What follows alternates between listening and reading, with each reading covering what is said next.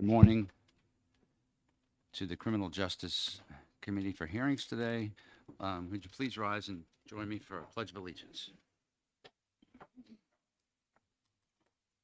I pledge allegiance to the flag of the United States of America and to the republic for which it stands, one nation, under God, indivisible, with liberty and justice for all.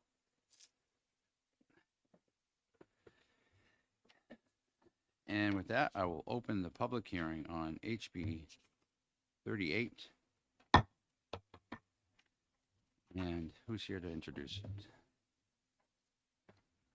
Anyone? Give us a second to get our cards in order. You know who's introducing this? Whose bill it is? This Stapleton is the sponsor. Is Representative Stapleton here? Would you like to introduce your bill, please? Thank you.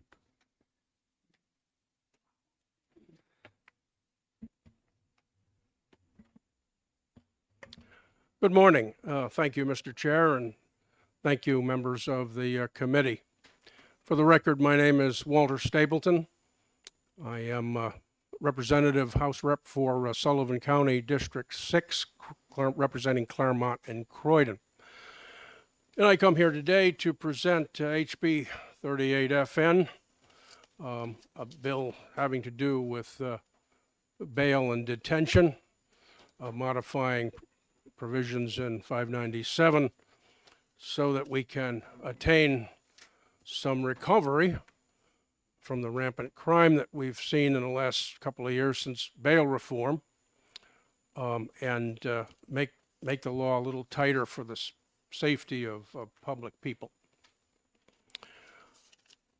We can't go on the 6 o'clock news without hearing about and watching some horrific crime all over the United States, and including some horrific crimes in state of New Hampshire here. And I'm not going to go and enumerate them. There's more than enough to spread around. But the object of my bill is basically three things. We want to put some balance back in the law to enable justices to make some fair and balanced decisions by bringing the weight of evidence from clear and convincing down to preponderance of evidence, like a 51% versus 75% standard. And why do we need this? Well, I'm hearing from people who coached me on preparation of this bill and other folks that the benefit of the doubt goes too much to the criminal, to the detriment of public safety. And judges may be faced with, well, I got 70%, but I need 75, so I'm going to have to defer out to release instead of detention. So that's a big component of it. The 2018 bail reform upset those traditional standards that we could have balanced and effective justice.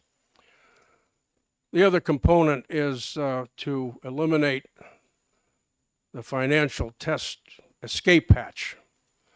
If you commit a crime, but you're indigent or financially limited, then you get a special pass. Well, how do the criminals read this? Boy, this is a real gumdrop. This is a Christmas present, because they're out, and that's the incentive for them and other people seeing this, that, oh, you have a special pathway to clear yourself out of trouble. And this is one more thing that is given to the incentive for crime. And then we have the provisions of secured and unsecured bail. We want to take that unsecured component out of the bail equation because there's abuse happening there.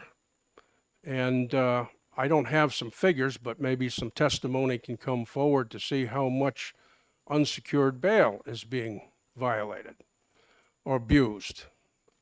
So we got these three components, and there's others. Not all of them are in my bill, but these are the three that I focused on. Another one that's not in my bill is breach of bail. We don't seem to have a uniform standard through the state.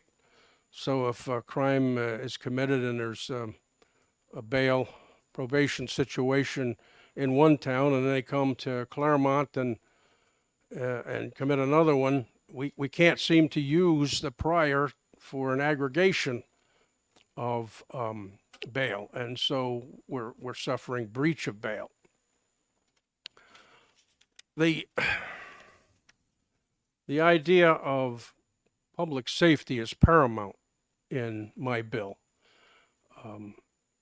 People are watching the news and they're watching their neighbors being attacked, and people are scared and they're uncertain of their safety in their homes, in their cars, walking on the street. We need to instill some balance back into the law for public safety. That's got to be primary without destroying or compromising the constitutionality of every defendant. But we do need to restore the balance. The 2018 bail reform around the country has been a disaster. And if we don't fix it, it's going to worsen. So that basically is the summation of my presentation here, and I would take questions. Thank you. Could you speak to your thoughts on the cash bail part of it? You said that you think that we should eliminate that. Could you speak to what you think it should be, and also what do you think about the potential for people who are just so poor that they have no way of getting out? If I heard you correctly, the cash bail Yes, was sir. the question. Yeah. As to the amount, I do not operate within the criminal justice system, and I wish I had some more experience relative to that, but I really can't say because I don't know the extent of how cash bail requirements are assessed in the court. Fair enough. And my second part of the question, part of the driving force behind the change was the argument that being poor should not relegate you to stay in jail. What is your response to that? To the folks that just say, look, I can't afford $100. Well, that goes to the root of the question. We've given them an escape hatch, and that's one of the reasons we see such a salient increase in crime, all kinds of crime. If you do the crime, you've got to answer for it, and if you're found guilty, you do the time. And if you can't come up with the bail, you have maybe family, friends, or assistants, or bail bondsmen. There are avenues here that you have. And maybe if you can't make bail, that's going to be a lesson for you sitting in the slammer for a while that you better straighten up. Representative Murray. I was just wondering if you had any statistics or numbers that could back up, like there being an increase in crime, or is this based on anecdotal evidence? I'm sorry, I'm having difficulty hearing the question. My hearing aids are not working here. I'm sorry. I was wondering if you have statistics to back up your claims that crime has risen, or if it's based on anecdotal evidence. I do not have statistics available that I can readily relate. I'm not familiar with this particular aspect. I know there's a problem. I'm citing the problem. I'm bringing forth to the committee. Perhaps those who are following in testimony can provide answers to those questions with a lot more satisfaction than me guessing or assuming. Thank you for your testimony this morning. Representative Hammer.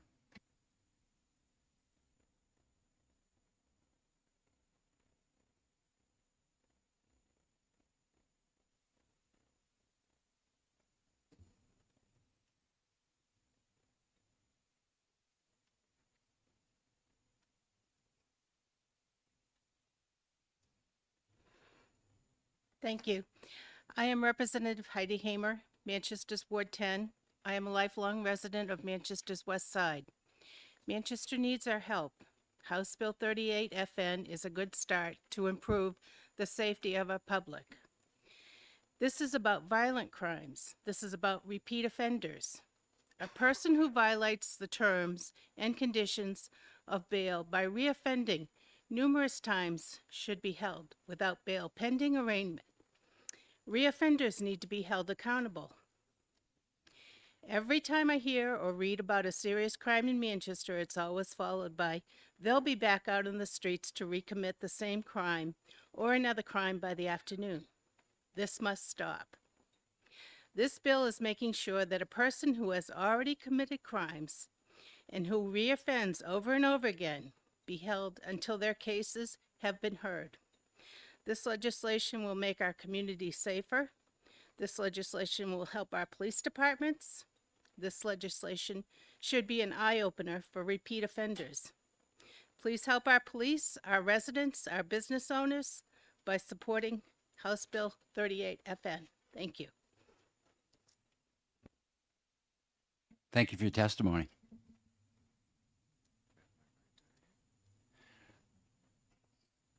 Representative Dyer? Dry, I got it right the first time.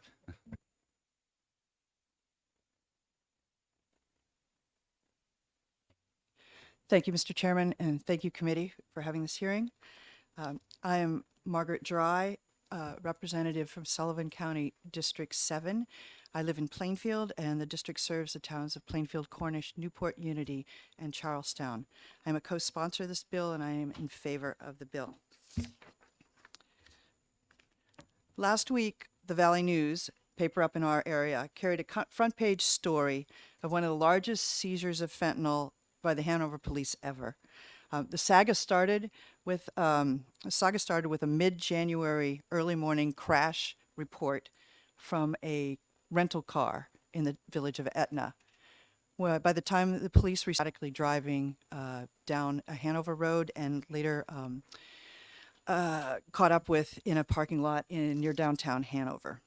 The driver, obviously impaired, consented to a sobriety test and failed, and she was jailed in Haverhill over the holiday weekend in mid-January. Meanwhile, police were asking for a search warrant for her car, but by the time they got it, she had been processed and released. In the car, the police found 2,200 tablets of fentanyl and worth about $25,000 and 180 grams of meth. The drugs were only discovered after the police had obtained their warrant, but by then the driver was gone and she is still at large. The newspaper story goes on to talk about how technology in cars, especially rental cars, how we respond to crashes and other car emergencies. But what's left unanswered is the question, why was this woman released before her car was searched? Perhaps time had elapsed and she was no longer impaired. However, most reasonable people would think that a previous DUI, being known to police throughout New England, and the fact that a search warrant was in process for your car would be enough to keep someone in jail, at least until the search warrant is settled. Today, you're going to hear from a lot of people much more qualified than I am on the technical aspects of this bill. But I wanted to introduce you to a recent real-life example where a change from clear and convincing evidence to a preponderance of evidence might have resulted in someone now known to be involved in one of Hanover's largest fentanyl seizures being behind bars instead of on the loose.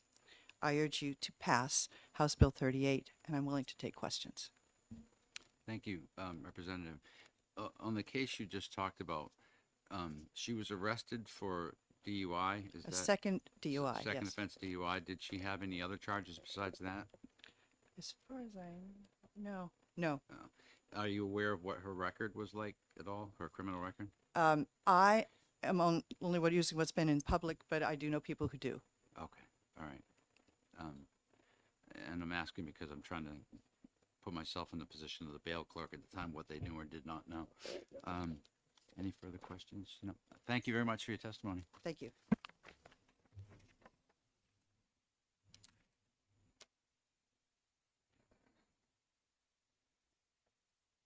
The chair calls David Rothstein. Steen.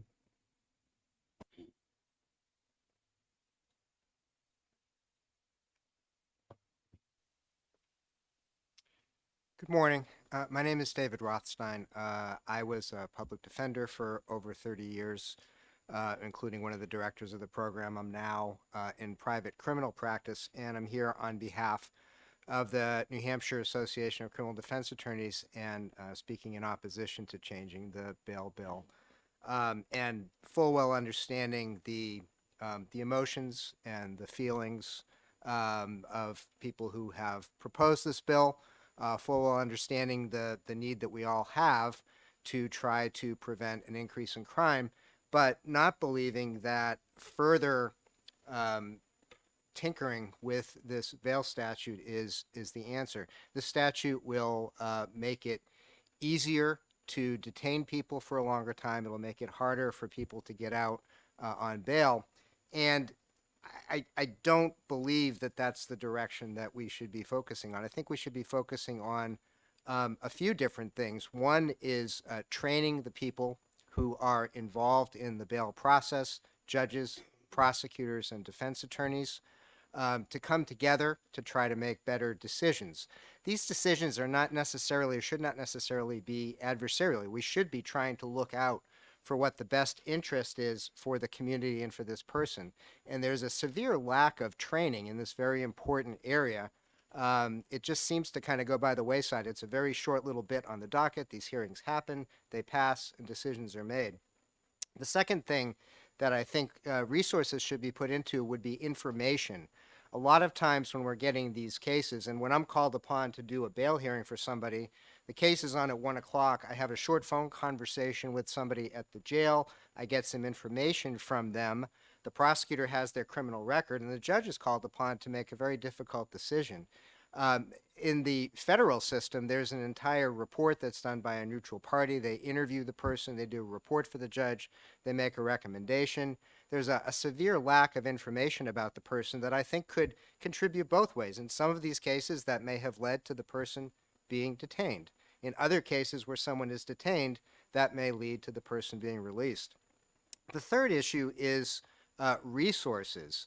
A lot of the people who are being held in jail are not these outliers, the most dangerous people, the people you hear about in the headlines. They're people who are poor. They're people who suffer from mental illness. They're people who suffer from substance use disorder. And frankly, a lot of these people are ending up detained in jail because the judge doesn't want to let them out. The judge doesn't have the community resources that the judge feels confident in, that if they get out on bail, that there's going to be somebody who's going to be looking after them, getting them maybe medically assisted treatment, getting them help for their mental illness. There's a significant resource issue here that could be addressed. I think in large part, we're talking about humans making decisions about humans, and no matter what you do with the statute, whatever you call the standard, it's still going to be humans making decisions about humans.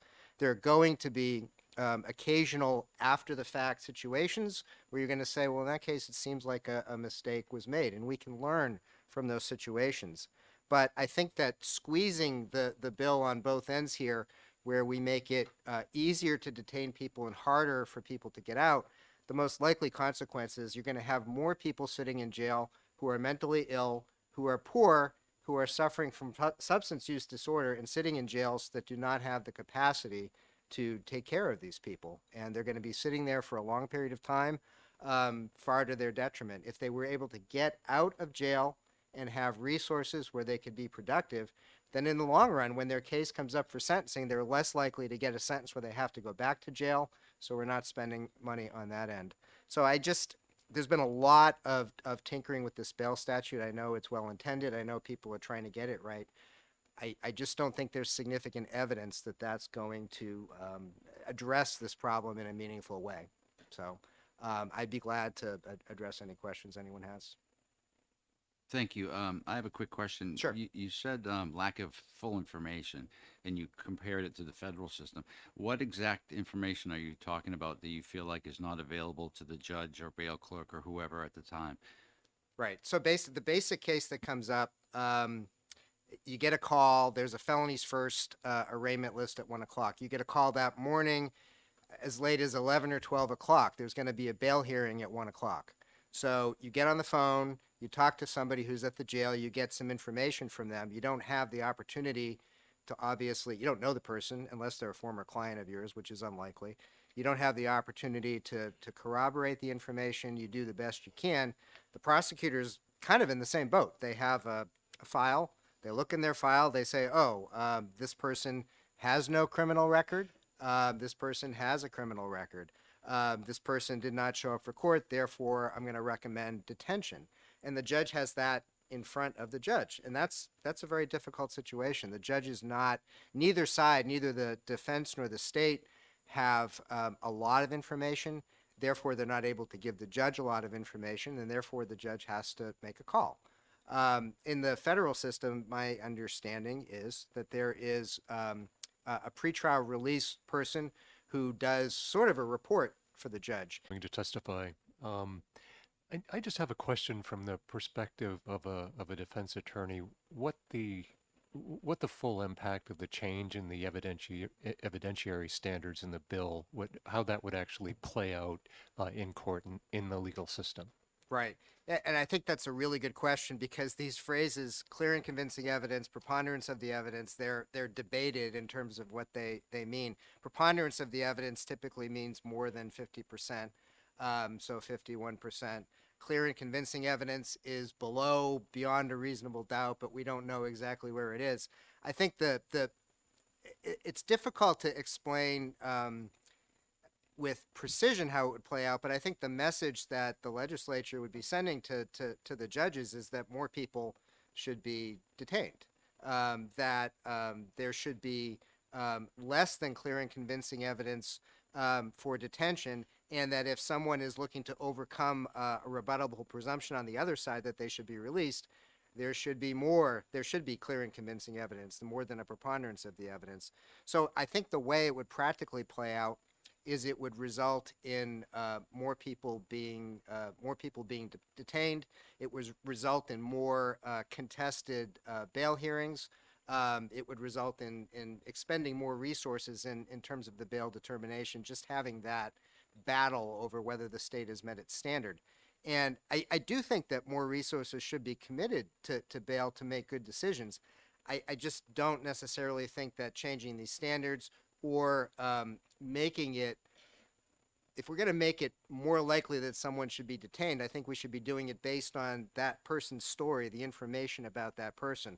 I think a lot of times we fear what we don't understand, and if somebody comes into court and you hear that they're mentally ill, that they're suffering from substance use disorder, you're like, well, that person clearly can't be released. Maybe they can if you learn more about them. And I don't know that changing those words or changing those standards, I know the message it sends, but I just don't know that it does much good for that person or for the system as a whole.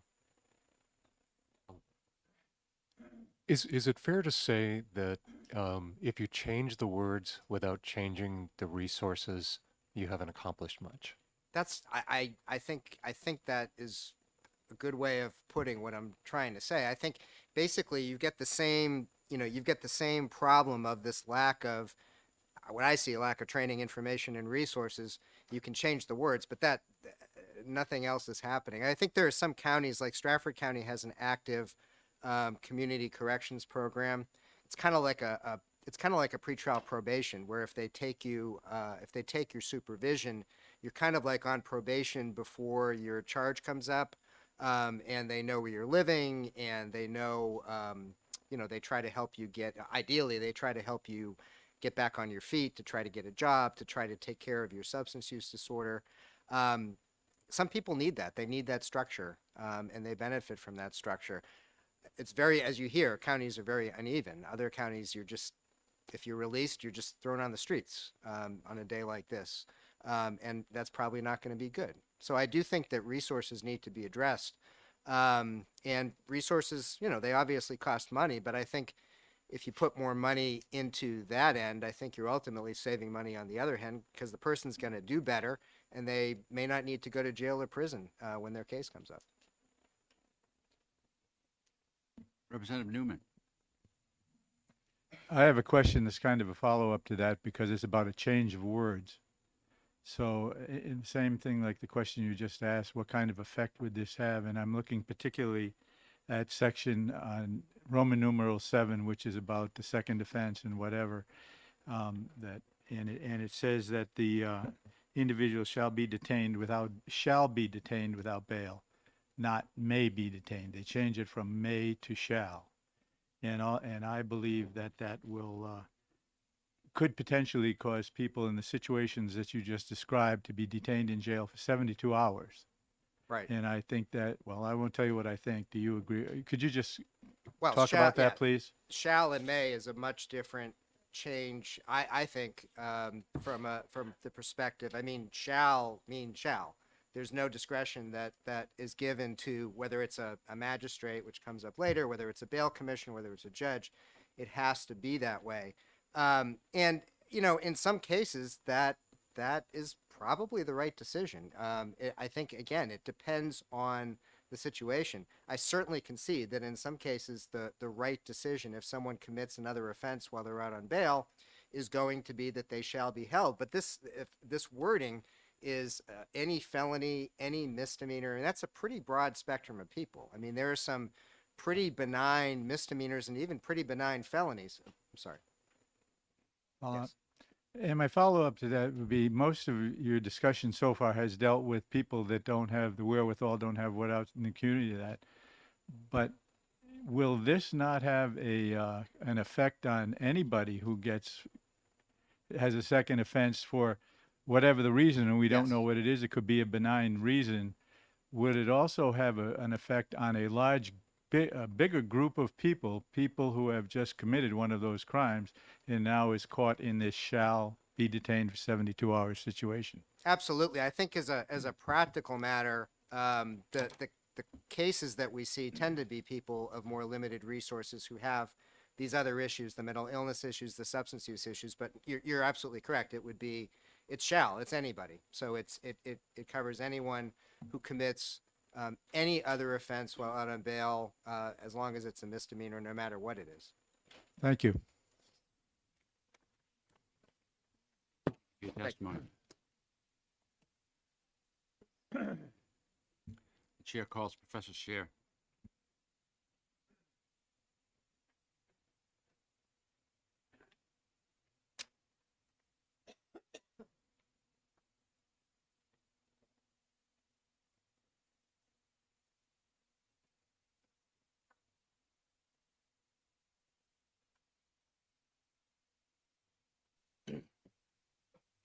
Good morning. My name is Buzz Scher. I'm a professor of law at UNH School of Law. I'm also a elected police commissioner in the town of Portsmouth. Opinions and testimony today are my own. They're not those of UNH Law, or the Portsmouth Police Commission or Department. Before I address the investigation, the report that's being passed around, a couple of things on what we've already heard. Number one, since bail reform passed, the crime rate in New Hampshire is down 18%. So that's from national statistics. Number two, the change from the language from clear and convincing evidence to preponderance of the evidence for a person to be held without bail is unconstitutional under a case named U.S. versus Salerno that requires, if you're going to detain somebody without bail, you're entitled to a due process hearing, and the burden of proof must be by clear and convincing evidence. Number three, the statute already addresses repeat offenders. There already exist mechanisms in the statute to deal with people who commit after they've been released on bail. As a previous witness testified, it's a matter of human beings doing their job and actually raising issues like that. Let me talk now about, I add one more thing. The sponsor of the bill referred to people who are, the issues surrounding people who've been charged with a crime and referred to them as criminals. They're not criminals. They haven't been convicted yet. They remain innocent until proven guilty, and we can't build a bail system that assumes that they're guilty. That's fundamentally wrong. The study I pass around, myself and second-year law student Travis Bennett, I did this study. I have been, as I talked about last week, everybody on this committee who's been here before, and I'm guessing people are starting to realize who haven't been on this committee before, that there's been a lack of data, hard data, as to what's really going on in the system. And that's made it very difficult for you, members of this committee, for members of the Senate Judiciary Committee, to make evidence-based decisions about what the bail statute should look like and how it should be written. What I've done with Mr. Bennett is we actually have collected data. We got a series of case numbers from the Judicial Council through a 91A request. Those case numbers allowed us to then call up the phone number, the court system phone number, and request what are called case summary sheets, which track the history of the case number, what happened with that case. The case may involve one charge, 3 charges, 4 charges, but they're all relate to one incident. And so we looked at those case summary sheets in an effort to see to what extent are people who are out on bail being charged with additional crimes when they're out on bail, and their bail is they're being brought in for a breach of bail, or they're being charged as reflected by the case summary sheet with a breach of bail. That's what we looked at. 508 cases.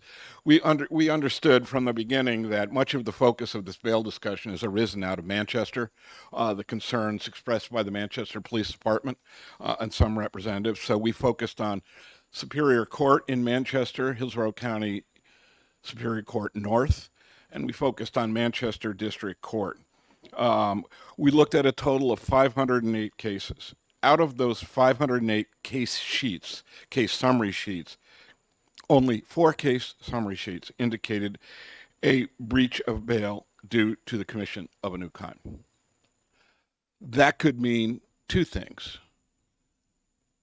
Very, very, very few people who are released either on personal recognizance bail or some form of cash bail are actually then are being charged with additional crimes.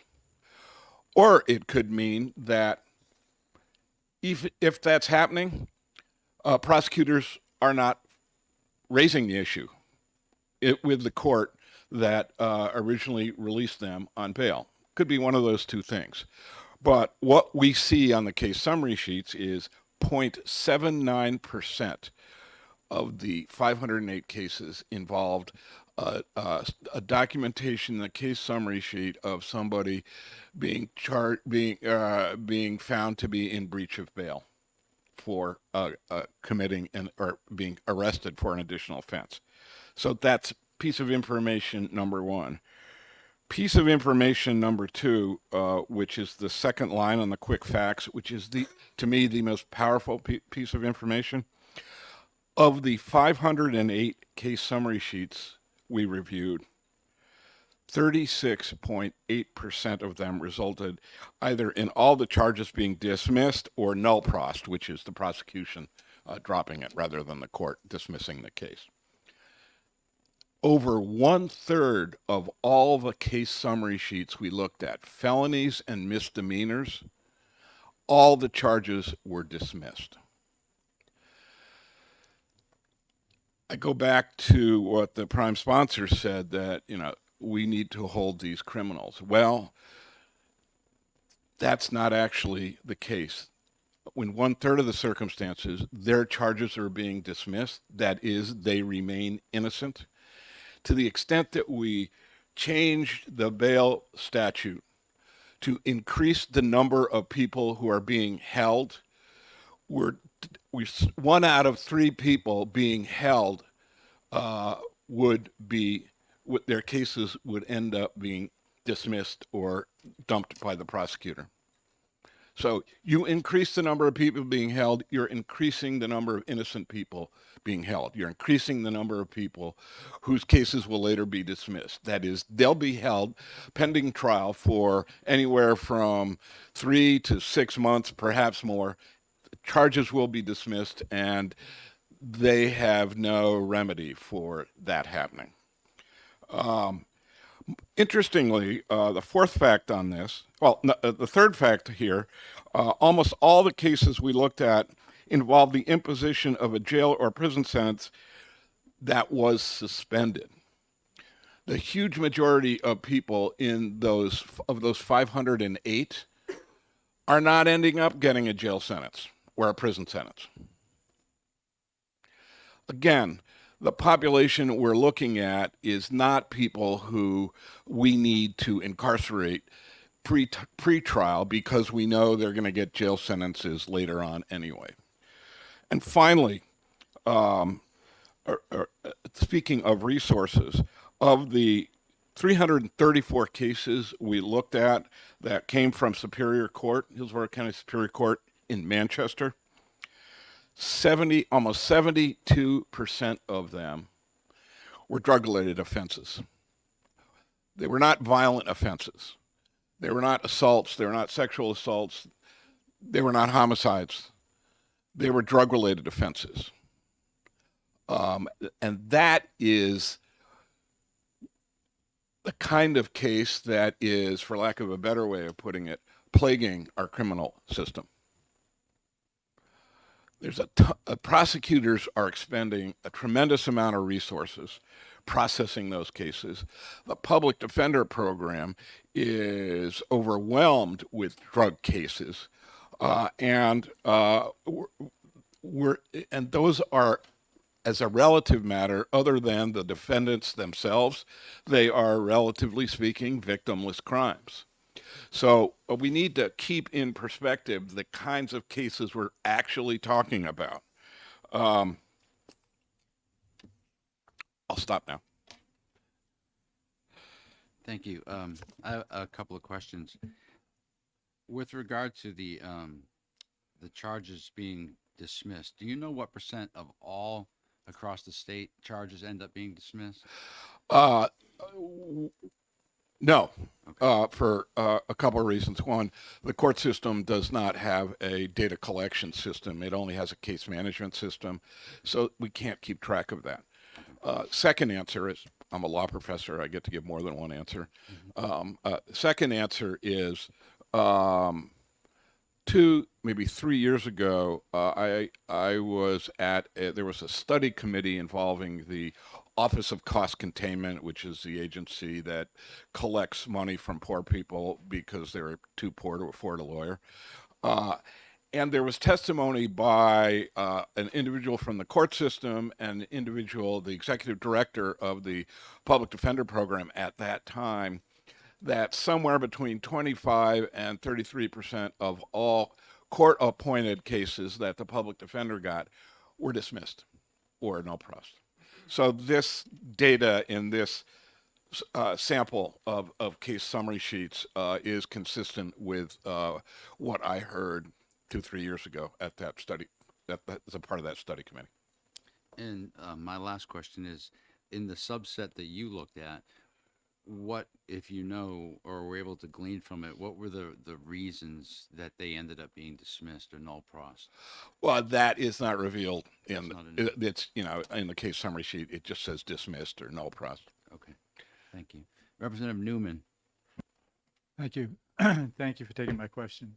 And I'm going back to the question that I asked earlier. In your research that you had, when you get a situation like a regular citizen who has a first offense and it may be a misdemeanor that doesn't have any jail time with it, and then maybe they get a minor drug thing that would be their second offense under this bill, how would that affect that situation, which encompasses a lot of people?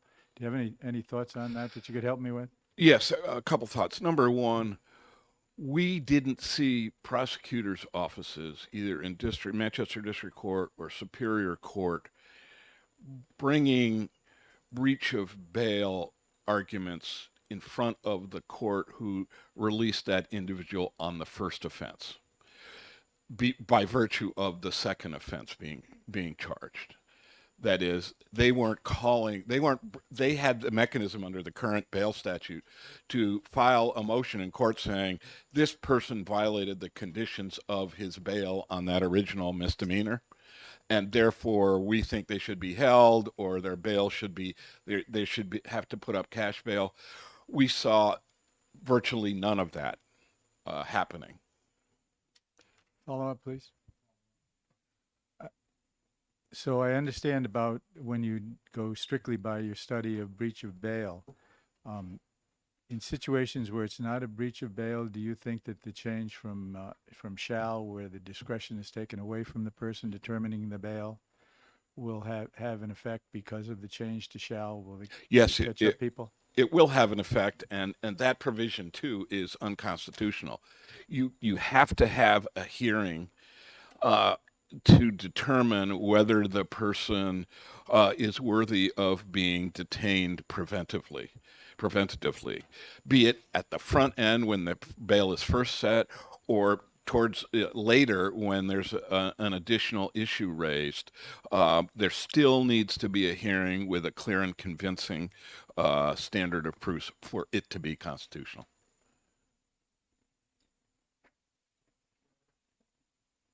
What's that? Could I ask just one quick thing that he said about the condition of bail, just to get my... So you said that they have to have a hearing to have due process. Yes. Is not that hearing in front of the bail commissioner or whoever the judge is that not a hearing, and wouldn't that fulfill the due process requirement? Well, if the judge has no choice, if the word is shall, there's not going to be a hearing. Representative Shaley. Thank you, Mr. Chair. And as the daughter of a law professor, I understand the verbosity. So My thank you. apologies to you. So we heard some testimony in the introduction of this bill that talked about one potentially, I guess one might consider it an egregious case of someone being released who maybe shouldn't have prior to something.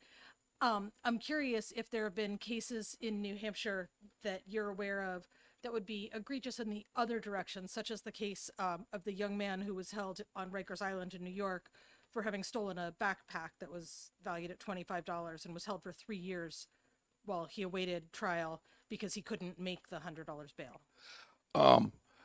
Certainly, there's such cases exist because inevitably, if 37% of cases where bail is set, 37% of them are being dismissed. Some of them will involve people who are preventively detained. I don't have in mind a specific case. I'm old now, so the memory fails me, but it definitely happens. Thank you. If you or your student assistant have the opportunity to just take a look to share any evidence of anything later, that would be wonderful. Thank you. I'll make every effort to get that kind of information provided to the committee. Thank you. One more question that it occurs to me. The case summary sheets that you and your assistant studied, is it possible that a new arrest would be on a separate case sheet? In other words, that Yeah, it's possible, but if it were, it's very possible. But if they wanted to have a hearing to hold this person because of the subsequent arrest after being out on bail, they would need to bring it up in that case. So it's possible that prosecutors. I think it's very possible that prosecutors, understandably in many ways, they're not that closely monitoring every single case they have. They are, like the public defender system, they are understaffed and they're overwhelmed with cases. And in the example that Representative Newman talked about, if they're out on PR bail on a misdemeanor and they're arrested for another relatively minor misdemeanor, the prosecutor's very likely not going to notice that because he's now waking up every morning, coming into work, and looking at every single case he has to see what activity there would be.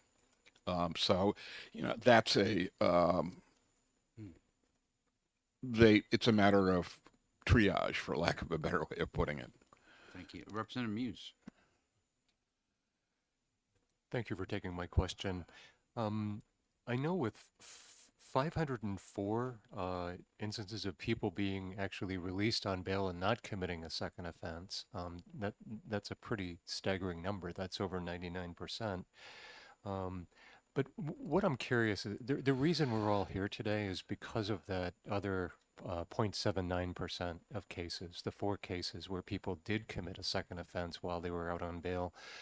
I mean, taking a look at those summary sheets, what sort of lessons can you glean for police, for prosecutors?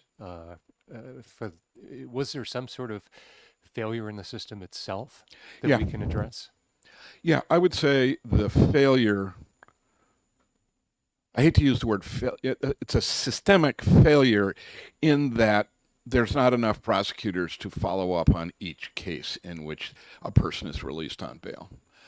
I think it is that's the fundamental problem.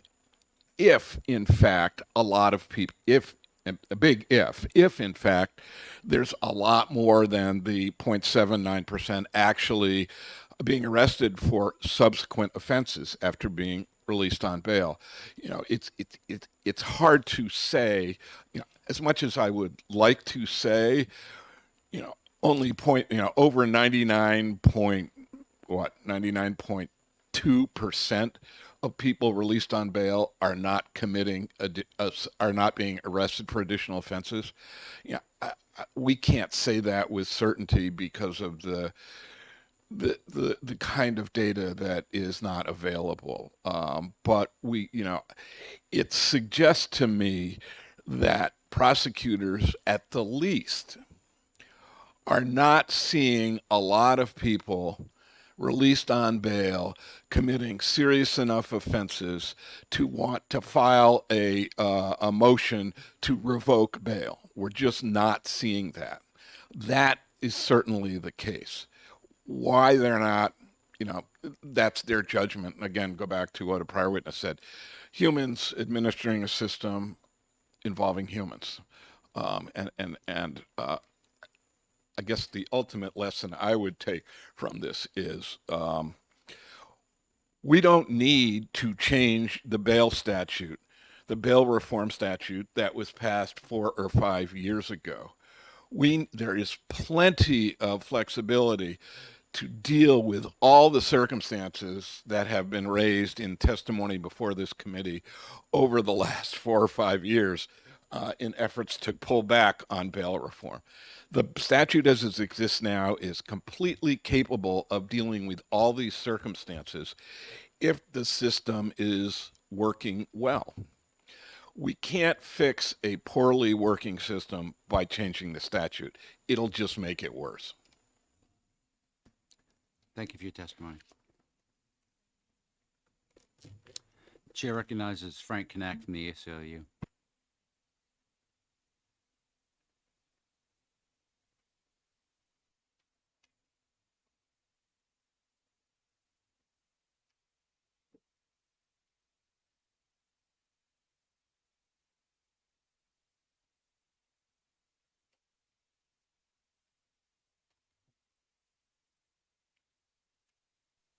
Mr. Chair, members of the committee, thank you so much for the opportunity to testify today. My name is Frank Kinnack. I'm the policy director with the ACLU of New Hampshire. Most of the what I was planning on discussing has already been touched on by Professor Scher and Mr. Rothstein, so I'll refer you to my my fact sheet for additional background on those issues. I wanted to touch on a couple of issues that were raised by the prime sponsor. I think one was this notion that we are providing a special pass to poor people by eliminating, going back to the cash bail system that we had before, by eliminating the protection against pretrial incarceration for those who can't afford it.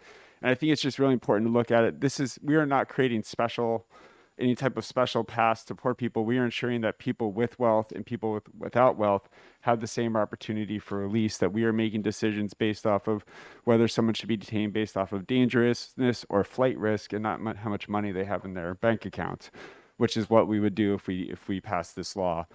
We would have situations where person A with wealth, committed the same offense as person B without wealth. Person A with wealth would just be released because they could pay for their bail. Person B without wealth would just sit in jail. And that's fundamentally unfair and un-American.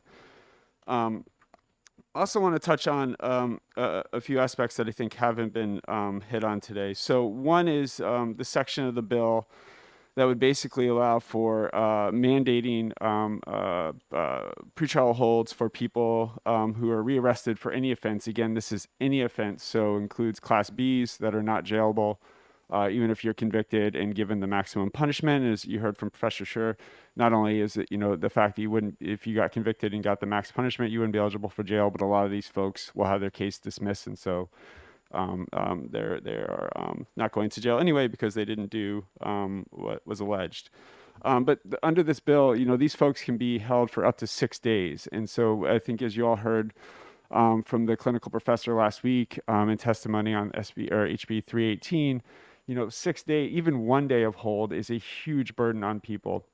It can pull them away from their families and their family obligations if they have kids or elderly parents who they're watching. They can lose their job. They're taken away from education. They're taken away from access to healthcare, all their responsibilities. And that's 1 day. This bill would allow for up to 6 days. And that's unconscionable from our perspective.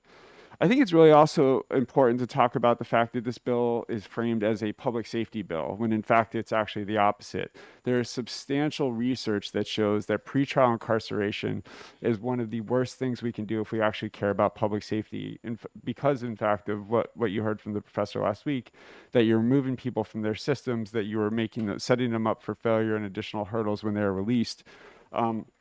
I point to a few studies in my fact sheet, but one where they looked at over a 10-year period, 1.5 million cases in Kentucky, and they found that holding people for as little as 24 hours has a net public safety harm because you're removing people from their support systems. You're taking away from their jobs, from their families. And so while we're not saying that no one should be held, we're saying it should be based on individual determinations on dangerousness with the facts in that case, and not having one-size-fits-all approaches, which this bill would do. And just also reiterate the fact, and you'll see in the handout I gave you, the myriad ways under current law that people can be held, have their bail revoked if they commit a new offense. And also, which I've never heard from proponents a response to, is there's also a section in current code that allows prosecutors to challenge any release order they disagree with. And I've never seen anyone bring that up, a case where that's come up. And finally, I think we heard about this, and I think Representative, you had asked about public safety and crime stats. And so we thought it was important to actually look at what the data shows. And so since bail reform was passed in 2018, between 2018 and 2021, which is the most current year of data available on the New Hampshire Department of Safety's website, crime in New Hampshire is down 18% for Group A crimes. So that is almost all crimes, all of the violent crimes in New Hampshire, down 18%. In Manchester, which you've heard about as having alleged problems, the crime is down 13% since bail reform. So the notion that somehow bail reform has made our communities less safe is not backed up by any data. And so I'm not sitting here saying that bail reform is the reason that crime is down, because then that would also be disingenuous. But the fact that the other side is trying to spin it is troubling. And happy to answer any questions. Representative Muse. During these hearings, and there are going to be several like them to cover numerous bills. One of the things that we hear, we hear. I'm sorry, I lost my train of thought. I'll catch you afterwards. I'm sure it was going to be a very good question. It was going to be awesome. I believe it was. There being no other questions, thank you for your testimony. Thank you so much. And the chair recognizes Attorney Head from the court.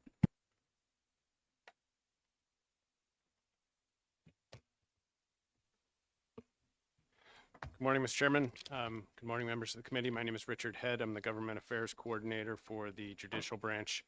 I wanted to focus on one part of this bill and only comment on that part. It's beginning on page 3, starting at line 27, which makes a modification to existing law. And there was some discussion about it earlier that changes a may to a shall in that section. And my comments are not with regard to the policy behind it. You've heard other people speak to that, but it's as to the impact on the judicial branch and what that means. First, I also just wanted to sort of make clear what this section relates to, which is not just those who are released on bail. This section, when you read it, talks about a person charged with an offense who is, at the time the offense was committed, and this is the list, on release pending trial for a felony or a misdemeanor under federal or state law, release pending imposition or execution of the sentence, an appeal of the sentence or conviction, or completion of the sentence. So from the time a person is arrested on bail through trial, through or settlement, through completion of sentence of that crime, if they are rearrested, this provision would kick in, and the shall now applies to that large group of people because it's all felonies and all misdemeanors. So it could be a misdemeanor trespass where they had some sort of a sentence that lasted 6 months. It may have taken them close to 8-9 months to actually have trial. So the total period of time might be, close to a year and a half, where this provision may kick in. So what does that mean in terms of the courts and what are we currently dealing with? We have 42, and I'm going to focus on circuit court, not so much Superior's felonies. Last session, you passed the repeal of felonies first. So all felonies beginning January 1 are going to start in the circuit court. So those bail decisions are all going to be circuit court issues if this were to pass. But I'm going to talk about current. They're current, and circuit court is not just district with criminal. Circuit court means district division, family division, probate division, and all of the judges hear all of the cases. There are 42 full-time judges. So up until the vice chair returned back, there were 14 of you. Math was a little easier. You gave me a little extra person. If we have 15 people here, we have 42 judges. It's a little less than 3 times the group that's here hearing me speak today.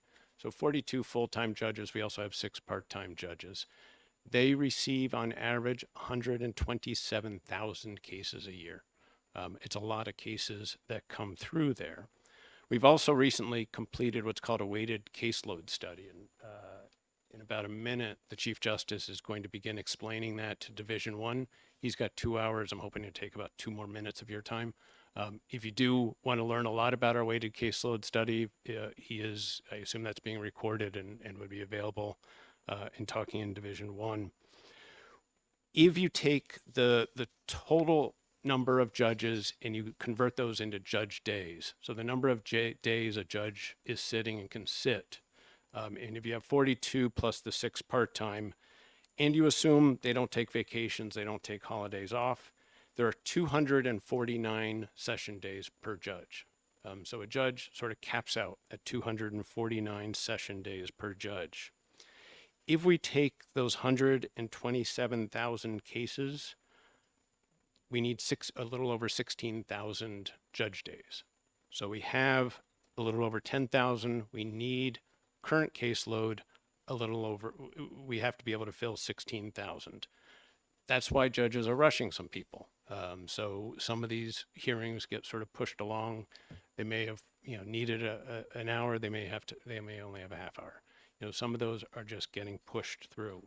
If we take another little subset in everything that has a statutory deadline, I'm not even counting constitutional deadlines, but if there's a case that has a statutory deadline, has to be heard within 5 days, 10 days, 14 days, something like that, that in and of itself is 5,000 judge days. So it's about half of the total available judge days are just on those things that have a statutory deadline.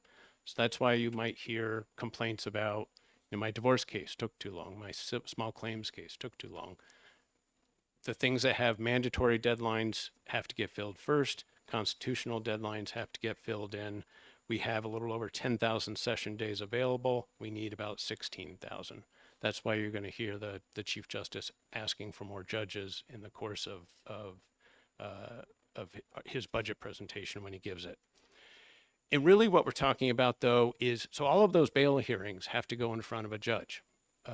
And those are judges that are full with what they already have, a little bit overflowing with what they already have.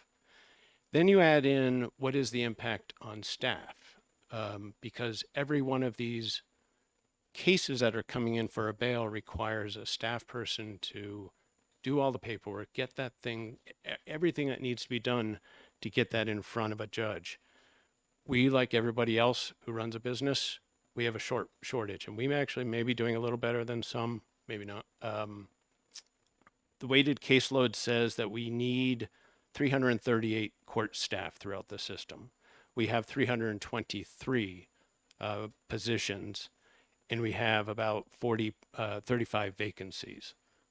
So we're short, even at full capacity, we're short the number of clerks we actually need, and we're short anyway because we can't actually fill all the positions. So then what are we talking about when we're talking about bail reform? We're talking about moving a case that doesn't need a bail hearing, and and we're already factoring in those cases that have bail hearings. So these are things that are not requiring a bail hearing. They're currently being decided by a bail commissioner, or they're being issued as summonses, not as an arrest warrant. So they don't come through the bail process. So a lot of misdemeanors would have that. We are talking about under just that section I pointed out to on page 3, a significant increase in load coming into this system. And that system doesn't have capacity for additional load. If you add on to that, and it's not factored into these numbers, the repeal of felonies first, everything that is currently starting in Superior Court is going to shift into Circuit Court. So that 127,000 cases I talked about on average, you have to add another 10,000 cases because there are about 10,000 felony cases in Superior Court filed. And those are getting shifted over already to the into the Circuit Court system. My ask for this particular bill is that section be taken out. And I've spoken with the sponsor and I've indicated that was going to be our ask on this bill, and that be incorporated. If as a policy matter you want to bring that forward, that it be put into the other sort of bail reform that's talking about things that require more bail decisions. Representative Barry's bill has something similar to this, but not exactly this. But my only ask is that this be discussed in terms of the overall capacity of the system to absorb the additional workload that these types of additional bail hearings will cause within the system. The weighted caseload study is just completed last year. It does have an impact in terms of what the Chief Justice is asking for in terms of the court system budget request, and it asks for more judges, more staff. Even if we get those, there's going to be a sort of build-up. We have to absorb the current system with that, and then adding anything into it is the next step. So we're just asking that it be that with regard to this particular bill, that portion, which would be page 3, beginning line 27 through page 4, line 3, be pulled out of this one and added into the other bills. The only other, and my last comment would be, is by converting it from a may to a shall, it also assumes everybody has knowledge at the time of arrest. And at the time of arrest, what this bill would require is that the officer have an understanding of what the status is of that individual relative to any prior crimes from bail through completion of sentencing. And my understanding is that information is simply not there at the time of arrest. So it raises at least concerns as to what are the implications of that if the arresting officer, unless they're familiar with the individual, they've been in their community and they're well aware of him or her. I don't have I think that just requires a further development of an understanding as to exactly what does a police officer know, and can they have this knowledge, and if not, what is going to be needed from a systems-wide basis to get that knowledge to an arresting officer, so at that time they can make an informed decision as to whether or not any of these criteria apply to the individual in front of them, so that they would go through the right channels. And with that, I would conclude my comments, but I'd be happy to answer any questions. Representative Muse. Thank you. One of the things you did was you very clearly outlined how the system would be overloaded. One of the things I'd like to know a little bit more about is what happens if we pass a bill like this and we overload the system in the way that you talked about? What are the practical consequences on the ground for people trying to get justice in New Hampshire?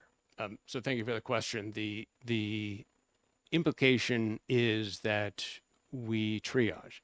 So everything in circuit court is done on a triage basis. So, on any particular day, you have bail is going to be a day. So Monday morning is bail. Monday afternoon is criminal.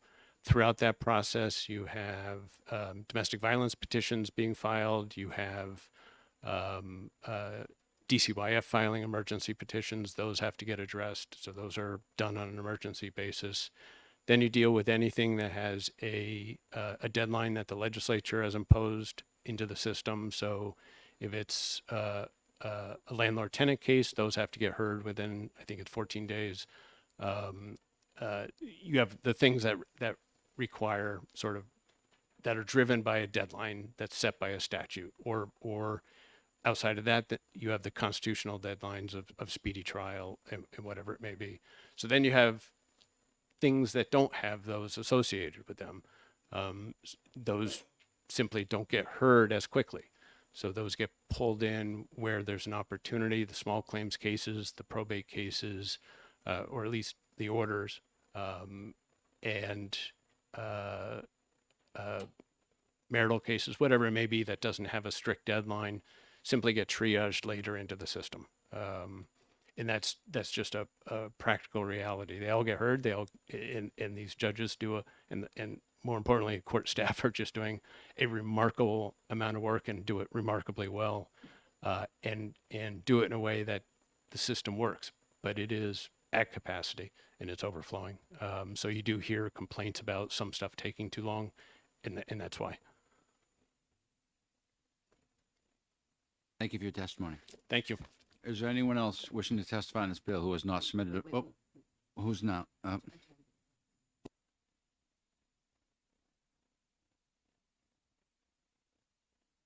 Is there anyone else wishing to testify? There being none, I hereby close the public hearing on HB 38 and open the public hearing on HB 46. Who's introducing the bill? Oh. I recognize Representative Harriet Gathright to introduce her bill.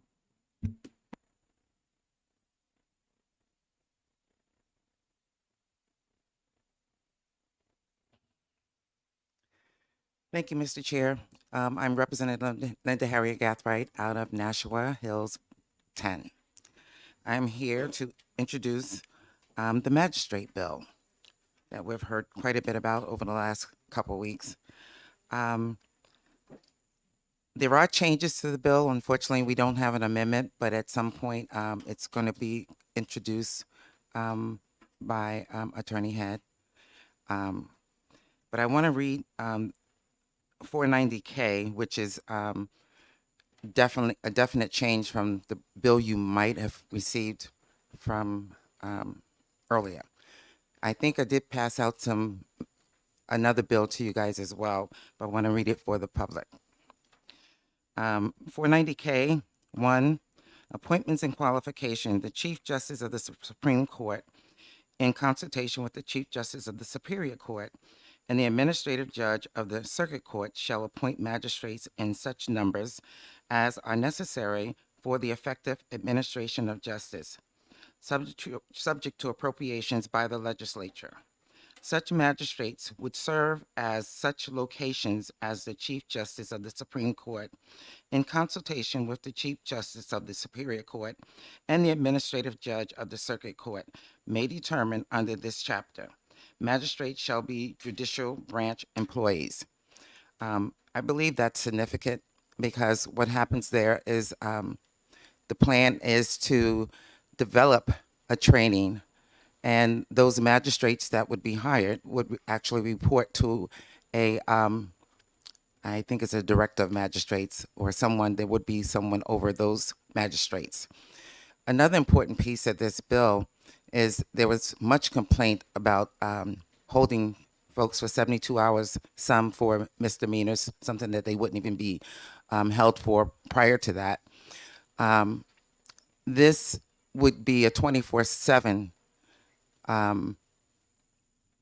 offer, because they would be 24/7. I think when we did the circuit courts, we realized that with the hiring circuit court judges, for example, still meant that they were not there on the weekend or holidays.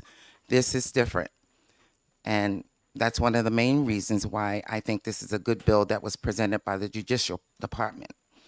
And I support it wholeheartedly, and I surely hope that everyone here would support it as well.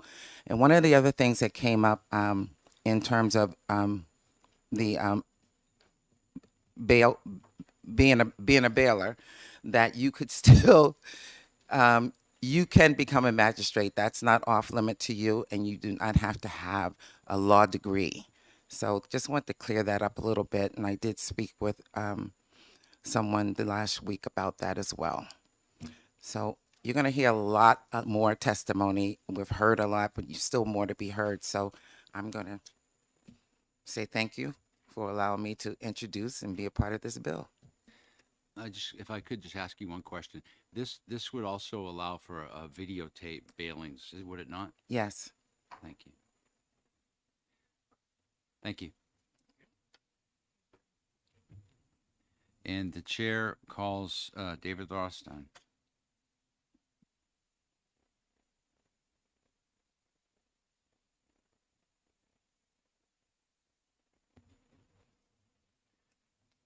Good morning again. Just very quickly for the record, David Rothstein here on behalf of NHACDL, the New Hampshire Association of Criminal Defense Lawyers. The association in principle supports this bill.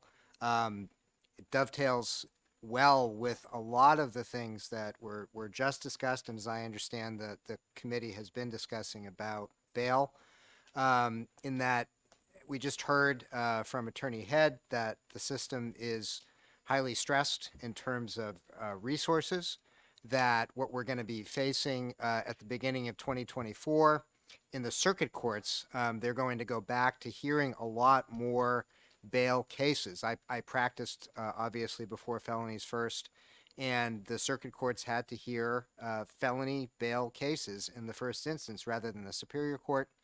So to the extent that the bill can provide an intelligent and focused commitment of resources to allow the courts to more economically, efficiently, and more expertly address issues such as bail and related issues such as issuing arrest warrants and search warrants, it sounds like a good commitment of resources.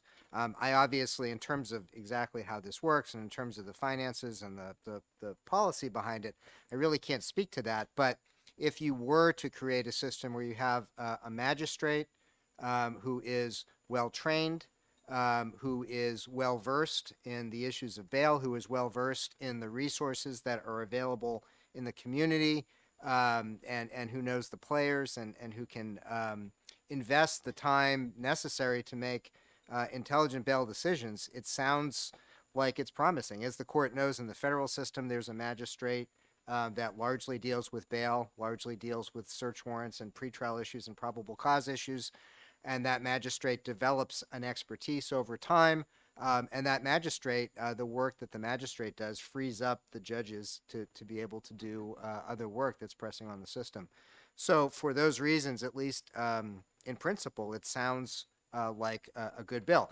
Just the caveat being that you still need to be properly trained and resourced to make bail decisions. Just if you're a lawyer, it doesn't necessarily mean you're going to make a better bail decision than a bail commissioner. The person still needs to be trained, but it sounds like from the prior testimony, there's going to be a premium put on training and supervision of the magistrates to try to get to the right individualized decisions in each case.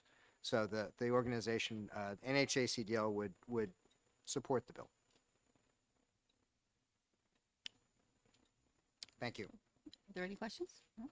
If there are no questions, thank you. I don't see any. Thank you. Representative Dry?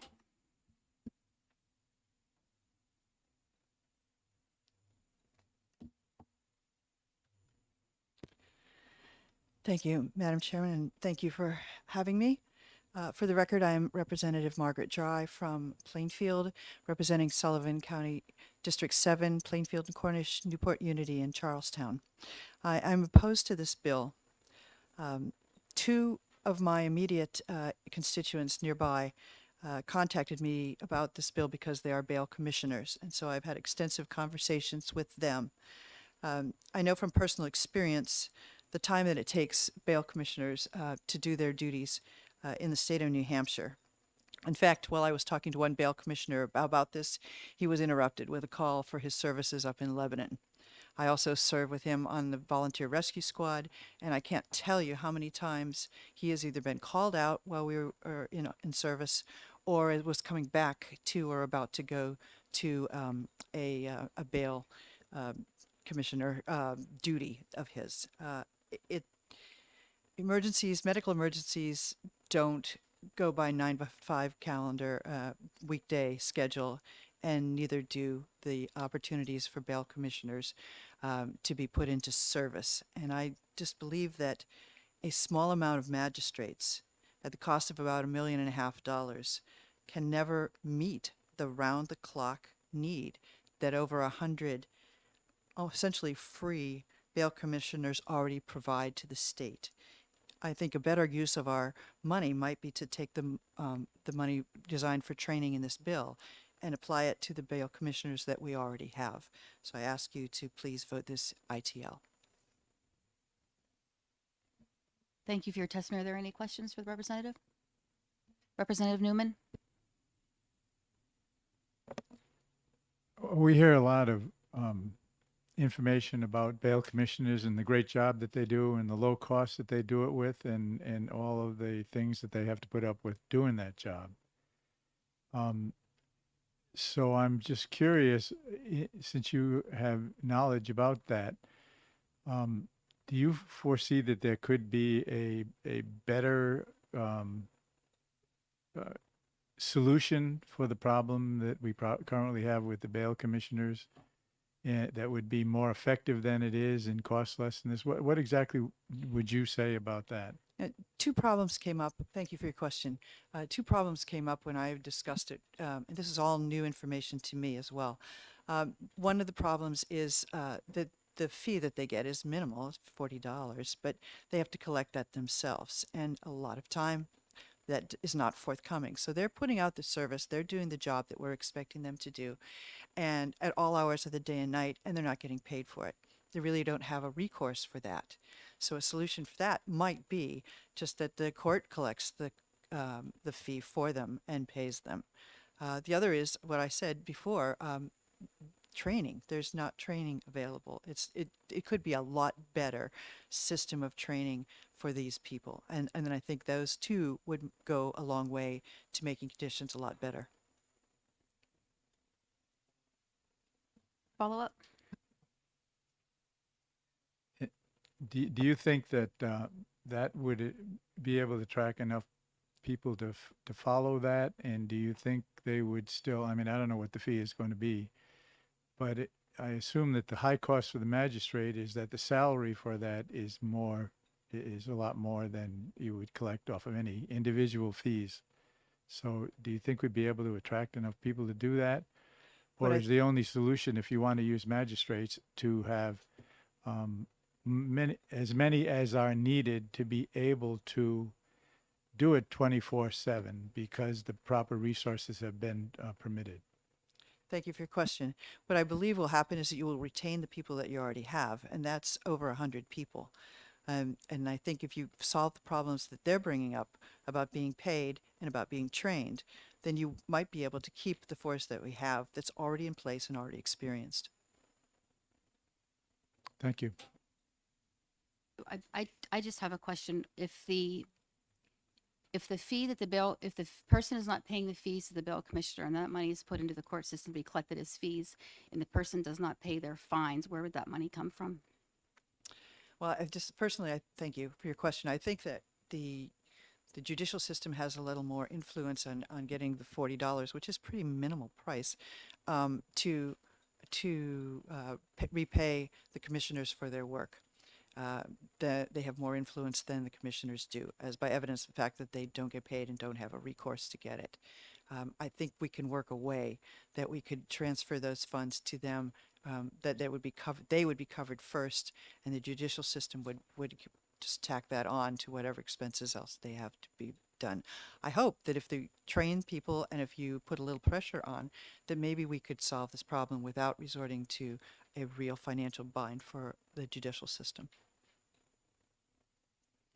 Are there any further questions? Thank you for your testimony. Thank you.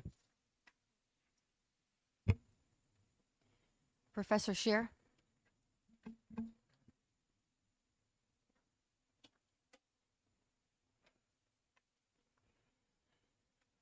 Thank you, Madam Chair. I'm going to be shockingly brief. Over the last 5 years, one of the most common complaints we've heard from the police and prosecutors is the irregularity of the bail commissioner system. There are really good bail commissioners, and there are bail commissioners who are, at least from the police perspective, not performing in a way that the police think they should be. What this bill does is regularize the system, standardize the system in a way that will have more predictable decisions from the first person setting bail. And I think that's a good thing. And I would emphasize that my understanding from Representative Harriet Gathright is that, people who are bail commissioners now can apply to, would we be able to apply to be magistrates? So it's not we're getting rid of the people who are now bail commissioners. It's creating a better system. Once again, we're back with the we need to put this is a very good allocation of resources to improve the system. I know there was some discussion of this when Representative Lynn presented his bill to add 3 circuit court judges last week. If this committee is not inclined to vote to pass on this bill, which I would urge them to do, I think it would make a lot of sense to have a study committee focused on this staffing issue magistrate bills, magistrate judges, bail commissioners, have a study committee where the committee looks at, or a commission looks at, the Lynn bill and the Harriet Gathrights bill. I think that make a lot of sense. Representative Jandrin? Thank you, Chair, and thank you for taking my question. I'm going back in history a little bit here. I remember in my town we had a municipal court. Municipal court had as a magistrate a justice of the peace. And when the municipal court went away, which heard bail hearings before they went to the district court, which is now part of the circuit court system, they actually heard those pleas and set bail at the municipal court level. Now, the municipal court justice was a justice of the peace. Our bail commissioners now are justices of the peace. So the person that testified just prior to you said the money that is proposed in this bill is better spent on training for our justices of the peace / bail commissioners. Would you agree or disagree with that? I disagree. One, not all justices of the peace are bail commissioners. Two, I think this makes the magistrate judges full-time employees of the court system, and there's a lot more that will get a lot more supervision. It will get a lot more, what's the right word? There'll be more uniform hiring practices. And I think you will be certain that you'll always have a magistrate judge there to manage the incoming cases. I know, depending on where you are in the state, sometimes can be very difficult to get magistrate judges. So I'm an advocate of more formally folding the tasks that bail commissioners do into the court system on a full-time basis. You know, at a certain point, Representative Jandrin, you know, it becomes what do you call it? You know, do you keep bail commissioners and just put the word bail commissioner in this instead of magistrate judge, but still do everything else this bill does? You know, it's unclear when that's really what we're doing or not doing. Out of curiosity, what municipal court were you talking about? My hometown of Seabrook. I appeared in that municipal court several times. Seeing no further questions, thank you. Thank you. Thomas Anderson?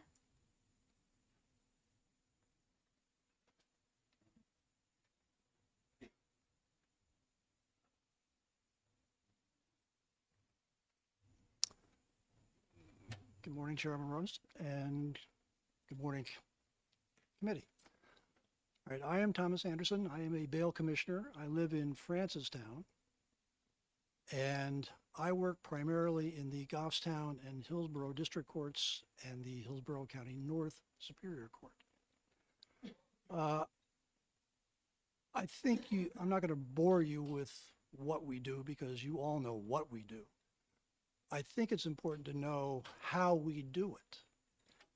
And while remote bails are in some cases necessary, I'm not a proponent of that.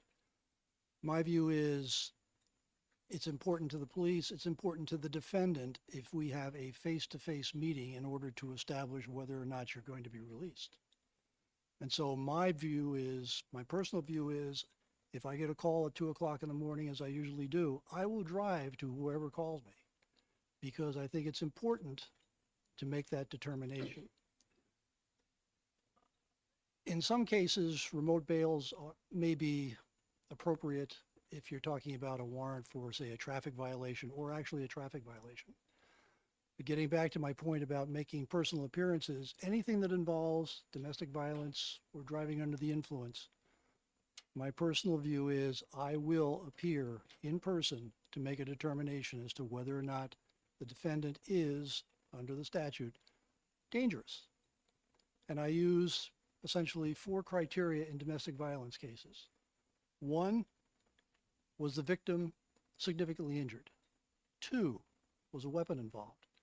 3, was the defendant resisting arrest violently? And 4, is there intoxication involved? It all factors into my view, face to face with a defendant, as to whether or not that person is dangerous. And I think in making that determination, remember, the victim has rights as well as the defendant.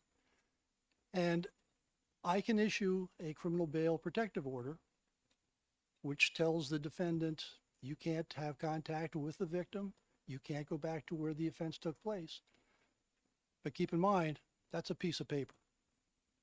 And if I think that the defendant is going to reoffend that night and go back and revisit the victim, then I'm going to place that person in custody.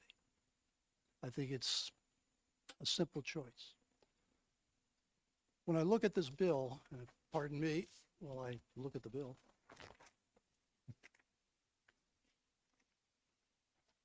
if I can get a clarification from the chair, is Roman numeral 2 in 490K1, conducting arraignment hearings and issued decisions on arraignments, is that no longer applicable because the bill's been amended? What you're seeing here is how it would read from here. Anything that is, if you look on the next page on line 13, do you see where that's crossed off? That would be what is taken out. Am I explaining that right, Representative? Yeah. Okay. So I believe I answered that question correctly. So what you're reading under 490K, this is how the law would read. And then as an example, if you look over at the next page on line 13, it says if a person is ordered release, and then where it's crossed off by a bail commissioner, and then it says on bail, that is how the new amended RSA would read. Okay, thank you.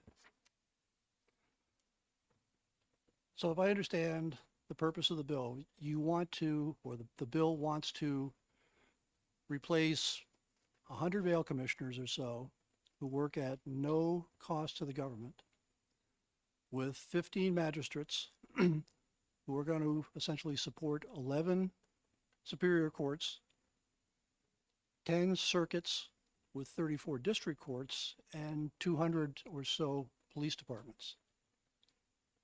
I don't think it's going to work. And I don't think so because, again, looking at the bill, the magistrate would fix the amount of bail on all days of the week and at all times of the day. And I'm going back to my point of, are we going to be doing remote bails? Is the magistrate going to be doing remote bails? And if so, how does that advance the ball? If you're dealing with somebody who was arrested for DUI or domestic violence, and you're doing the bail assessment remotely, I don't think that advances the ball at all. I think that's dangerous. And so basically on that point, we're all volunteers. Basically, we get a fee if it's paid, we're volunteers. But then you know that because you're all volunteers essentially. And this whole state runs on volunteers.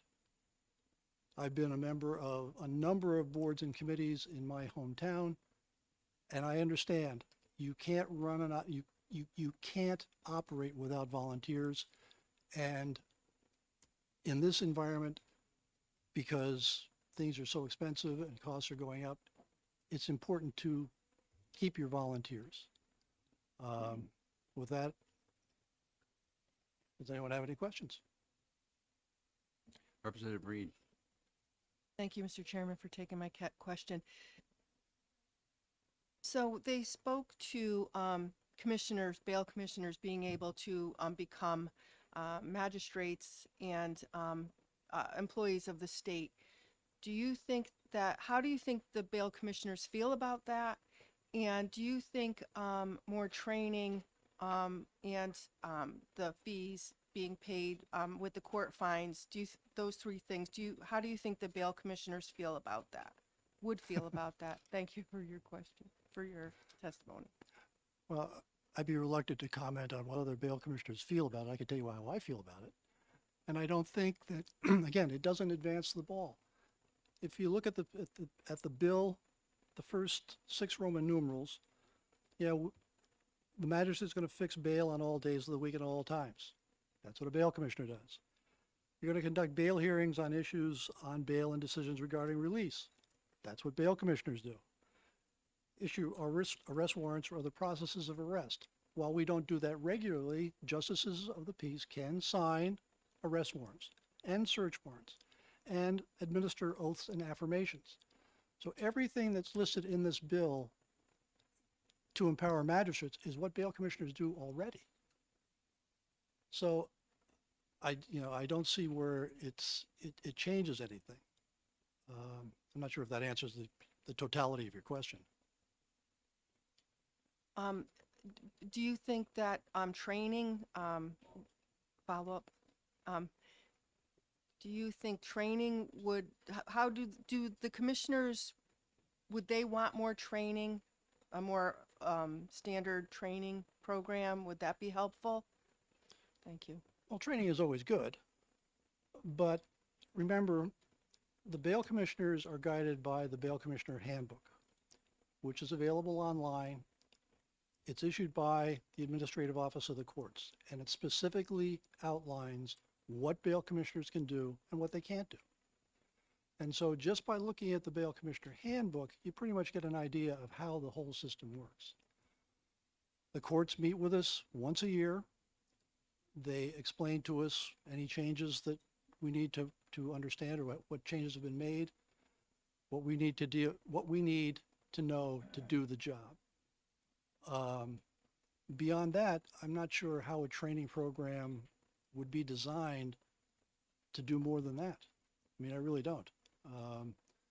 This is a bail commissioner's work on experience. And I think the majority of bail commissioners that you see in the state have been doing it for a long time. They have a fairly good knowledge of what they're doing. I will concede that there are probably bail commissioners that don't do a good job. But again, the police departments know what bail commissioners are available. And as I've explained on numerous times, especially in Goffstown, I live in Francistown. I'm not in Goffstown. I'm 45 minutes away from, at least 40 minutes away from Goffstown. But I have told the Goffstown police, if you call me at 3 o'clock in the morning, I know that you have probably called all the other bail commissioners that are available in Goffstown and been unsuccessful. If you call me, then I know that that's what you've done. If I answer the phone and I'm available, I'll respond. Simple as that. And they know that. The other police departments, the same thing. If they call me and I answer the phone and I'm available, if I'm there, if I'm home, they know that I'll respond. Now, I can't speak to the reliability of other bail commissioners because they're not me. I can only tell you what I do. And I do this, why do I do this? I don't want to say it's a hoot. You meet interesting people. And I like that. I like to talk to people, I like the face-to-face. And I realize that this is important to the defendant. It's a moment in time that they want to forget. I try to make it as pleasant as I can for them. But again, I got to decide what to do with them. And for the most part, they're going to be released on PR because for the most part, it's going to be traffic violations, minor warrants, petty crimes situations, except for DVs. And I carve out DVs as an exception. I treat DVs completely differently, and I explain to you why I do that. My concern with the magistrate position is, bail commissioners have been around for a long time. If you look at the statute, before the turn of the 20th century, they were appointed by Superior Court, and in the mid-60s, there was a district court. And I think primarily because no judge wants to be awakened at 3 a.m. to set bail on somebody that's charged with a petty offense. They just don't want to do that. And I don't blame them. So let's designate somebody else to do it, an intermediary to do it, which is why we are here.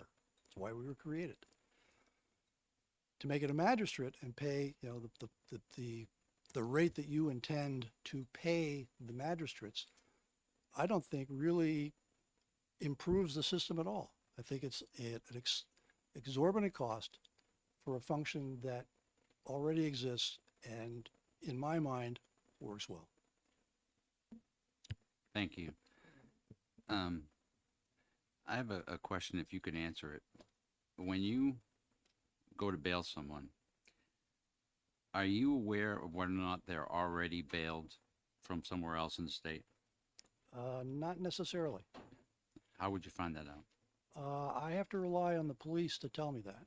Now, I can look at the criminal record, which is what I do routinely. The police will provide me with a criminal record. If based on the record, I can deduce that there is an outstanding matter pending in some court, I can try and research that. But remember, at 3 o'clock in the morning, nobody's answering the phone in the district courts. So I have to take a guess. Is it an educated guess? Yes. Depending on what the violation listed on the record is, that's going to influence how I think. Mhm. But to answer your question, I don't know. You know, I don't necessarily know if somebody's out on bail. Thank you. Representative Newman.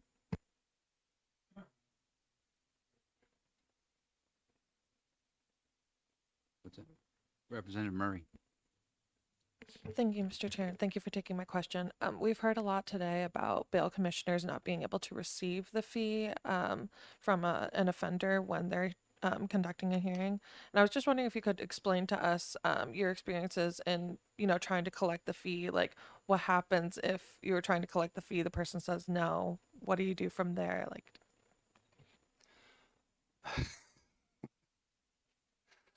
Short of shooting myself in the head for getting up at 3 a.m. to hear that, the default rate for bail commissioners varies by district. Now, my default rate over 5 years, and my default rate I define as somebody that doesn't pay me up front or doesn't pay the court on the back end, is about 20%. 2 out of 10 will not pay me. I look at that as, that's part of the job. I signed up for this. If I don't get paid, that's the risk I take. Do I like it? No. Do I deal with it? Yes.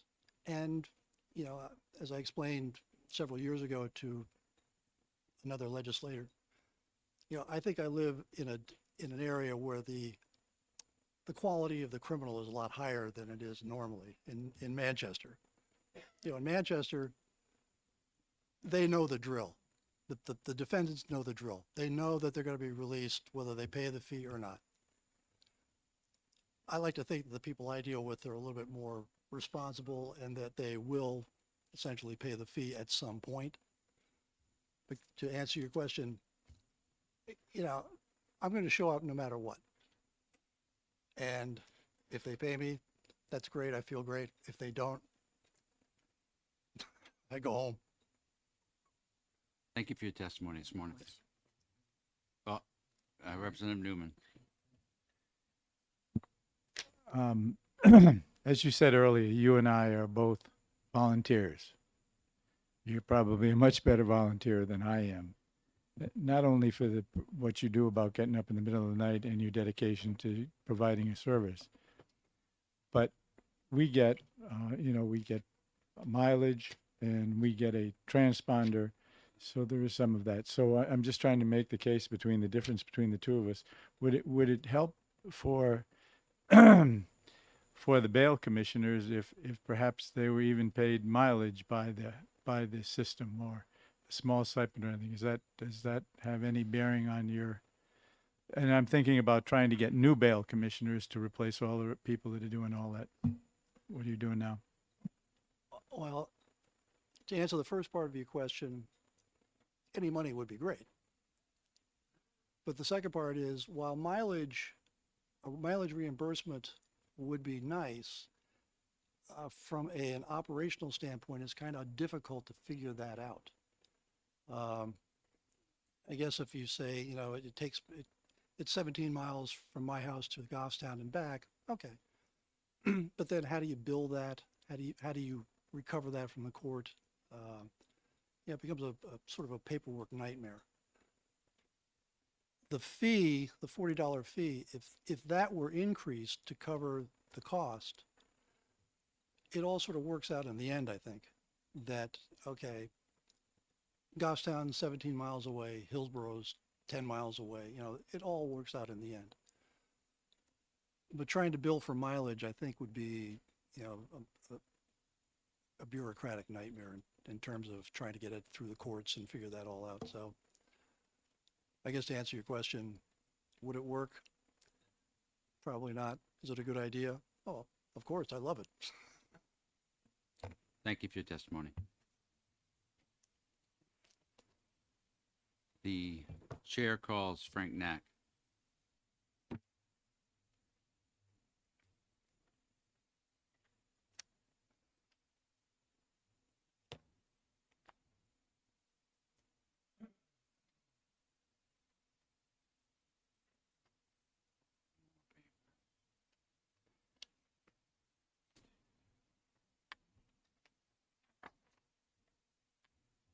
Mr. Chair, members of the committee, thank you for the opportunity to testify. My name is Frank Knack, Policy Director with the ACLU of New Hampshire. Again, much of what I was going to say, Professor Scher already touched on.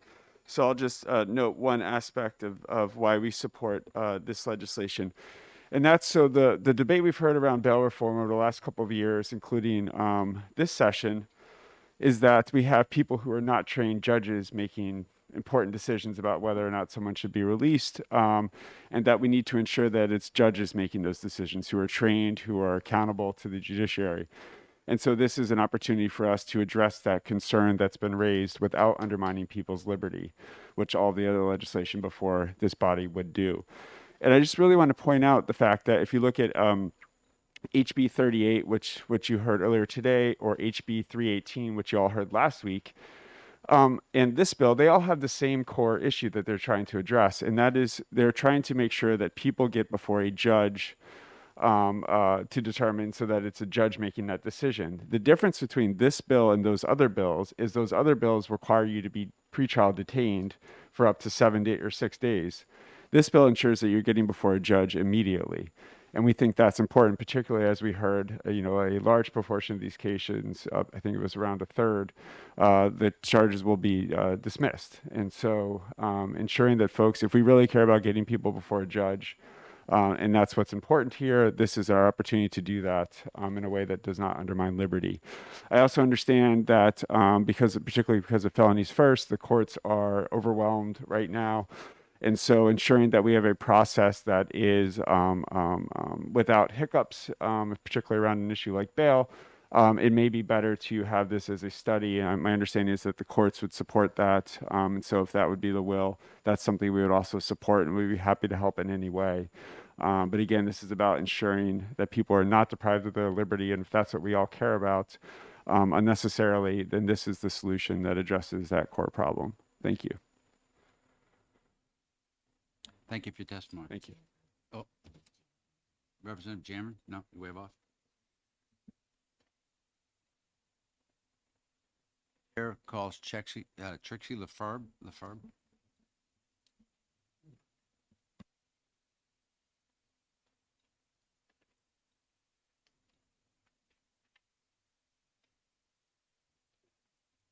Good morning. My name's Trixie LaFave. Thank you very much for allowing me to attend this morning. I'm a resident of Londonderry. I'm a bail commissioner. My first 9 years as a bail commissioner served for the Derry Circuit Court, which would have been Derry, Londonderry, Sandown, Chester. I have now moved my way up to the Manchester Police Department and work for them exclusively, although if my local police departments are in need and they have not been able to find a bail commissioner, I do respond to them when they call me. there was a suggestion that our courts are highly stressed at this time because of a lack of staffing. So if you reduce the workforce by 85% by letting go all of the bail commissioners and bring on 15 magistrates, that is not going to alleviate any of the stress with the courts. The magistrates are at about $105,000 per year. It's $0 to the taxpayer for a bail commissioner, and that's a significant tax impact to our taxpayers. There was a question about mileage, and last year, some of you were members of this committee last year when a mileage bill was presented, and there was a contingency of bail commissioners that came before the committee and asked not to support that mileage because it would drive up a fiscal note for us, as we have been trying, us meaning the community. 4 years we've been trying to get the legislatures to help us with enforcement of our $40 fee. That was in 2021. There was a House bill that was defeated because it had a $600,000 tax impact or fiscal note attached to it. So we didn't want mileage attached because it drives up a fiscal note. So we're trying to fix the problem, but we don't want to raise the cost until we can actually fix the problem at the present fiscal rate. So that's why we have not asked for mileage again.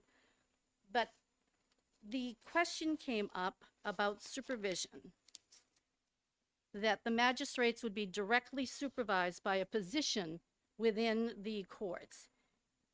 Bail commissioners are directly supervised by their circuit court judge and their superior court judge. So we have 2 direct supervisors. There is an average of anywhere from 1 bail commissioner per court to 5 or 6. Manchester has 6 or so bail commissioners. That is far better odds of direct supervision than 1 magistrate supervising 15 magistrates. We work 24/7. The suggestion is that magistrates would work 24/7. I was at the Manchester Police Department 6 o'clock Sunday evening, and I was there until 11:30. That's 1 bail commissioner out of the 100 that we have in the state. What are you going to do if you have to take 1 magistrate that's working for the weekend? How many you have for the weekend, I don't know, responding to just 1 police department. It just isn't going to work. We really do appreciate the fact that there's a conversation in here about additional education. We welcome it. More than 1 hour per year in September, October would be welcomed to the bail commissioner community.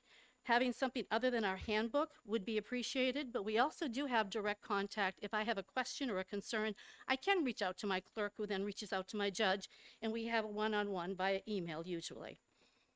So if this bill were to pass by just removing the word magistrate and continuing and put the word bail commissioner back in there would be no fiscal impact to the state, and we would still be continuing to do the job that we have been doing since the 60s.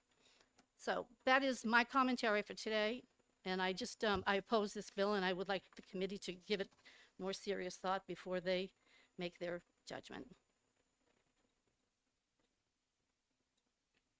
Thank you for your testimony. Thank you. And the chair calls Attorney Head from the court. Good morning, Mr. Chairman, members of the committee. My name is Richard Head. I'm the Government Affairs Coordinator for the Judicial Branch. This bill sort of originated last session, I think, in my testimony relative to bail reform bills that were being proposed last session as a way of offsetting some of the burden that, if those bills were to have passed, would have been put onto the circuit court judge system. And I already described that. I won't repeat it again for this bill.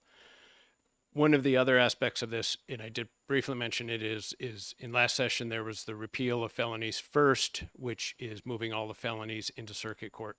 The administrative burden that has created has been significant. I can't overemphasize just how significant this effort is to just set up and put this system back into place.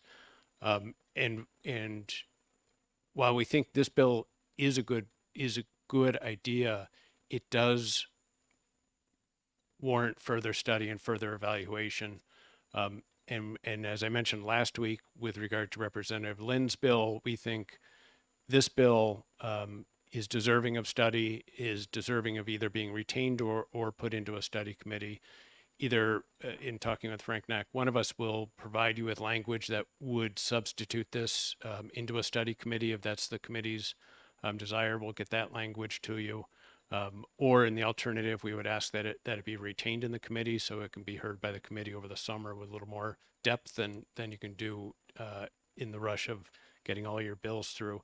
We think this is the right approach eventually, but we do agree that it deserves further evaluation and time to make sure it gets done right.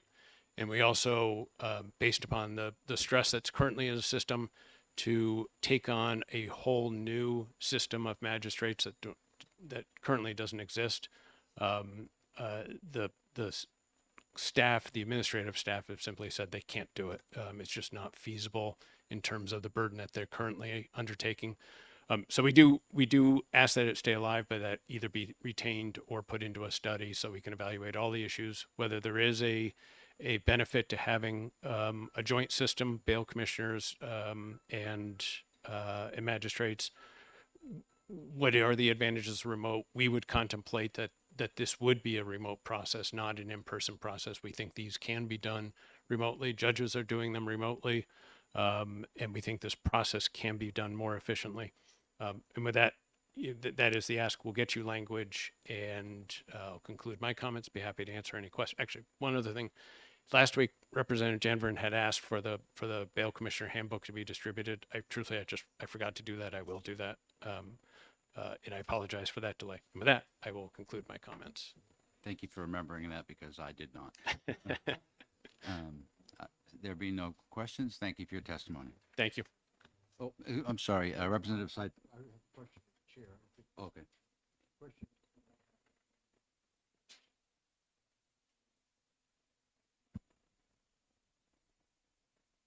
You may.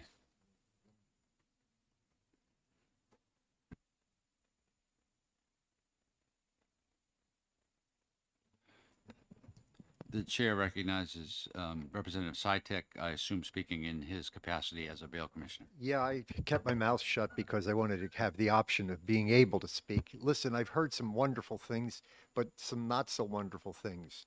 One of the, just to swat a fly, Mr. Knack back there said that he talked about training. I think he is conflating innocence and guilt with the question about making a decision with respect to release, or the conditions for release. So that occurred to me as I heard him. Just for clarity, you're not calling Mr. Knack a fly. You're talking about his no, his no, idea. not at all. But it's easy for to slosh from one compartment to another. Told very early on, and this is just a no by the way because I thought of it, remembered it, that the magistrates are going to know the community better. They're going to be able to make a more informed judgment. Well, it's hard to believe on its face. The bail commissioners know the police work all the time, know their community. We have frequent flyers, we call them. Let me move to what's productive.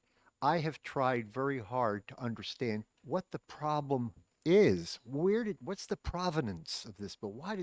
And it's finally occurred to me because I'm really talking to Professor Scher and to Representative Harriet Gaithright.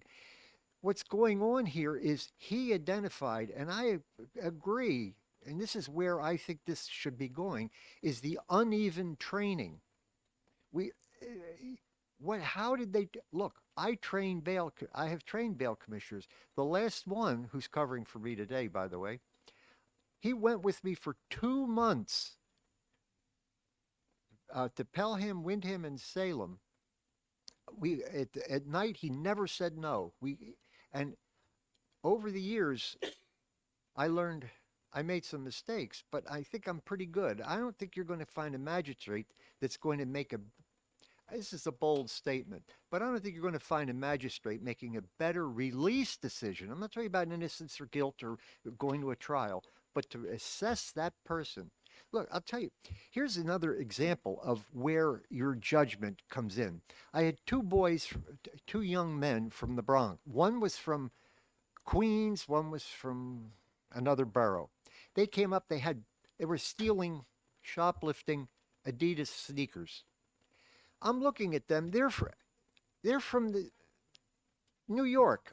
Are they flight risks? Yes. Am I going to say I'm going to hold you because of a relatively minor? I mean, it's real, but it was relatively minor. That's just not a good exercise of judgment, because what I know, what's going to happen is the judge will release them the next day out of Brentwood. They're going to be standing there in Brentwood, no transportation, no nothing. Is that the right thing to do? Of course I think they were probably guilty, but I represent a system, and I treat everybody with respect because I represent the system, and that's the values I tried to inculcate. So as I listen to this, I am a 1,000% in favor of this idea of a formal training program. Look, we train electricians. Why don't that don't have to do with personal liberty. Professor Scher talked about the unevenness of the hiring process, and I think that's where this really came from. And I'd like to talk to him in the hallway because he likes stories. I'll tell him some stories about unevenness about judges. It's another day. Thank you. That's all I wanted to say. Thank you for your testimony. And with that, I will close the public hearing on HB 46. And I'm going to turn it over to my vice chair so I can introduce this bill.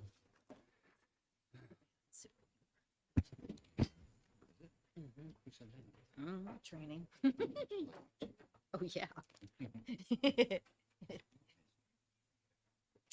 Here, you need it? Or take your bill with you just in case.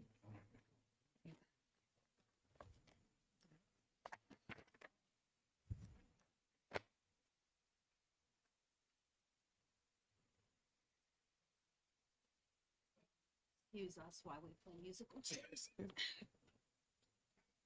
I look better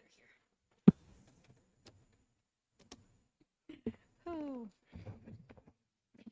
Representative Roy.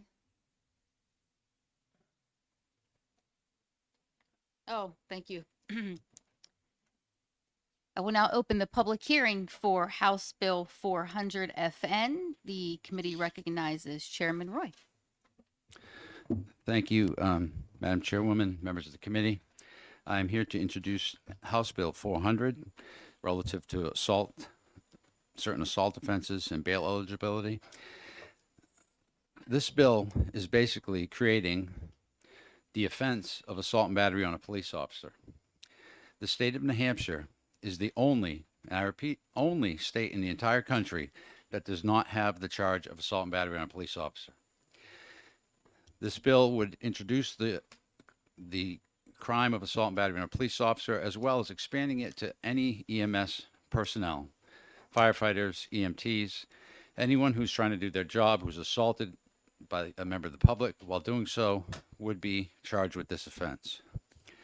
Also part of the bill, it creates the ability for a police officer to arrest someone who, after being ordered to stand back from them, does not do so. We've all seen cases where police officers are flooded by people in their personal space, and it never ends well.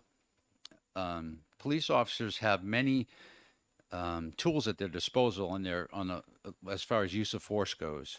They're unable to use those when someone is inside 6 inches in their personal space, in their face. It takes things away from them. It limits their ability to manage the situation.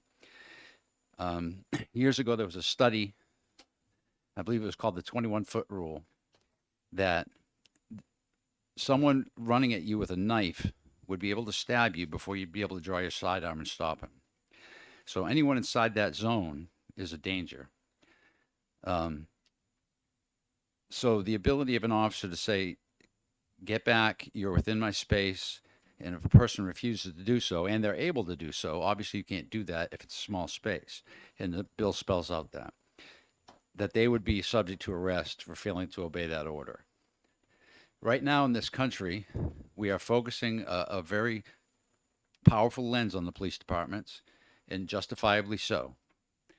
At the same time, we have to be able to, if we expect them to behave in a certain way and to operate at a certain level of professionalness, we have to do our best to provide a safe environment for them to do so.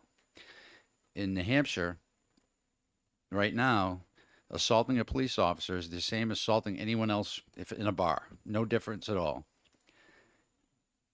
Assaulting a police officer is not only assaulting a police officer, it's assaulting the criminal justice system. It's assaulting the rule of law. They are there on the spot representing that.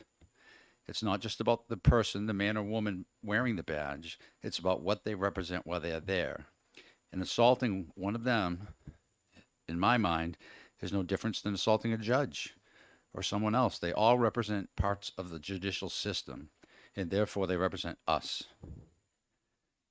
With that, I will take any questions. Representative Pro? Would you believe that rule is now 31 feet? I would believe that. People are getting faster.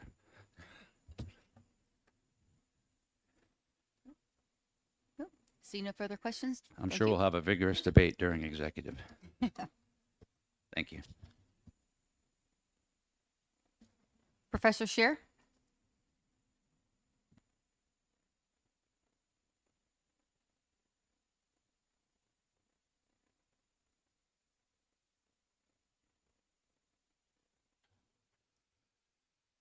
Good morning. Just to get this on the record, I'm Buzz Scher. I'm a professor at UNH Law. I'm also an elected police commissioner in Portsmouth.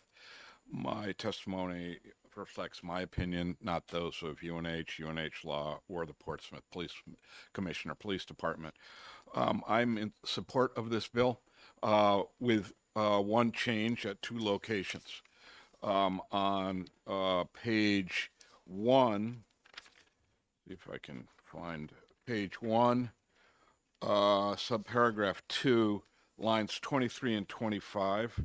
If the court finds probable cause to believe such person has violated this subparagraph, shall be considered dangerous, etc., and be held without bail.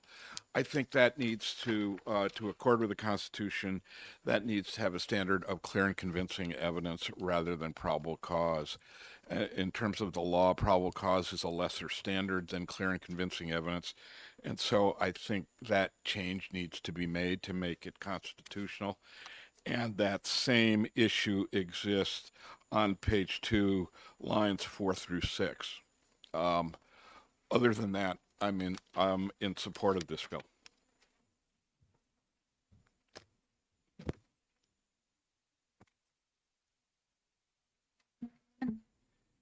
I'm just curious about it. Lists the 3 offenses, but it doesn't show penalties. Is that penalties somewhere else in the, in the law? That penalty exists elsewhere in the criminal code. So it's just that these would be new offenses that would be subject to those penalties. Exactly. Thank you. Thank you. David Rothstein?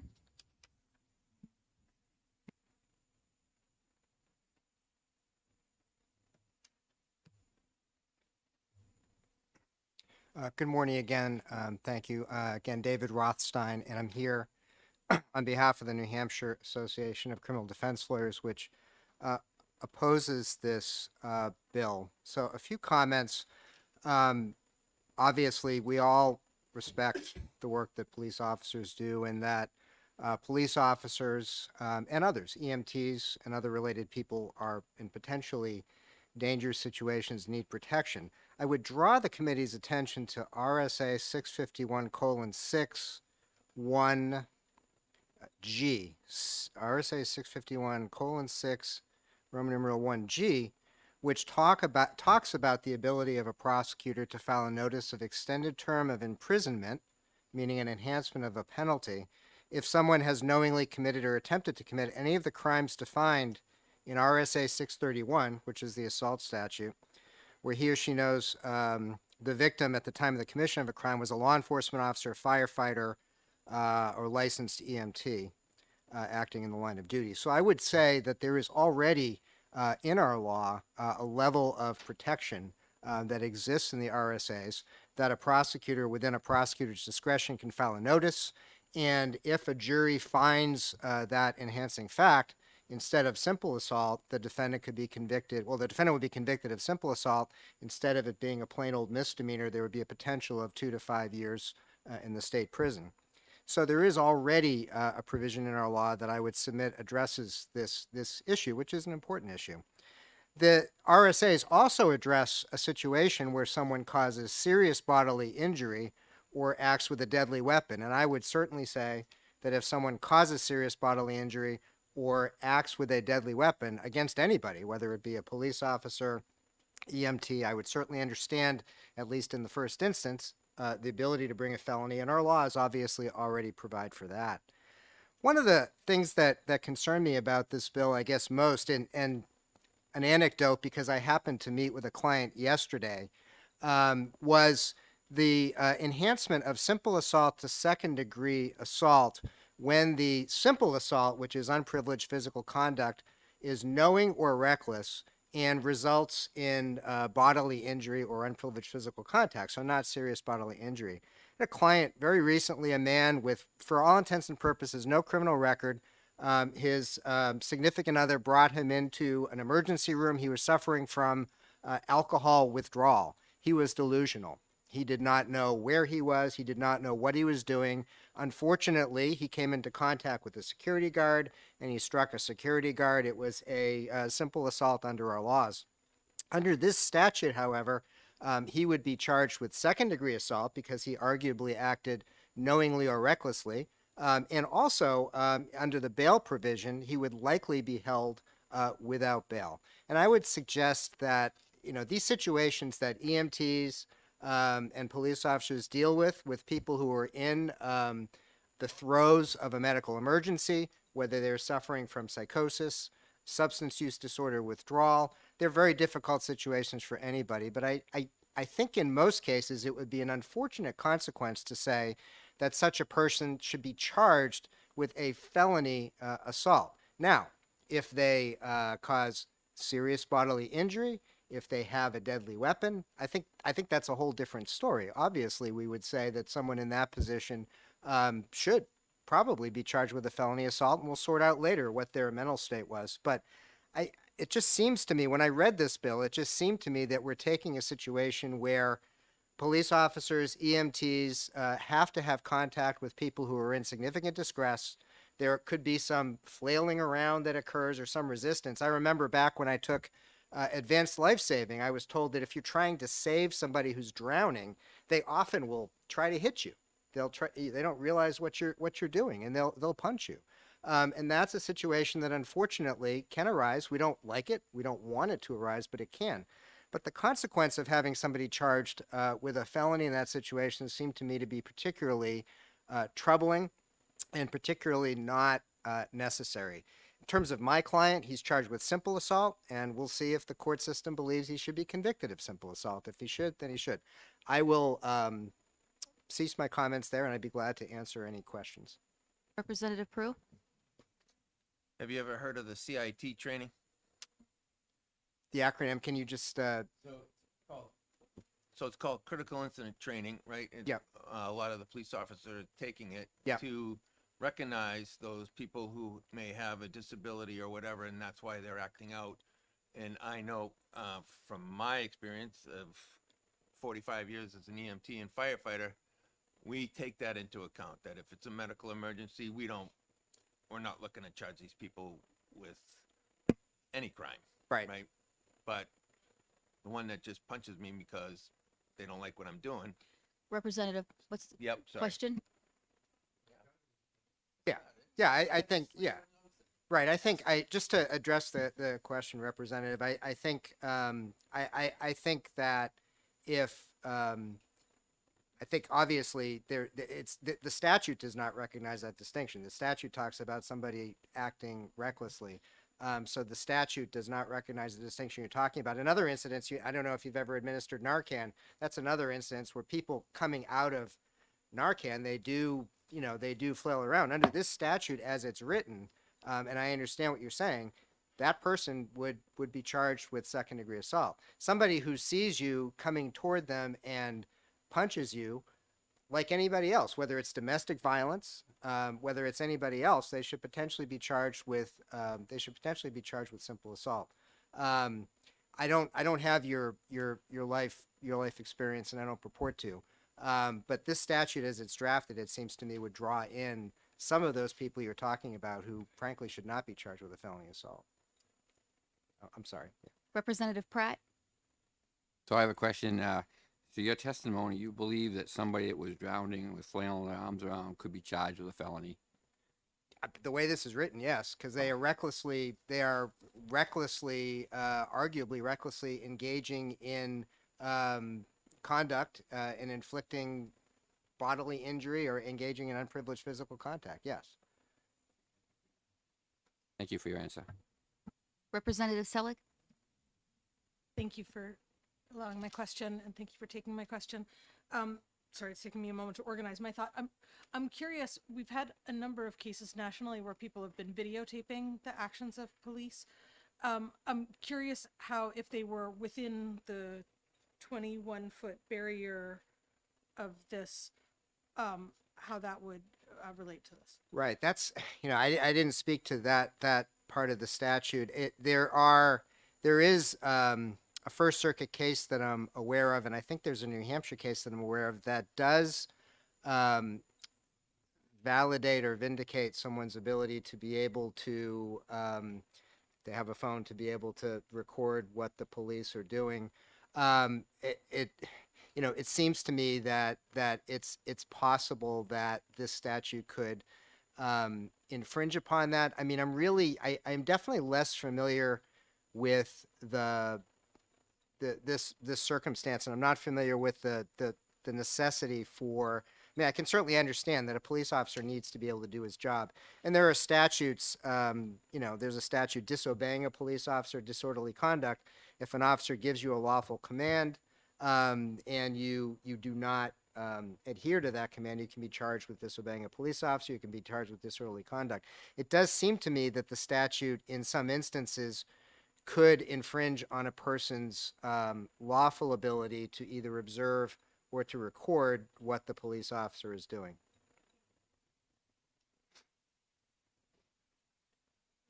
Representative Sitek?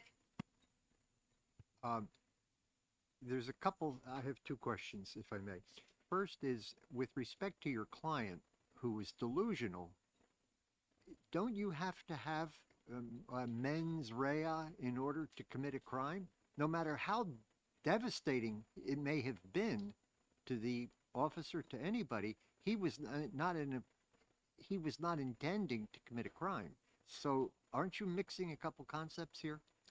I'm not actually representative. I'm not mixing the concepts. My client got charged, and he got charged with simple assault. Under this statute, he would have been charged with second-degree assault, even though there were people at the hospital who said he was talking about going up to the third floor of the hospital because he had to save people who were being, just really nonsense. Obviously, he was not oriented as to time and space. This is where I see the statute potentially being overbroad. Obviously, it would be great if we could trust prosecutorial discretion not to charge such people, but the person that I met, the person that I represent, has been drawn into this. And yes, you're exactly right. If this case goes to trial, my defense will be that he did not have the mens rea, or that his act of, I think it was punching the person in the hospital, was not a truly voluntarily volitional act. The bottom line is, though, he would have been charged under this statute with second-degree assault instead of simple assault. Thank you. Very reasonable. But the other question is, what I wanted to ask first is, you said that there was enhanced an ability to apply for enhanced penalties. Yes. Because of that's great, and I think you have a point there. But does this bill not remove the discretion. Maybe the prosecutor just didn't want to go after enhanced enhanced penalties, whereas this bill would require that because of the nature of the law enforcement officer or whatever. I definitely can see, I'd have to look at the specific language of the bill again, but it does seem to me that if you have, if you, basically it's a status offense. So basically if you determine that the person assaulted had a particular status, then it's a felony. That doesn't, I mean, to me, that doesn't mean that it can't necessarily be plea bargained for whatever reason down the road. I don't think the bill removes the prerogative to say that this person should have a misdemeanor instead of a felony or whatever it may be. I do think you're right. I do think that what it does is it singles out this circumstance. It singles out these particular people because of their status.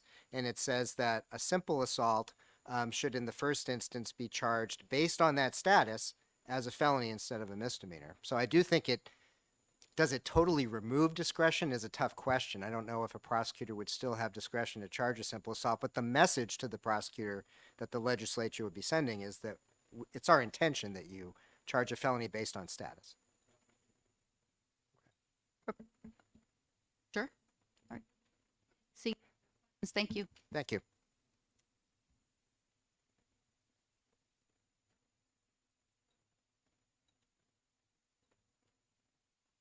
I'm not sure if this is Chief Rafonsky or if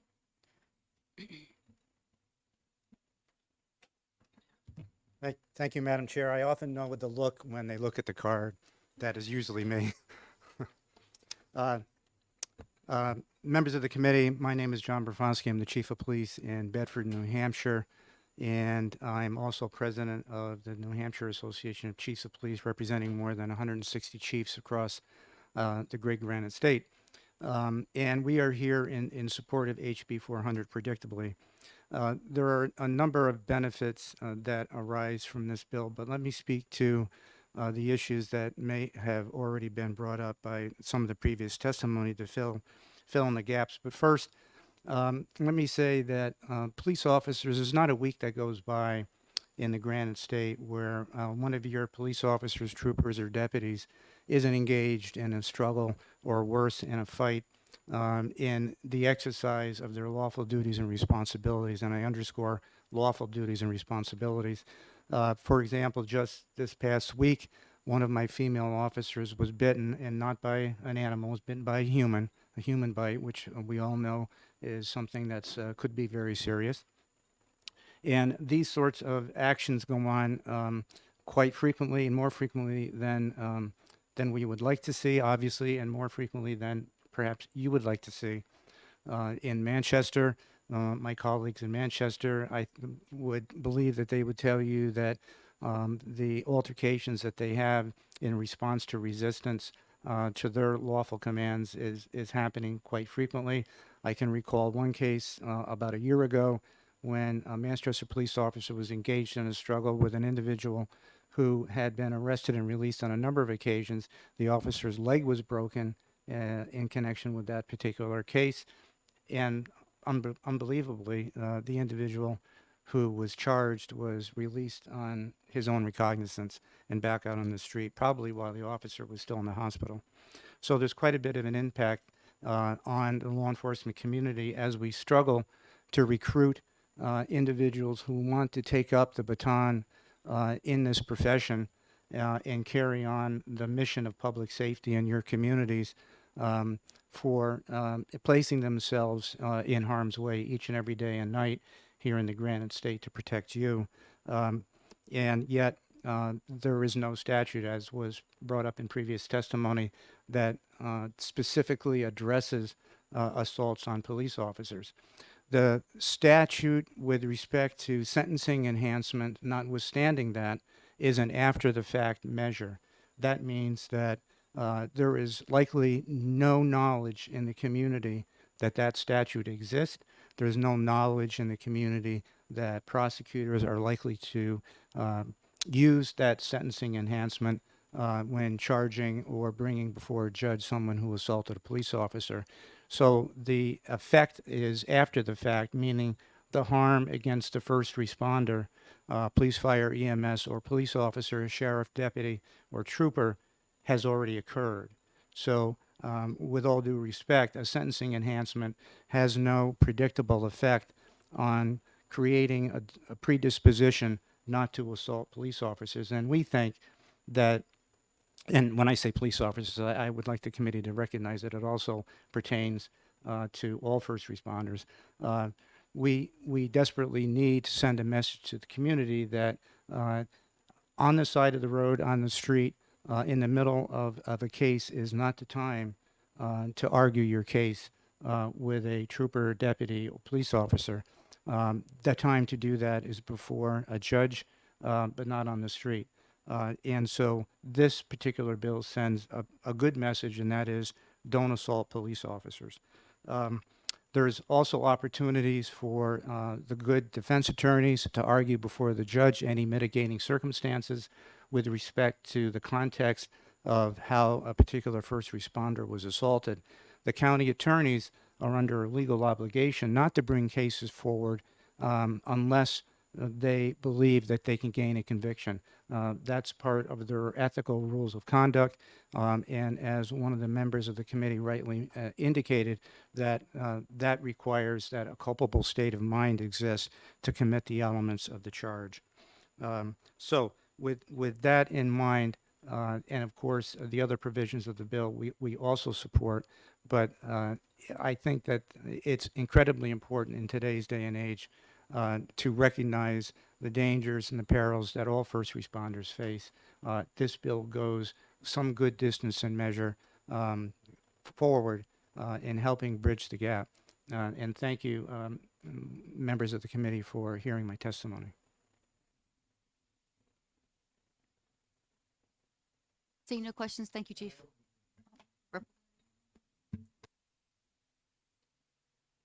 Thank you for taking my question.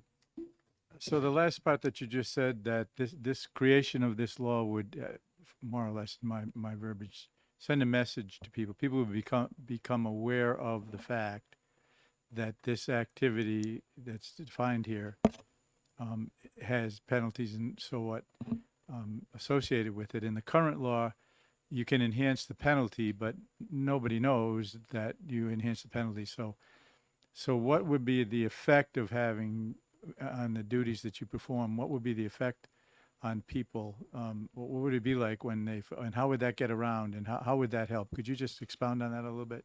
Sure. And thank you for the question.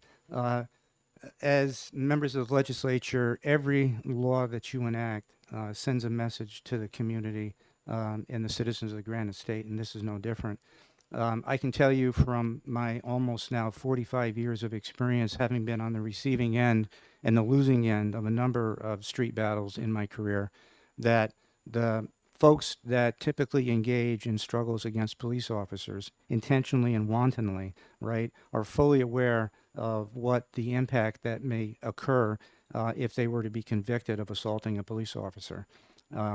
And I know on the federal side, where the penalties are quite strong, that criminal defendants are very much aware of what they face if they engage in that behavior and activity.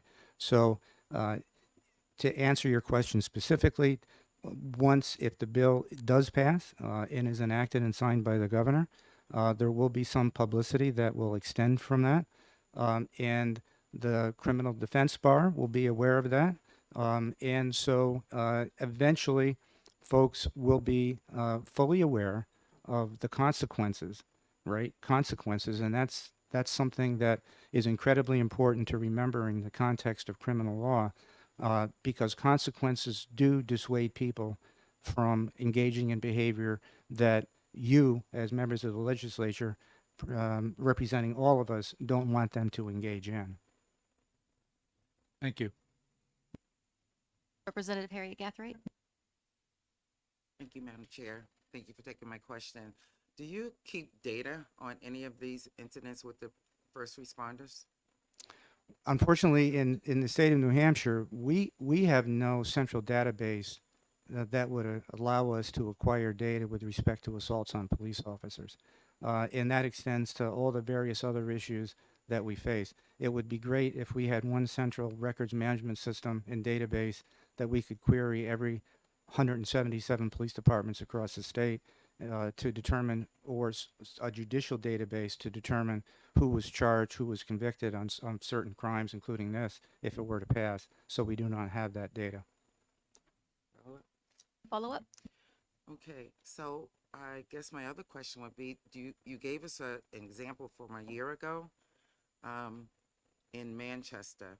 Do you get the same type of issues across the state? Anecdotally, as they say, right? Yes, that is in fact the case. Do I have cases that I'm personally aware of and speaking with my colleagues? Absolutely. The media is replete. There was a case recently where an officer was assaulted in connection with a particular matter that was published on WMUR's website. So again, this occurs rather frequently, and from discussion with my colleagues across the state, again, not a week goes by where some officer doesn't get engaged in some type of physical altercation or worse. Thank you. Representative Janvrin? Thank you, Chair, and thank you, Chief, for taking the question. So I've been sitting here looking over different things. Presently, right now, under statute, it's illegal to commit first-degree assault, second-degree assault, simple assault. If it involves a police officer, they can also be charged with resisting arrest, and if there's a serious bodily injury to that officer, it's a Class B felony. You have an enhanced criminal penalty during sentencing, firefighter or EMT. So we've given a lot of tools here for the prosecution to do their job, and basically what you're telling us is that we're going to say stop, or I'll say stop again. Is that you need one more law to tell them it's not allowed to do? Is that correct? That's precisely correct. What we're saying here is that the measures that are currently in place do not dissuade people from engaging in physical conduct that ends up hurting first responders. And that's what this statute is designed to address.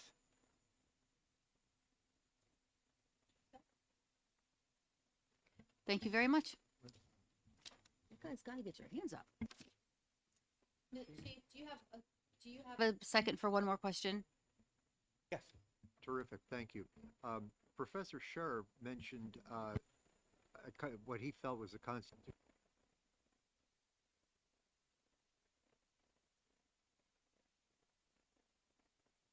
Would that be satisfactory to you? I believe that with respect to charging, it's not necessary to present clear and convincing. I would argue that it would certainly be appropriate for preponderant level of evidence, which is 51% or more, as opposed to clear and convincing. Clear and convincing sits somewhere between preponderant evidence at 51% and proof beyond a reasonable doubt. And so in a charging situation, right, it's appropriate to charge at the preponderant level. And of course, it's up to the courts to decide whether or not that is sufficient in that case. Clear and convincing, in my experience, unfortunately, the judiciary blurs that line in favor of proof beyond a reasonable doubt between clear and convincing. So I think it presents a particular higher hurdle for the county attorneys to be able to overcome when we're at clear and convincing. And again, we're not at the conviction stage, we're simply at a charging stage.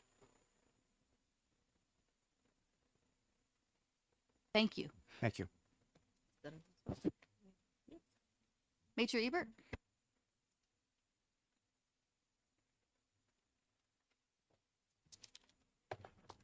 Good morning, members of the committee. My name is Joe Ebert. It's E-B-E-R-T. I'm a major with the State Police. I oversee the Investigative Services Bureau, which is your state police detectives. So I'm keenly aware of the proximity of my testimony and your ability to go to lunch, so I will keep this very brief. However, so I did want to start by addressing something that Representative Harry Gatright brought up, and it dealt in assaults and whether or not they're taking place across the state. So I can speak from my own experience, having been assigned to Troop F, which is our northernmost troop, and Troop A, which is one of our southernmost troops.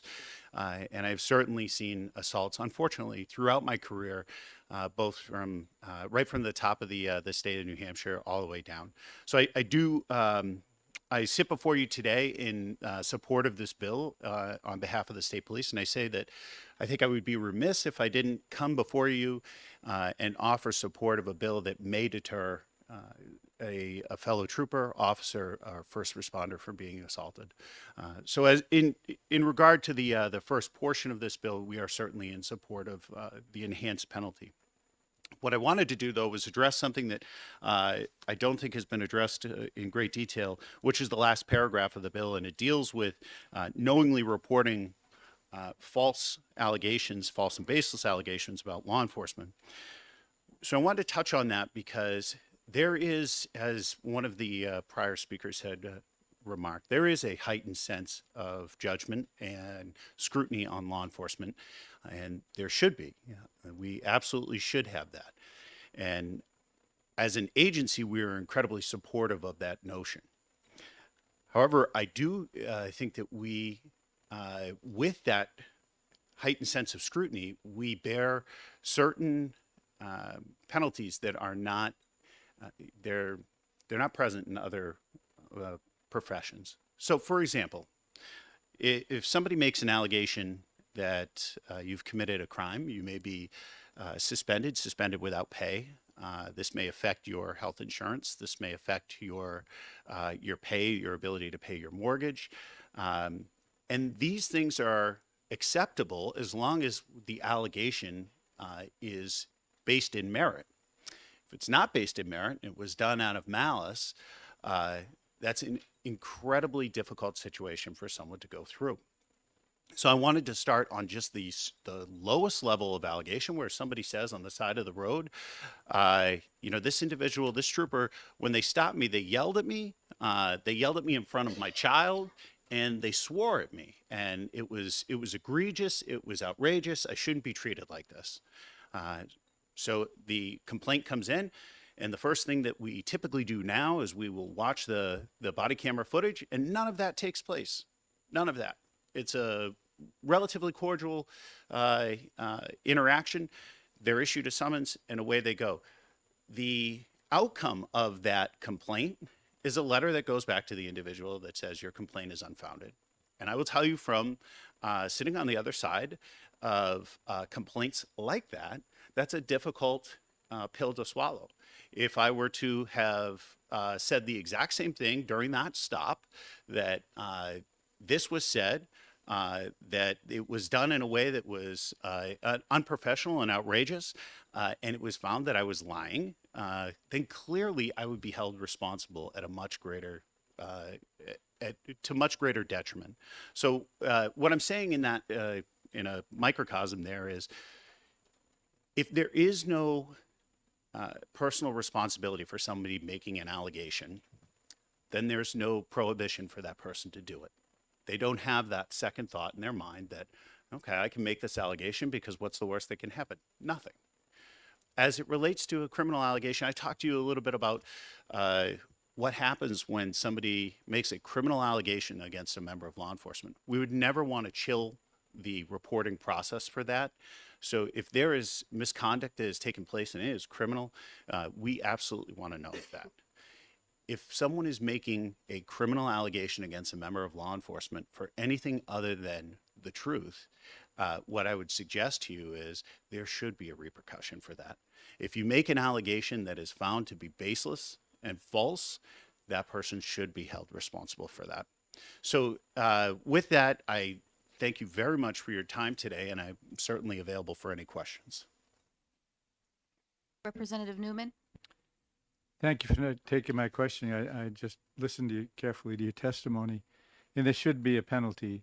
Do you think, or could you just explain your reasoning, if you do think this, that it warrants a felony charge as opposed to maybe the language that says a misdemeanor for first time and then for this jumps to a felony. Could it be a Class A misdemeanor that has both fines and jail time potentially available for it? So thank you very much, Representative Newman, for the question. This is something I considered greatly before I came in and spoke this morning, so I'm happy to opine on that. I don't think it's the position of the state police to say whether or not this should be a felony or a misdemeanor. I think that's really something that the legislature should contemplate and come to an agreement on if the bill moves forward. What I would tell you is I certainly had pause at the notion that somebody would be convicted of a felony because it comes with such serious consequences for that individual. But I tried to balance that against the very serious consequences that law enforcement officer may also undergo for a baseless claim. So I submit that to you for further discussion amongst yourselves at a later date. But we are certainly in favor of people being held responsible. But in terms of the level of which they are held responsible, we would not suggest a level of crime. Thank you. Representative Murray? Nice. Does anybody else have their hand up? Thank you, Major. Thank you all so much. I really appreciate the time to address you this morning. Thank you. Is there anybody else that wishes to testify on this bill that has not turned in a pink card? Seeing none, I will close the public hearing for House Bill 400.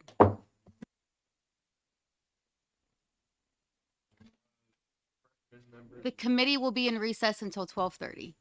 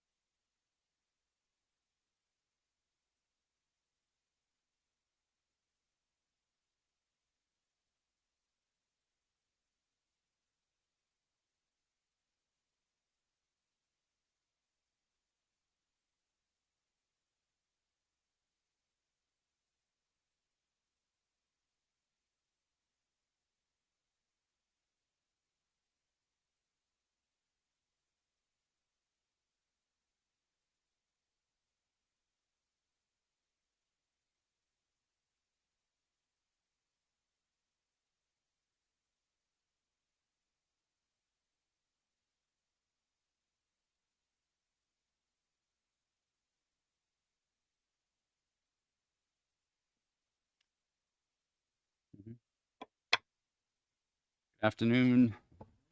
At this time, open the public hearing on HB 549 FN and invite the prime sponsor to introduce the bill. Representative Testerman, are you here or anyone here on your behalf? That's the second one. Huh? If you don't mind.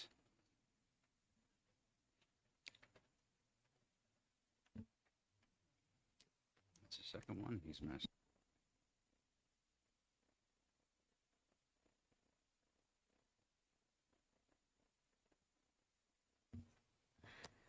Good afternoon. I am Representative Lauren Selig, representing Durham, which is Stratford 10. And I am introducing the bill in the absence of the person who presented it. Bill 549 FN, relative to the definition of domestic violence.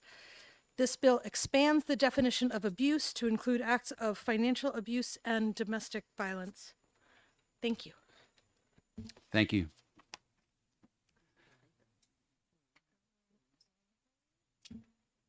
The chair recognizes Mr. Alan Kronheim.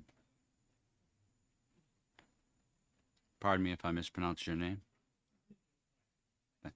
Thank you.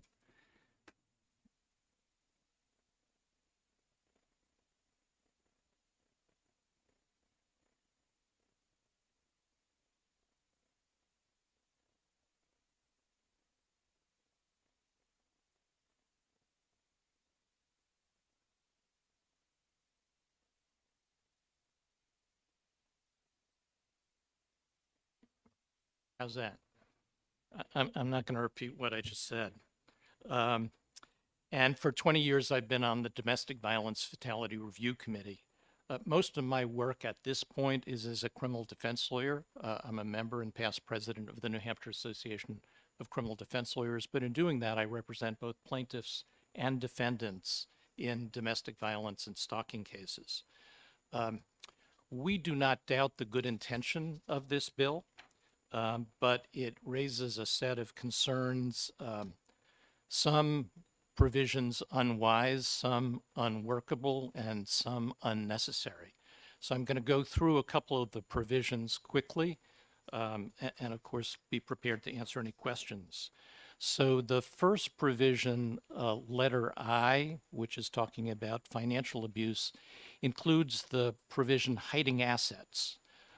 Remember that this statute applies to both married individuals and unmarried individuals who are involved in a relationship, but there's a choice to go to court for a protective order. So if I was in a 2-month relationship, unmarried, and my partner said, so tell me about your bank account, or tell me about your 401k, and I declined to do that, arguably, that is hiding assets.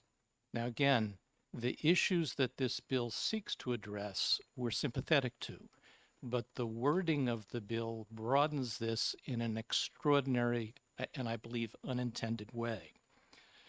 If a wife chose to hide assets from a husband because she wants to leave, part of her exit plan is to create 2 months' rent, and so is not telling her spouse about that bank account, she is hiding assets. And this legislation defines that she is involved in an act of abuse. If you go to I-6, that's reducing or refusing access to funds for daily living. Again, if you're dealing with an unmarried couple, there's no legal responsibility of support. But because of the way this bill is written, the statute expands that duty of support to unmarried individuals.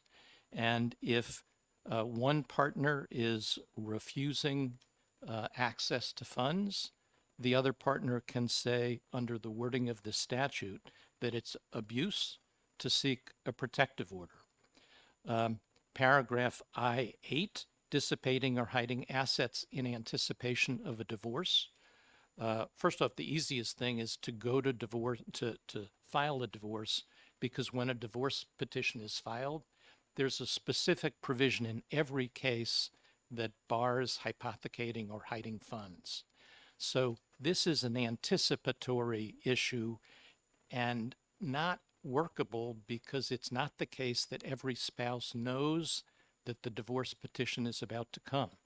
So it becomes a proof issue and a little bit of a nightmare for the court system to find out when is it that you told your spouse that you were going to seek the divorce, and it was like, well, only after filing. So there are real practical issues in regard to this. Additionally, these financial issues are typically dealt with within the context of a divorce.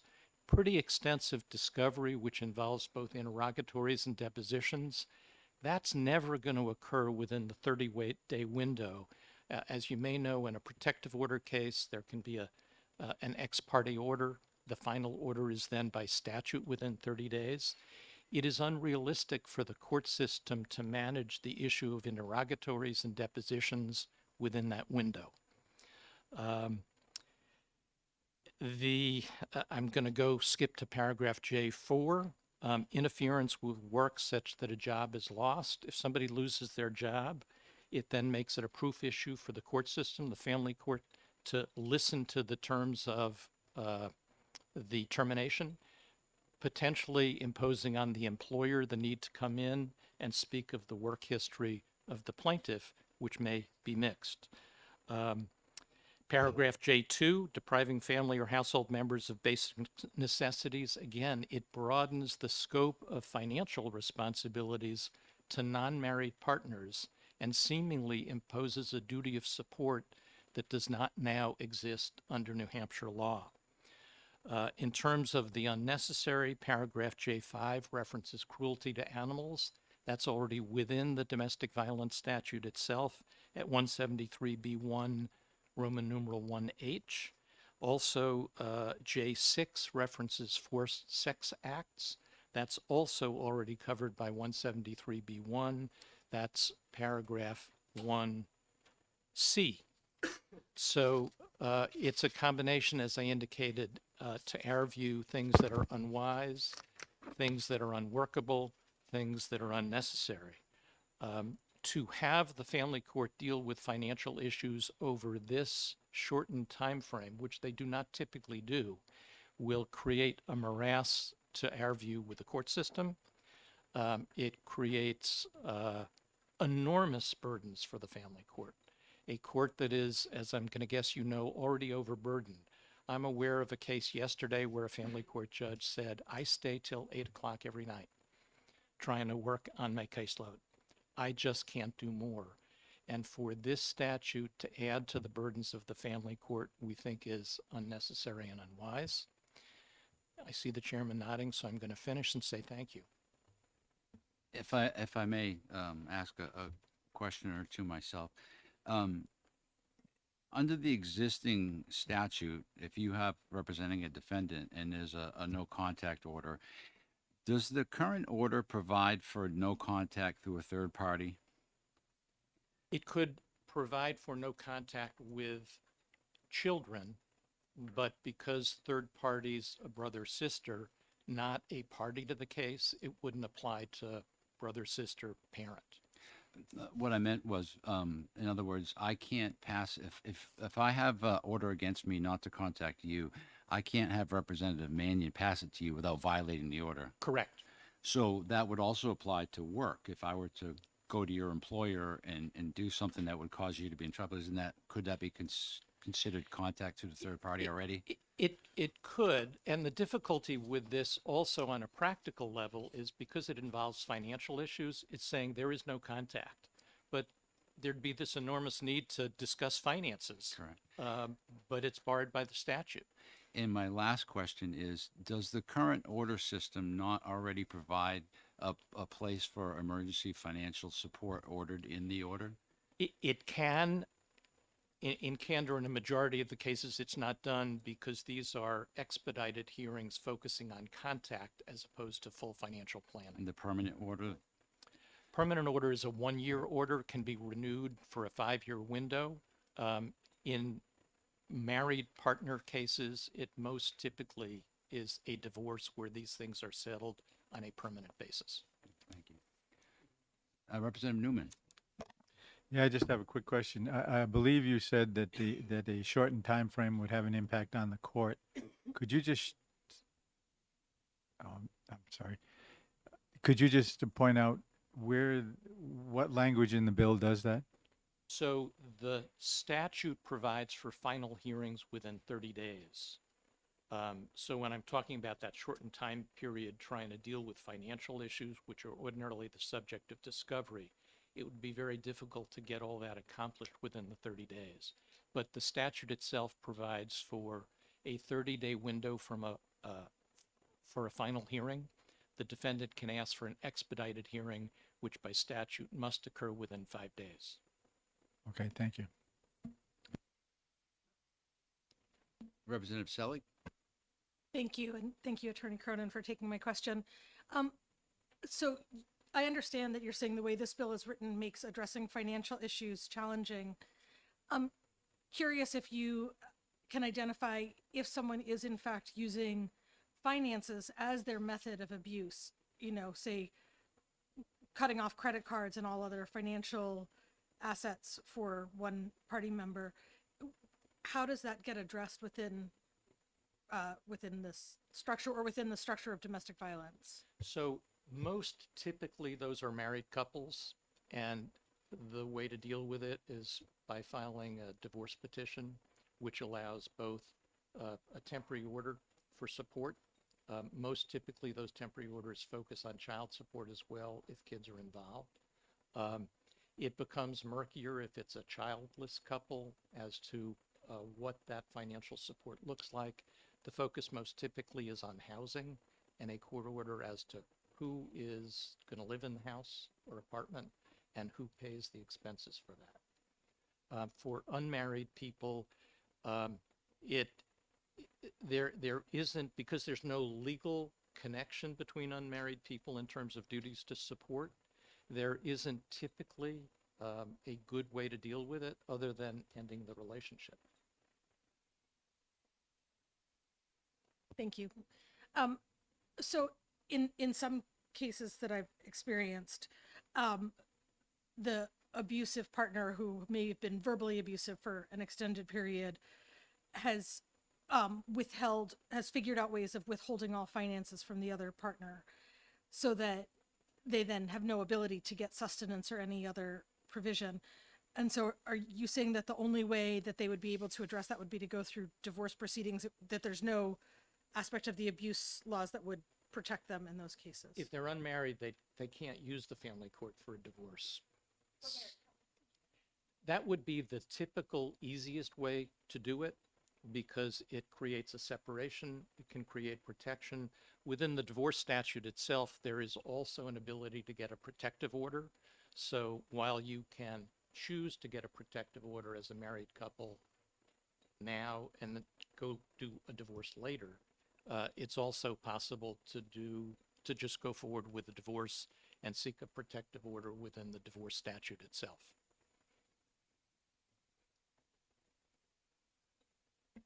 Thank you for your testimony. Thank you. The chair recognizes Dr. Hannon.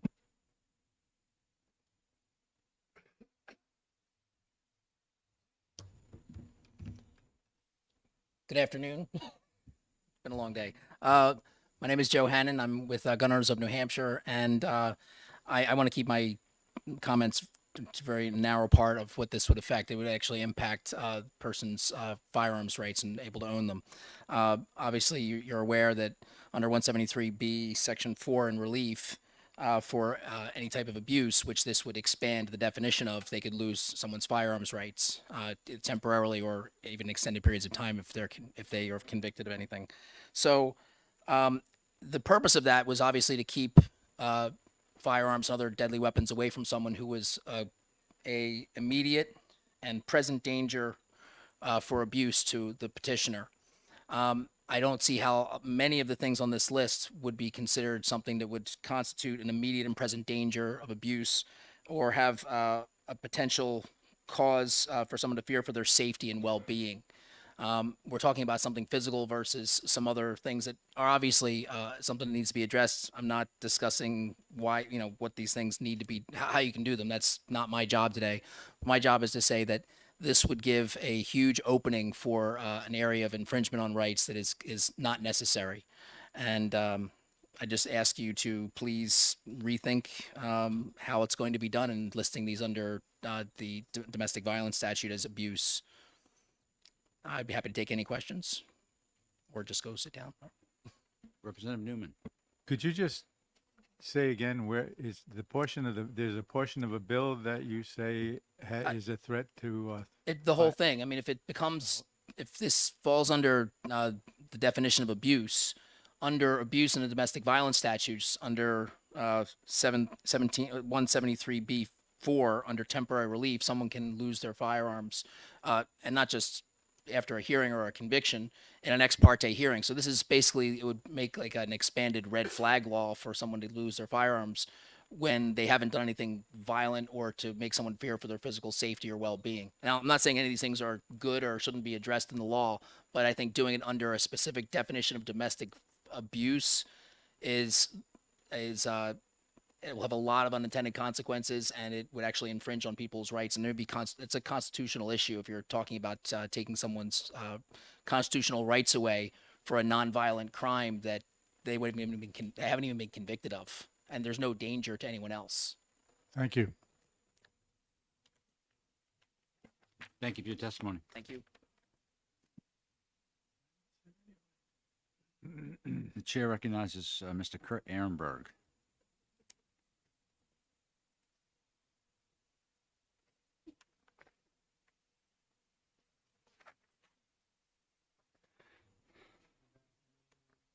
Good afternoon. I'm Kurt Ehrenberg, the New Hampshire Director of the Humane Society of the United States.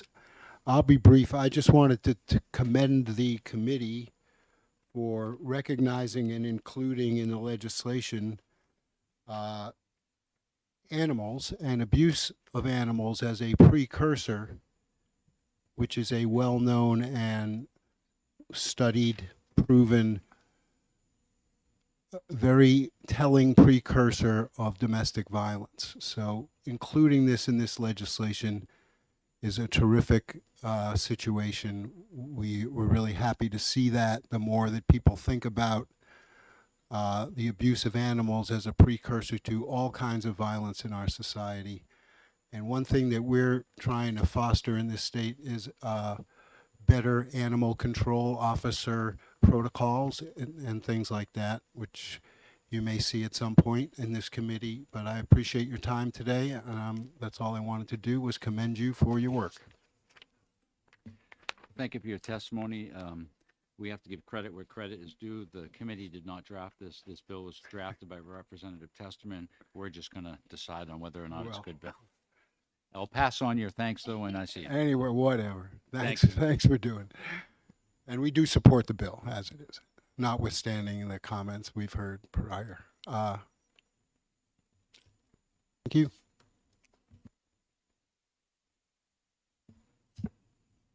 The chair recognizes Pamela Kalig.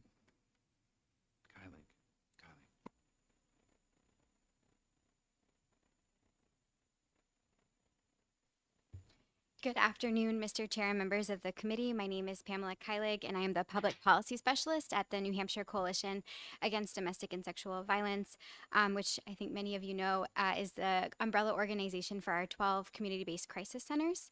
I'm here to speak today on HB 549, as you've heard, legislation that seeks to change our state's definition of domestic violence. I'll try to keep it brief today. I think we really appreciate the sponsor's interest in examining ways that we can ensure that nuanced and complex experiences of victims are recognized in domestic violence cases, especially when victims are seeking life-saving services like protective orders that were mentioned today. There is no question that financial abuse and coercive control are factors in many victims' experiences and can contribute to that pattern of behavior that can lead to escalating violence. However, while the coalition supports the underlying principle of the bill, we are hesitant to make any changes to the statute at this time. We feel that the current definition is very comprehensive, and we want to be extremely careful when it comes to considering any changes to existing law. For some of the factors you've heard today, there's just a lot to consider.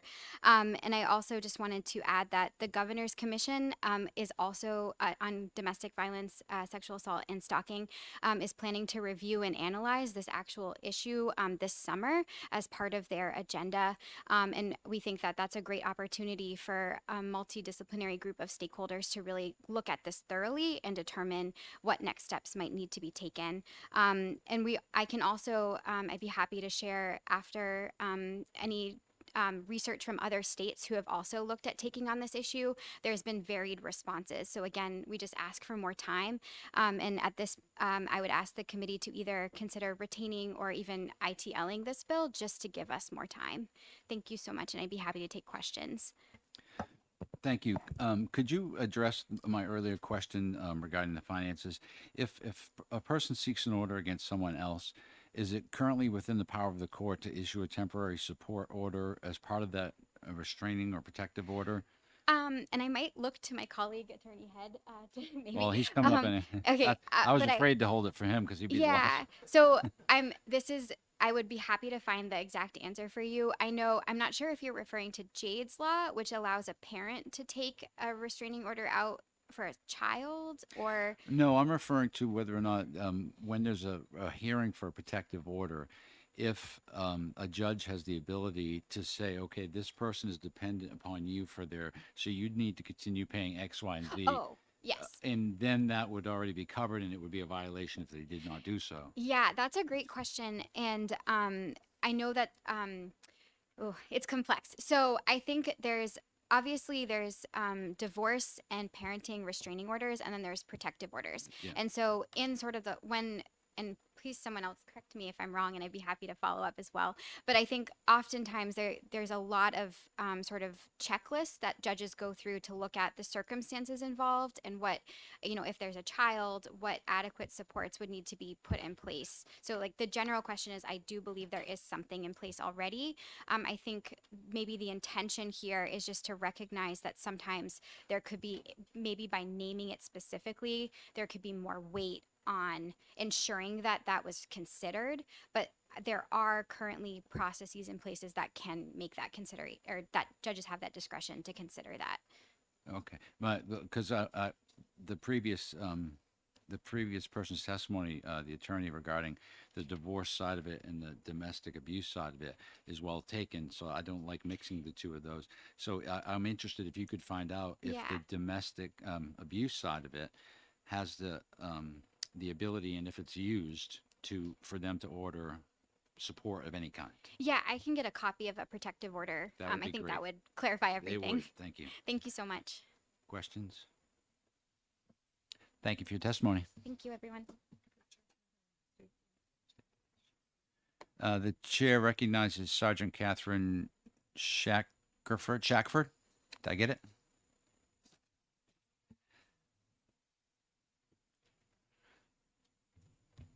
I'll try to write neater next time. It is. My name's Catherine Shackford. I'm a detective sergeant with New Hampshire State Police. I actually don't have much else to add to what Pamela said. The state police is opposed to this bill as written, and I think that she outlined some of the pertinent points as well that we would share. We look forward to this issue being examined with the Governor's Commission on Domestic Violence this summer, in order to kind of look at the specific nuances of a bill like this. Thank you. Any questions for the detective? No. Thank you for your testimony. Thank you. The chair recognizes Richard Head from the court.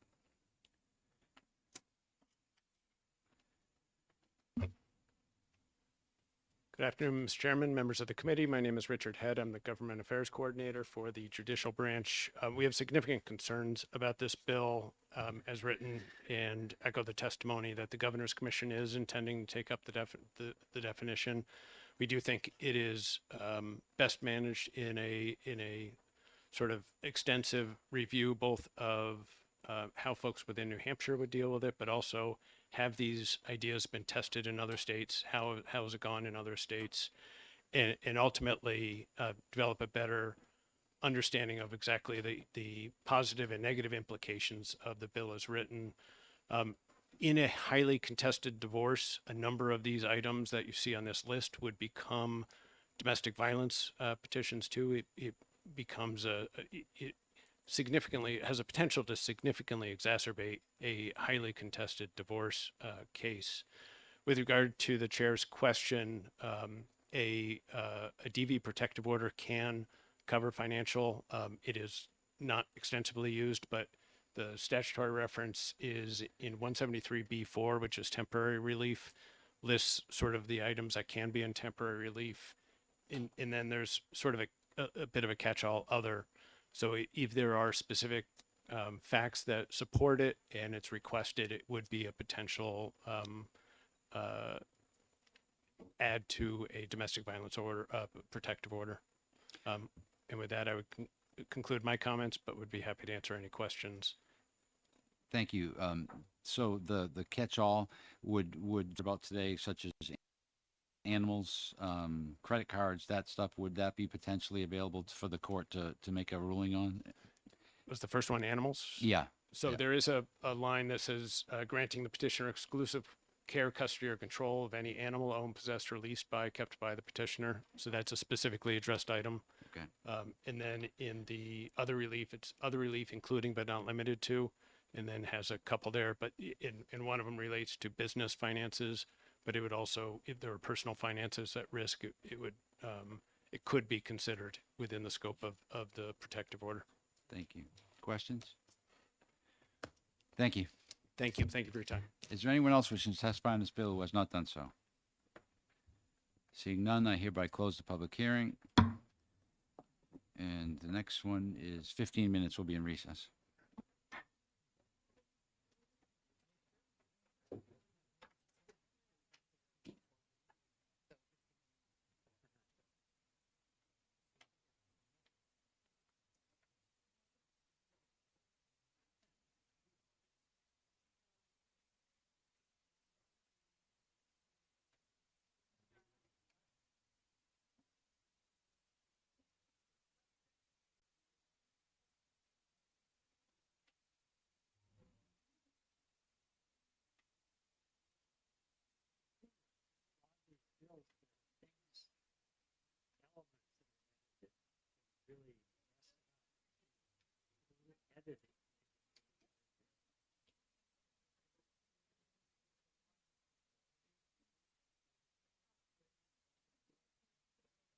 Yeah.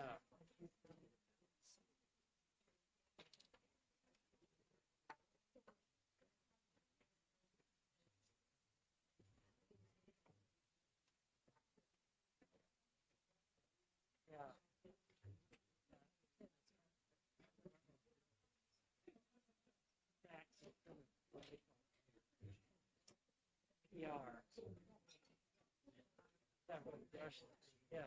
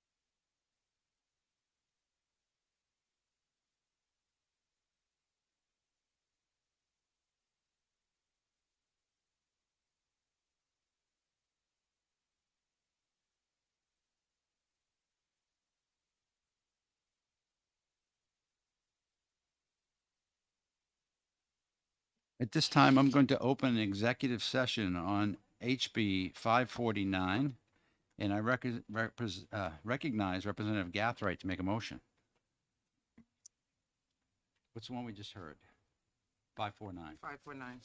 executive session. Right. I move that we ITL HB 549 and the We have a reason second? behind. Well, we need a second. Second. Would you like to speak to your motion, Representative Gathright? Sure. After hearing the testimonies that we heard today, I believe that there's a committee in the process of looking at all these issues around domestic violence. So the bill is not necessary at this time. Would you like to speak to your second?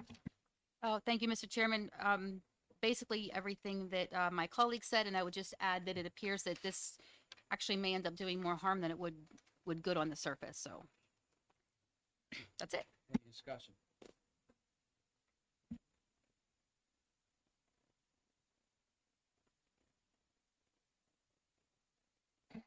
Representative Rhodes? Yes. Representative Pratt? Representative Sytek? Oh, sorry. Yes. Representative Sytek? Yes. Representative Prue? Yes. Representative Janvrin? Yes. Representative Mannion? Yes. Representative Reed? Yes. Representative Stone? Yes. Representative Tenzar? Representative Harriet Gathright? Representative Muse? Yes. Representative Bolton? Not here. Representative Bradley? Yes. Representative Murphy? Yes.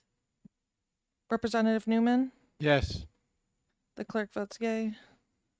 Representative Selig? And Representative Wheeler? Okay, good. All right. And Mr. Chair? The chair votes yes. All right. The total is 16 yay, no nay. Motion passes.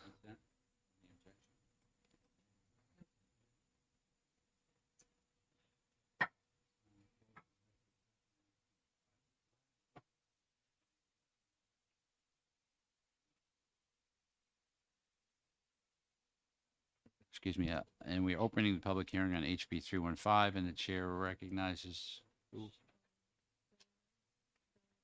The sponsor to introduce his bill. Is it Representative Filio? Is that it? Yeah, there you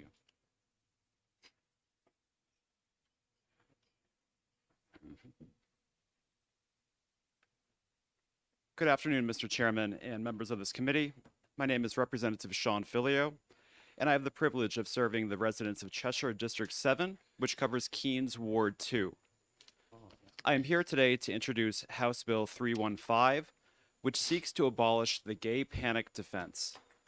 As procedural history, this House passed a similar bill in 2022, but it stalled in a tie vote in the other chamber. I now renew the effort to bring equal dignity to all Granite Staters.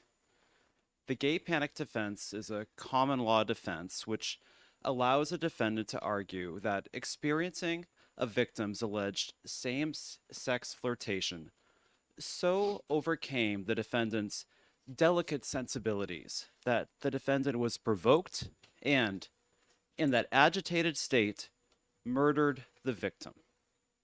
This defense allows the murder charge to be downgraded to manslaughter, which attracts a lesser sentence. Put another way, it says if a gay man hits on a straight man and the straight man violently responds, resulting in the gay man's death, the straight man has the opportunity to argue his murder charge should be downgraded. To be clear, there is no straight panic defense. That bears repeating.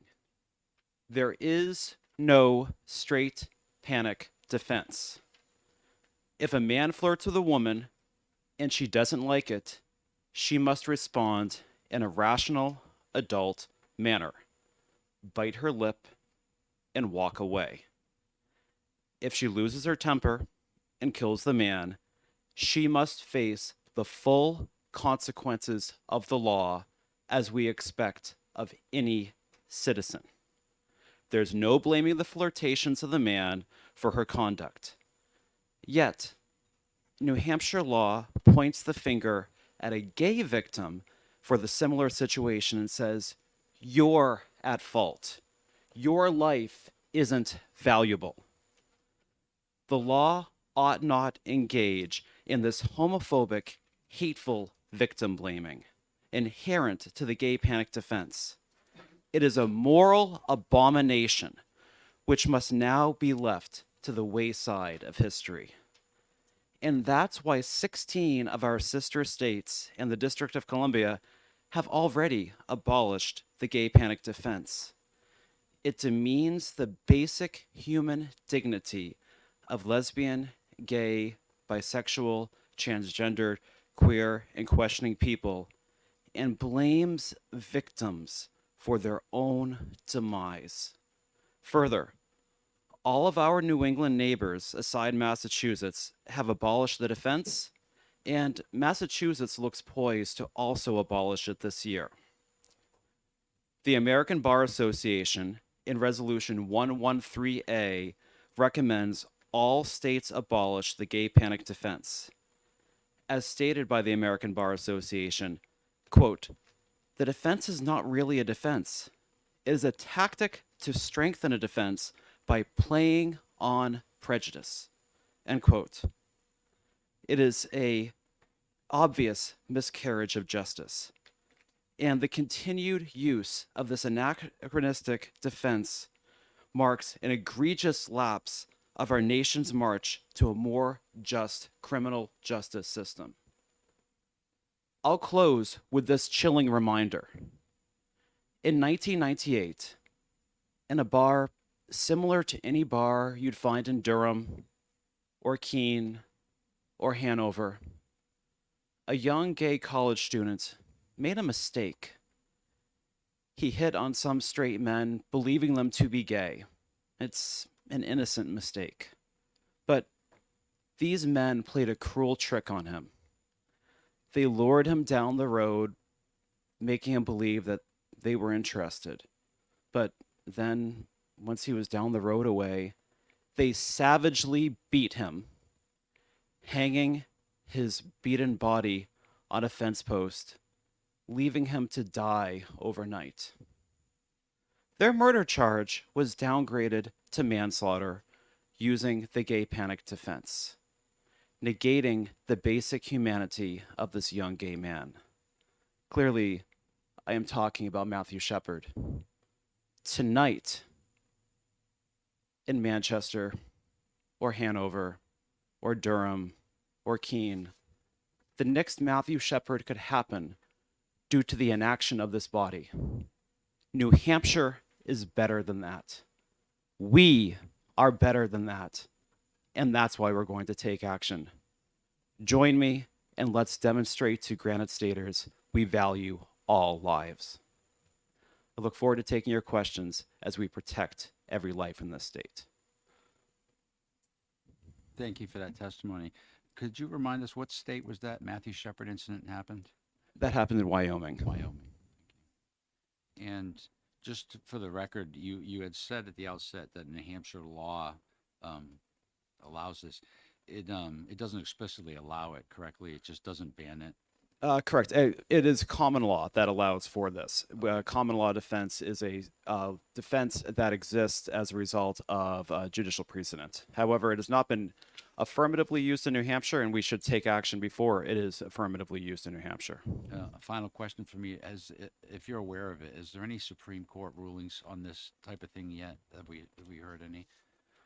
Thank you for the question. There is no U.S. Supreme Court ruling on this, and there is no New Hampshire Supreme Court ruling. However, because it has been used in other states have allowed this to go forward. Yeah, gotcha. Okay, thank you. Representative Sytek.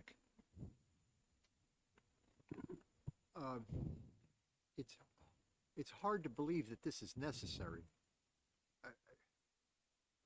The case that you cited about the young man who was beaten to death, were there any other circumstances that would reduce that? I mean, can anyone take this gay panic defense seriously? Thank you for the question, and I would agree that it's hard to imagine that this is necessary in 2023, that we are not placing equal dignity on all lives. But the gay panic defense was used. That was the partial defense, and that was the reason why it was downgraded. Indeed, there are dozens of reported cases across the country, and that is why no lesser a group than the American Bar Association, the leading group of attorneys, the leading group of legal minds in our country, recommends every state abolish it. And that is why our sister states are abolishing it. It is used, it is an abomination, and that's why we need to act. And that's why this body voted to abolish it last year. There being no further questions, what? Oh, who's what? Oh, I didn't see it there. Representative Newell. Thank you, Mr. Chairman. I'm sorry, I was a little late on the raising my hand. So just to clarify, putting this into our legislature, into our law, is preempting if anything were to happen, a situation like what happened in Wyoming. So rather than unnecessary, it's necessary to protect in advance. Is that how you would define it? Thank you, Representative. Yes, this is preemptive action, which our state does many times, that we are preventing this from happening before it is used. We don't want a situation like this to occur. We don't want somebody's life to be lost to a gay panic defense type of situation. We would prefer that an individual not lose their life or to have this defense be used, which is again why other states have abolished this defense before it is used there. New Hampshire has been on leading edge of other issues, and we should be at the leading edge of this issue. Thank you. Representative Saley. Thank you, and thank you for taking my question. I am aware that the trans community in particular is subject to more violence than pretty much any other community. Are you aware of specific cases in New Hampshire where people have been assaulted purely because of their sexual orientation, sexual expression, or gender identity? I can't cite a particular case, but I do, just out of lack of knowledge of a particular case, Representative. However, it happens every day. 1 in 4 LGBTQ people, lesbian, gay, bisexual people, will be the victim of an assault in their lifetime. And the similar statistic exists for transgender people. And this comes from FBI crime data. The reality is that the number of LGBTQ people who are the victim of an assault vastly outstrips the number of cis or heterosexual people who will be the victim of an assault in their lifetime, which is why 1 in 2 LGBTQ people will suffer major depression in their lifetime, not because being gay or being transgender makes you depressed, but being in a society in which hatred exists make you depressed. We need to act as a society to begin to address these hateful actions that occur against LGBTQ people, and addressing something like the existence of the gay panic defense is one piece to the puzzle. We are better than this as a society. Ask yourself the question, ought sexuality be used as a defense against somebody? And ask yourself this question, ought a woman be able to say that she murdered a man because the man flirted with her and then have her murder charge downgraded? Because that is the exact circumstance that exists here. Thank you for your testimony. Thank you, committee.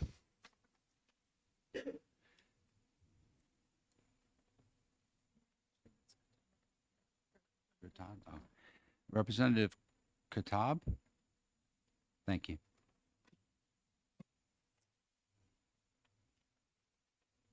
Thank you, Mr. Chairman, and to the committee for having me here today. I'm Representative Caitlin Kutab. I represent Rockingham 17, Windham. I come here today in support of House Bill 315. I did want to make one correction to something that Representative Filio said.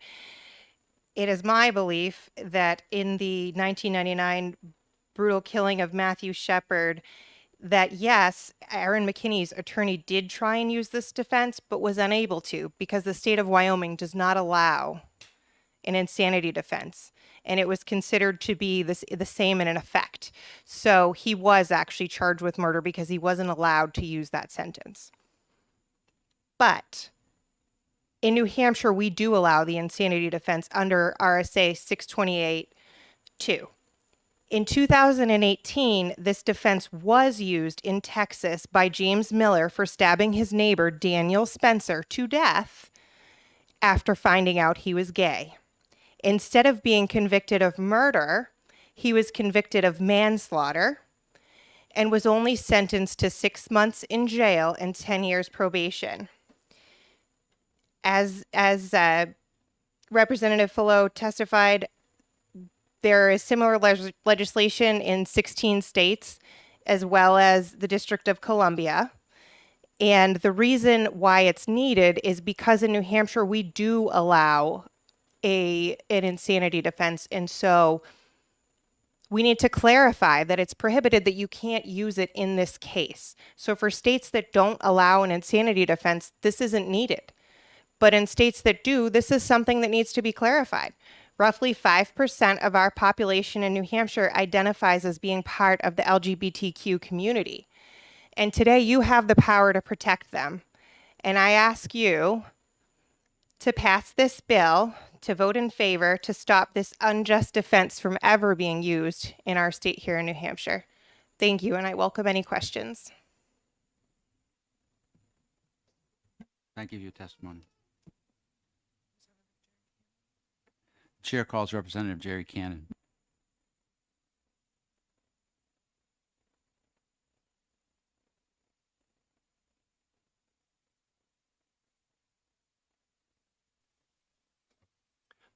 Thank you, Mr. Chair, and thank all of my fellow representatives.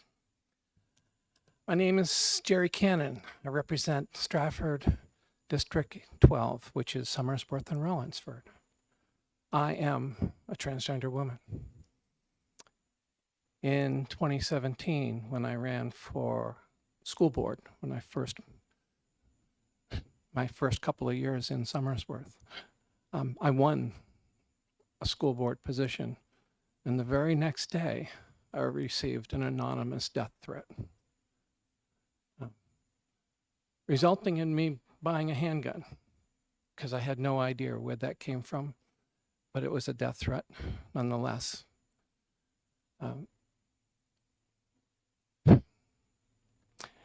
It reminded me of an event that we go through every year talking about transgender. It's a Transgender Day of Remembrance. This past year, 37 transgender people were gunned down because someone didn't care that they were transgender.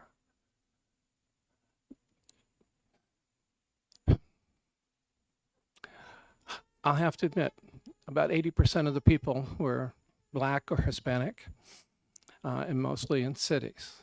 However, it doesn't mean it doesn't happen in the suburbs as well. I support this bill. We can't let people shoot an LGBT person just because they don't like them or don't like their politics or don't like that they're running for a local office or just walking down the street. I don't know if I need to say more. It has me still, to this day, I still worry about what could happen to me on the street. I know at home I have a handgun next to my bed. I hope I never have to use it, but if I have to, I will. Thank you. Representative Bolden. Thanks for taking my question. I don't know if, thanks for sharing your story. I don't know if my question is best suited for you, but I know you're really informed about this topic. As far as the function of claiming a defense when you're engaged in the legal system, is it possible, assuming that at this point someone's committed a crime, theoretically, that has earned them a jury trial, is it possible that the defense might select for jurors who would be sympathetic to such a defense? Anything's possible, so I'm not sure. I'm just curious if that's sort I'm of the not sure. risk that's trying to be addressed. I think that comes down to how they interview jurors. That would be questions to be asked. But I don't know.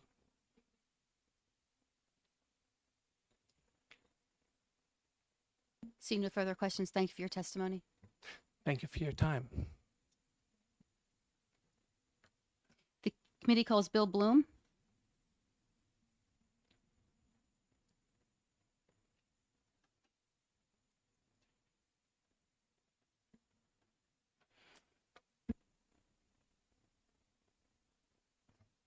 Good afternoon, everyone. My name is Bill Blum, and I'm here to speak in support of HB 315. Today, I'm here to not only talk about this bill, I'm here to talk about basic human rights. I believe in the worth and dignity of all people, regardless of gender, identity, or financial position. Let me say this a slightly different way. Right now, this very second, we are all breathing the same air. And we all, hopefully at some point today, have had some food, which in turn gives our bodies the energy to continue to be able to exist. Some of us identify as carnivores, vegetarians, and vegans. Choosing to eat meat or not is our own choice to make. This choice has no impact on the larger community of eating to survive. Where am I going with this? Hopefully it's no secret to anyone here that I am part of the LGBTQ community. Living as a non-binary individual, I unfortunately have lived experience with discrimination and bias. I lost my job without cause in September of last year, and I also am having a difficult time finding new employment. This could be for a number of reasons, some of which might not be obvious as of yet. Living my authentic life has cost me so far a ton, and I wouldn't change it for anything. As a fellow human being, my ask to you is to not expose me to discrimination in the potential final moments of my life. As the knife enters my body and turns into my heart, I wish to ask myself, did I live a complete and good life? And not, did this blank hole know that I was transgendered? Thank you.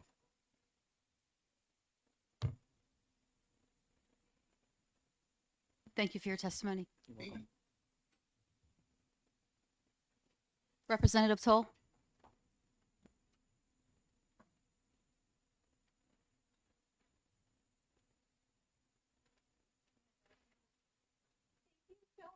I'm so lucky that what a great body this is that so many people are offering to help with my newborn. I'm very grateful. So thank you, everyone. Honorable members of the Criminal Justice Committee, my name is Amanda Elizabeth Toll, and I represent Cheshire 15, which includes constituents in Keene, Walpole, Westmoreland, Hinsdale, Chesterfield, and Surrey, New Hampshire. And I'm here today in support of HB 315. I think the vast majority of New Hampshire constituents, regardless of political party, support codifying LGBTQ+ rights into law and making New Hampshire a welcoming state. Every New Hampshire constituent knows and loves someone who is a member of the LGBTQ+ community. In my city of Keene, the school board unanimously passed an affirming transgender policy, and Keene State has a flourishing Pride Alliance. By and large, my constituents reject bigotry and support inclusiveness.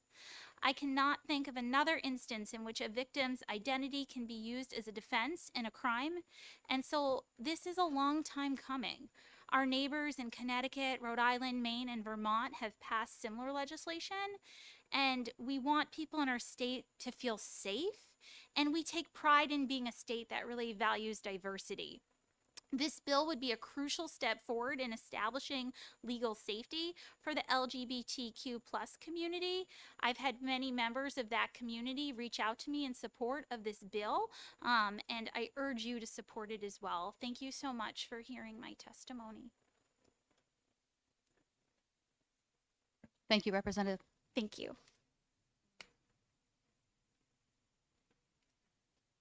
Lynn Jacause.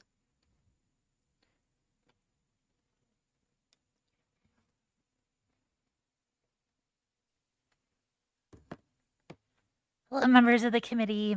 My name is Linz Jakehouse, and I live in Dover.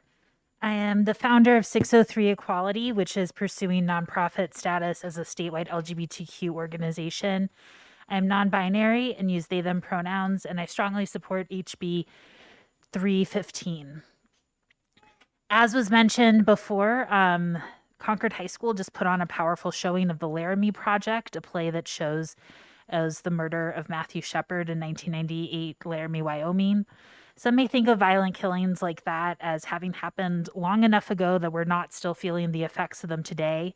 But just this past year, at least 32 people were murdered for being transgender, and LGBTQ plus people in our state have seen increased violent threats. In November, a small number of white nationalists, including the Proud Boys and their sympathizers, showed up outside the Teetotaler on Main Street in Concord to protest a drag queen story hour. And over 100 people showed up to show support for the LGBTQ community.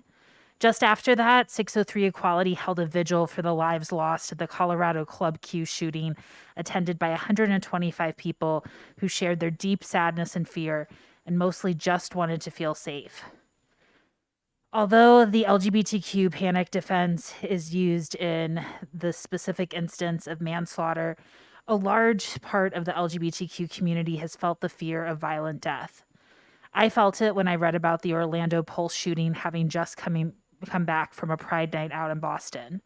That fear is multiplied for LGBTQ people who have disabilities and who are Black, Indigenous, or people of color.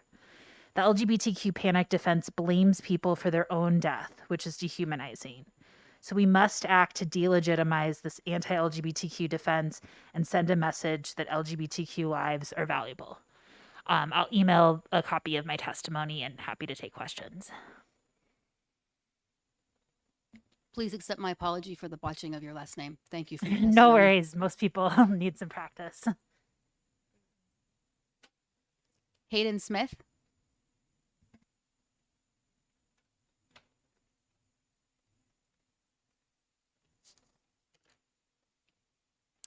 Thank you, and good afternoon, members of the committee.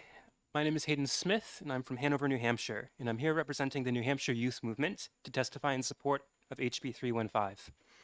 Our organization's membership includes many LGBTQ plus young people from across the state, and it is critical that we pass this bill to ensure that they are afforded equal justice under state law.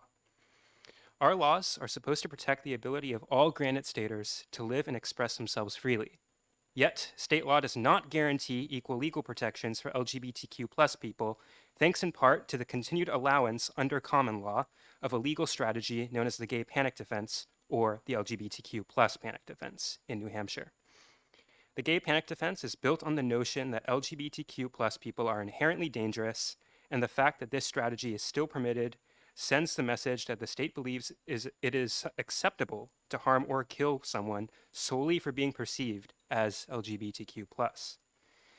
In effect, this strategy demonizes LGBTQ+ individuals who express themselves openly and exposes them to mortal danger. Several of my dear friends and colleagues belong to our state's LGBTQ+ community, and it is unconscionable to me that the state treats them as if their lives are of a lesser value than others. Our state owes LGBTQ+ people equal protection under the law, but we still do not have that as long as the gay panic defense and similar practices are permitted.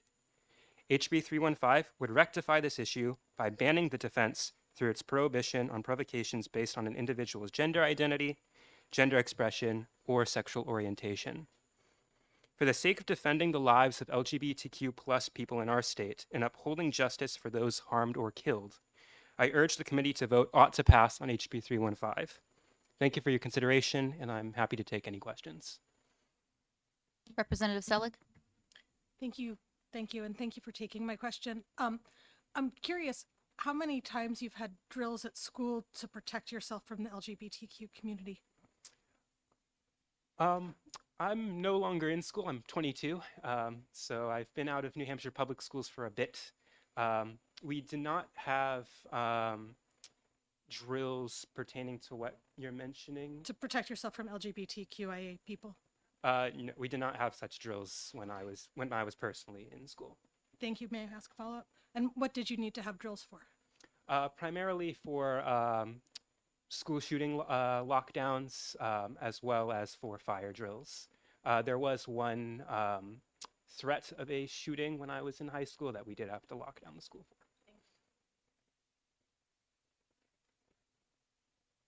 Thank you for your testimony. Representative Knoll? Seeing as you have been, thank you, Madam Chairwoman, and thank you for taking my question. I have a son who's in high school now, and kind of seeing what's happening there, it's very concerning. A lot of homophobic and things like that. I'm wondering, since you have been out of high school for a little while, would you see that as a change or an increase, or was that your experience when you were in New Hampshire schools? When I was in school, at least, could I ask you to clarify the question? I just want to make sure I'm answering. It would seem to me that there's been an uptick and an increase in those type of in seeing that manifested in the high school. And I'm not sure, because my son, this is his first year in high school. I'm wondering if this is a change, if it's actually an increase, or if it's been steady. Does that make sense? I'm sorry, I'm not. Could I ask an increase in what? In homophobic attacks. Okay. Thank you for answering. Thank you Sorry. for clarifying. That makes sense. Well, I will say I do. I think it is. I have seen more reports, at least. I do keep up with some news in my school district after I graduated of homophobic incidents. I think some of it may be attributed to the fact that we're finally becoming more aware that such things are homophobic, and people are more able to report them without facing as much retribution as they used to. But yes, I have noticed an uptick in reports of behavior I'm in the Upper Valley school districts, at least. Thank you. Thank you for your testimony. Thank you.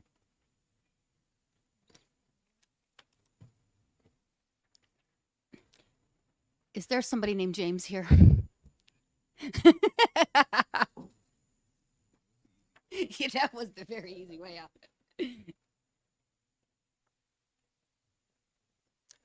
Hello and thank you. My name is James Bommersbach. I am the legislative chair for New Hampshire's Psychological Association. I'm also a practicing forensic psychologist here in New Hampshire. I'm here today to testify in support of Bill 315. I thank the committee for their time. I'll be happy to answer any questions to my best of my ability at the end of my testimony. I would simply like to point out a couple of points to the committee at this time. First of all, as a practicing forensic psychologist, the question before, or relevant in this case, is whether or not, first of all, that this defense is used, and the answer is yes. I believe information I've read has said there's been about 200 to 250 cases that have proceeded nationally using this as a legal defense. So obviously this is rare, but it is used. Second of all, in about 13% of those cases, the efforts were successful to get this defense through to a jury. So while, again, not the majority of cases, we do see that this is a defense that is used and is successful at times. I will tell you as a psychologist that I am not aware of any research that identifies gay panic or LGBTQ panic as a legitimate psychological phenomenon. This is purely a legal phenomenon, a legal work of art by defense attorneys in order to establish that there is some sort of diminished capacity or some sort of mental crisis which causes a person to lose control of their actions at the moment that they commit this crime. In short, there's no evidence for that as a reality. So what we have here is a defense that is sometimes effective and that does sometimes get used, that is based on a legal fiction. And so in that regard, I am in support of banning this as a legal defense here in New Hampshire. I will note with, in agreement with what else was said, that this is, to my knowledge, this has not been used in New Hampshire, but that does not mean that it will not potentially be used in the future. I would also like to point out that the American Psychological Association, as recently as 2021, has noted that use of gay panic and also just the allowance of gay panic as a legal defense is considered to be a form of bias against the LGBT community on an institutional basis. In other words, what we're looking at here is an attempt to recognize the rights of these people to exist and to have secure that they will receive justice in the same way that anyone else would expect to have. So I will happy to answer any questions regarding this bill. Thank you.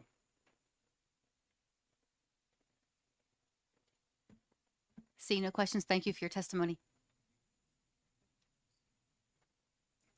Erica Perez.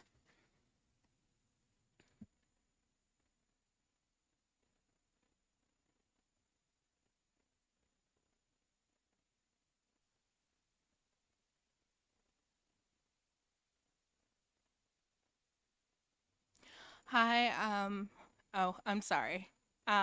Good afternoon, members of the committee. My name's Erica Perez. I represent New Hampshire Youth Movement. Today I won't be reading my own testimony, but one of our members, Jordan King, who's 19 years old. So my name is Jordan King. I'm a resident of Milford, New Hampshire. I'm urging this committee to pass HB 315, which would ban the gay panic defense from further justifying the murder of LGBTQ+ people.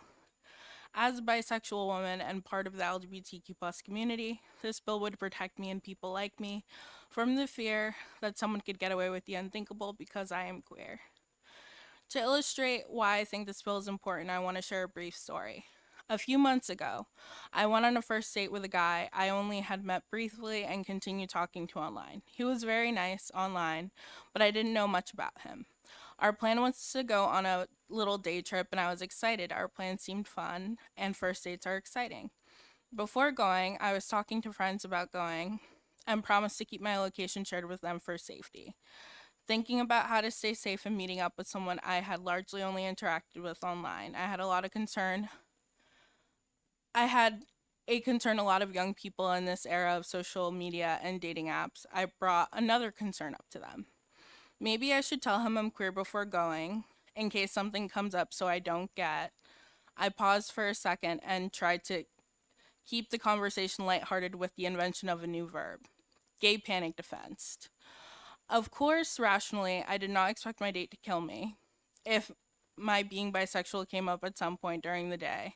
However, the fact that I thought of that and did end up telling him beforehand just to be safe shows the harm of allowing someone's sexuality to justify hateful murder. Growing up, knowing the gay panic defense existed and was the law in New Hampshire while I was discovering my sexuality and coming out meant that since my early teenage years, I lived with the understanding that the law and the government would look the other way if one day I joined the list of people whose lives had been cut short by hatred. That apathy on the part of the state was an additional weight to the realization that people out there would hate me for who I was so much they would want to kill me. Growing up as an LGBTQ+ person meant hearing about hate crimes and thinking that could never happen to me before realizing in the back of your mind you knew it could. People like me in states with the gay panic defense have an additional fear when coming out, because a bad response could be more than someone not accepting you, but could mean someone killing you without consequence. The existence of the gay panic defense tells LGBTQ+ people that not only do our lives not matter, but the hatred we face is justifiable and our fault. LGBTQ+ people in New Hampshire have lived with this weight and apathy of the government for long enough. It's past It's past time this committee and the general court recognize LGBTQ plus lives in New Hampshire matter and protect them from by passing HB 315 and banning the gay panic defense. Thank you. No questions. Thank you very much for your testimony. Is there anyone wishing to testify on this bill who has not submitted a card and testified already? There being none, I thank all the witnesses for their testimony. Hereby close the public hearing. And the next one is 2 o'clock, 10 minutes. The committee will be recessed until 2 p.m. And you're going to take.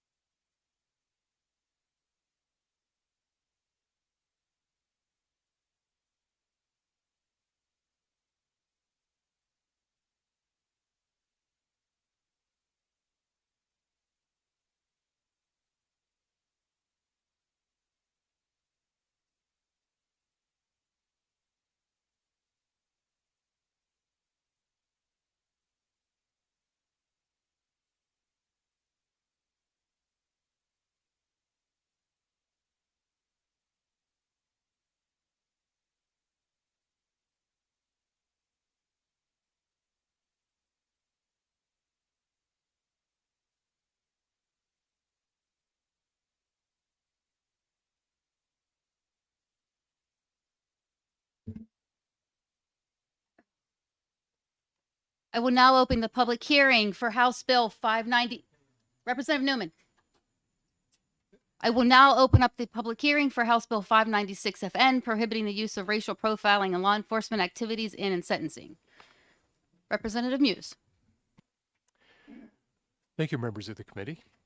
HB 596 is a bill that attempts to draw a couple of very specific lines in the sand. First of all, it would prohibit the use of racial profiling by law enforcement personnel in New Hampshire, and it would also prohibit race or ethnicity from being a factor considered in determining a defendant's sentence in a criminal case. In 2021, as you know, the legislature passed a series of comprehensive police reforms after the death of George Floyd. Those reforms were passed in a bill, SB 96, and much of the content of SB 96 was a result of the work of the LEAC Commission. Unfortunately, there were things there were recommendations that the LEAC Commission made that did not make it into the final version of SB 96, including a provision that would have required the state to collect data on stops made in the state and collect racial and ethnic data on that. And the purpose of that was really to try to to basically gather data to try to determine whether New Hampshire had a racial profiling problem. Since that part of the bill didn't make it through in 2021, one of the things that we have learned is that racial profiling does exist in New Hampshire. It continues to exist. The Granite State News Collaborative did a very comprehensive two-part series 2 years after the LEAC Commission disbanded on racial profiling in New Hampshire. So the issue isn't so much whether or not we're collecting enough data to prove it. The issue is that we do have a problem, and as a country, we have a problem with racial profiling. The incident with Tyree Nichols that's been in the news lately was the result of a stop that initially started for reckless driving. And one of the things, as I read the news reports, that's been disproven was that he actually wasn't driving recklessly when he was stopped. And unfortunately, what happened to Tyree Nichols is not an uncommon occurrence in this country. In 2021, the New York Times did an investigation, and basically one of the things that they discovered was that over a 5-year period, 600 people were killed in the United States after traffic stops. We're not talking about arrests here for commission of crimes. We're talking about people who were killed after being stopped by a law enforcement officer during a traffic stop. And 400 of the passengers who were killed had no weapon and were not being pursued by for a violent crime. There are over 30 states currently that prohibit racial profiling in one form or another by statute. And unfortunately, New Hampshire isn't one of them. And one of the reasons why I wanted to submit this bill in the first place is I do think it's important for us to make a statement of policy that under no circumstances is it acceptable for a law enforcement officer in the state of New Hampshire to racially profile another person. This is aberrant behavior. The Bush administration essentially prohibited it from being done at the federal level back in 2003. And I think sometimes it just takes a while for us to catch up. And one of the things that I also wanted to leave you with is that Governor Sununu, when he actually signed SB 96 into law in 2021, said the LEAC Commission isn't a one and done. The most important part of what this group has done is creating something which is living and breathing and will forever live within the state to keep ourselves ahead of the game. So one of the things that the governor alluded to was that the LEAC Commission really was the starting point for addressing issues when it comes to police misconduct, when it comes to things like racial profiling. It wasn't the finish line.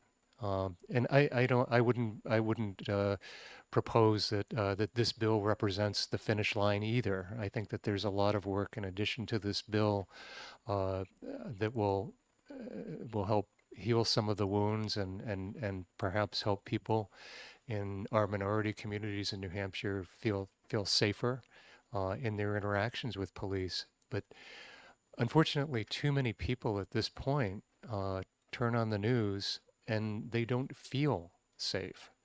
They feel that there's one standard that is applied when police officers are stopping people who look like me, and another standard that's applied when it comes to people who look like them.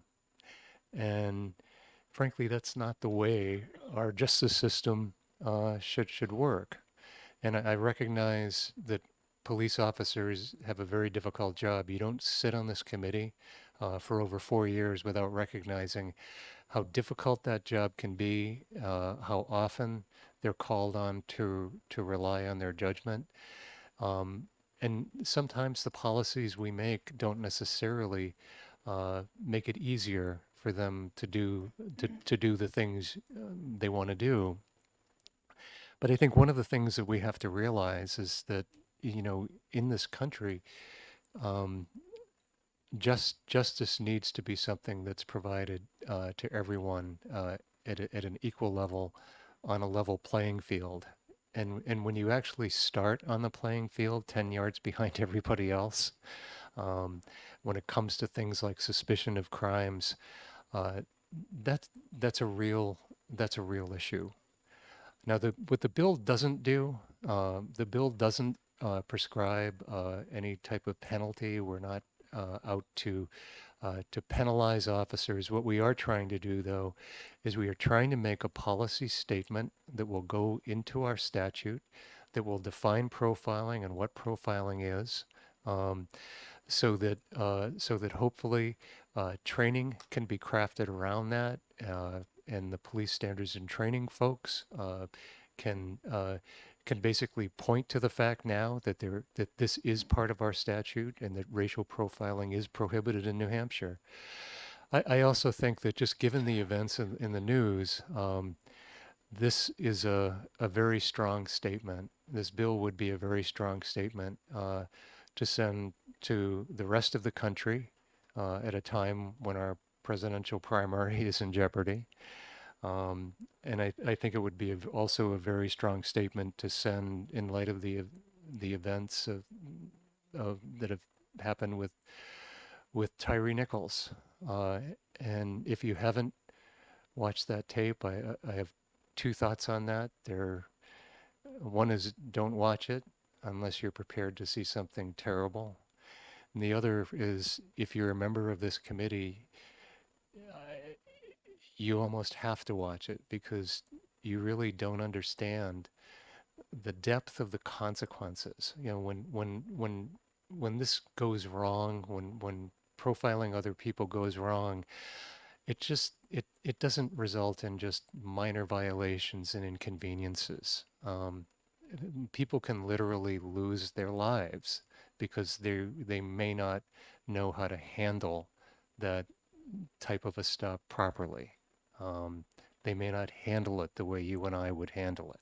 And one of the reasons they may not handle it the way you and I would handle it is they have an entirely set of different things that they need to be afraid of in those interactions that long experience has taught them that they need to be extremely concerned about.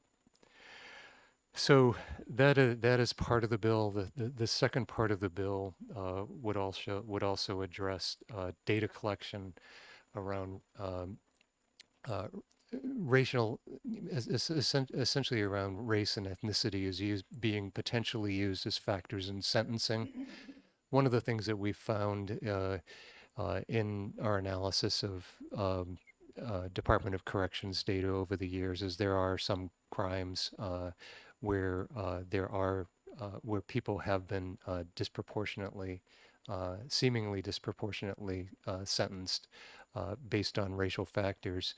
Again, the purpose of that part of the bill really is data collection to verify the extent of the problem. And given the level of cooperation that we've received from the Department of Corrections when it comes to providing data for us on things like sentencing bills, I'm cautiously optimistic that the Department of Corrections can provide the information that we're being asked, that they're being asked to provide in the bill, and that information can be used to either correct a situation that may need to be corrected, or to show that no, in New Hampshire, we don't have that problem, or we don't have that issue. But again, there are so many things in this committee that come down to having the right data, and so often we don't have the data to prove it. And just circling back to where we started, with racial profiling, we tried to come at this from trying to get the data first. And I think one of the things that we found is that between getting driver's license changed and between having provisions taken out of laws to create study committees that then recommend the creation of other study committees that never get made, it's very easy to sort of lose track of where we are. And when it comes to racial profiling, I believe the time is right for a policy statement from us outlawing this practice in our state. And with that, I'll stop and take any questions that folks have. Thank you, Representative. Thank you, and thank you for taking my question. I'm just curious. I know you come from the Seacoast. I'm curious if you've ever had the experience of either being stopped for driving while white or stopped for shopping in a high-end store for being a white man going through the store. I have not, but I will relate an experience I had to you just last night. I'm not quite sure I should be relating this to you, but when I came through TSA, I spent the last week traveling out of the country, and when I came back in through customs, the gentleman took my passport and asked me, "What's the password?" And they're going, "Password?" And he said, "Yeah, I have a notation here that you had your identity stolen a few years ago, and you were asked to create a password, which I see you did." What he did, it was very nice of him, was he gave me hints. And what that did was it saved me from actually having to stand by a wall and wait for another officer to take me downstairs and interrogate me for an hour. Unfortunately, the gentleman who was in front of me was black. And one of the things, essentially, we couldn't hear the conversation, but the part of it that we could hear was that he evidently was carrying some vegetables or fruits in from another country. And he was basically told to stand by the wall, and he was there when we left. The treatment of the officer towards that gentleman may have been perfectly appropriate, given the fact that he evidently was carrying some things that he wasn't supposed to carry. But what was probably inappropriate was the fact that he kind of gave me a pass that I'm not sure that other people would have gotten. And on the one hand, when you're the recipient of that, you're grateful for it. It was nice not to have to wait around the airport for another hour at 11:30 at night. On the other hand, you just wonder that not everybody gets that kind of treatment. And I think that's one of the things we have to kind of ask ourselves, when it comes to this sort of question. I mean, this is something that's so outside of our experiences and the way we're treated by law enforcement, the way I'm treated as a 66-year-old white man, is very, very different. But I think the fact that we are treated well and differently doesn't mean that we shouldn't be thinking of people who are not white, who may be treated differently, and to take the provisions in the law to ensure that everybody's treated equally. So, that's where I am. So the answer was no. Sorry. Are there any further questions? No. Representative Mannion? Thank you, Madam Chair, and thank you for taking my question. My question is about the first part of this. Who would make that determination that racial profiling was used? I'm sorry, by a- make the determination. Who would make that determination that racial profiling was in fact used when determining whether to issue a summons or an arrest? And if that is made, can that affect the outcome of the case? What this bill effectively does is, I think what we tried to do was avoid some of the minutia of quantifying it and getting into those issues. What we're essentially doing is making a policy statement that says this practice is unacceptable in New Hampshire, or is no longer acceptable in New Hampshire, in the same way it's no longer acceptable in over 30 other states. So what I would say, unlike a lot of the bills that we do, this one is more of a policy statement. And once we have this policy statement in statute, and we've defined racial, what this bill does is it does define profiling, and it does specifically identify prohibitions, things that are prohibited.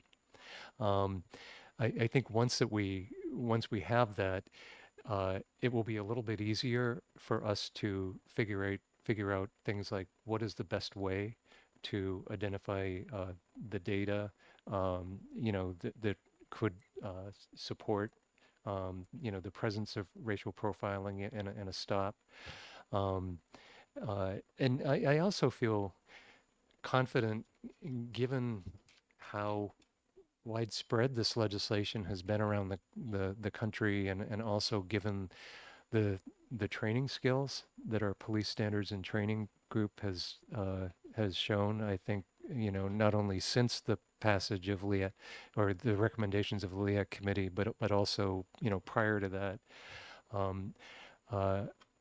I feel confident that once we have the policy statement down, the training that's provided will essentially help law enforcement officers figure out how to carry out that policy.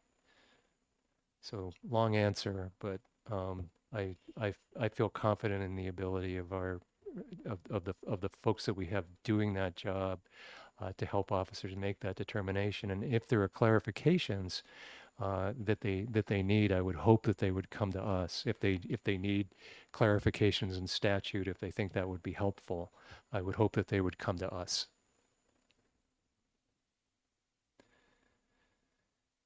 Thank you, Representative. Thank you. Jane Graham?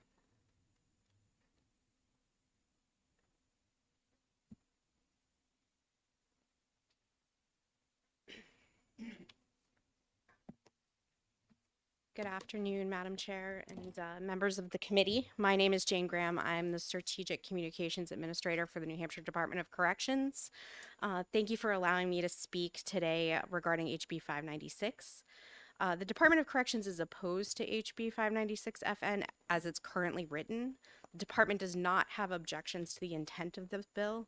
However, the reporting requirements are problematic for our department and would require us to create an additional position in order to comply with the law. The Department of Corrections currently collects and reports out certain data on its resident population. In fact, the department is one of the few state agencies required by law to complete an annual report rather than a semi-annual one. Much of the data requested in HB 596FN is included in our annual report. However, this data does not currently conform to all of the reporting requirements that are outlined in this bill. While the department is currently able to report information on a resident's minimum and maximum sentences, our software offender management system is unable to separate consecutive sentences. The department would need to add this option and potentially other features to our current program to comply with this bill, which would result in an increased cost to the department. An exact amount for this is indeterminable at this point. We would have to work on that with our vendor. The department is concerned with the language included on page 2, lines 16 through 20 of the bill, which states, "The report shall include research and gather relevant statistical data and other information concerning the existence and impact of disparate treatment of non-white persons in the facilities under the control of the Commissioner of the Department of Corrections." The language in this portion of the legislation is vague, and it is unclear what other information is required that would indicate the existence and impact of disparate treatment of non-white persons in the facilities.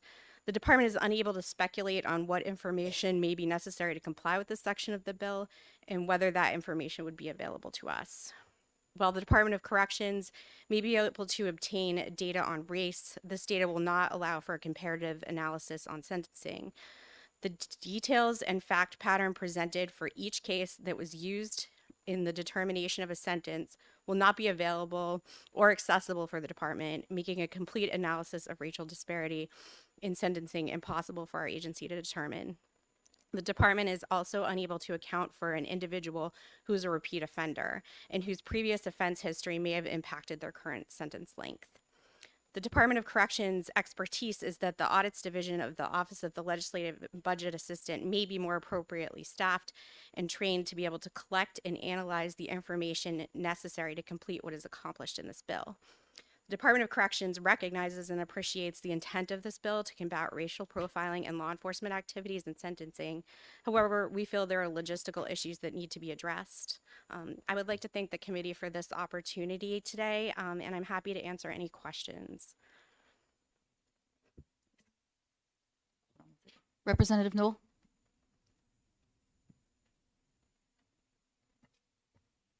Is this, sorry, thank you, and thank you for taking my question.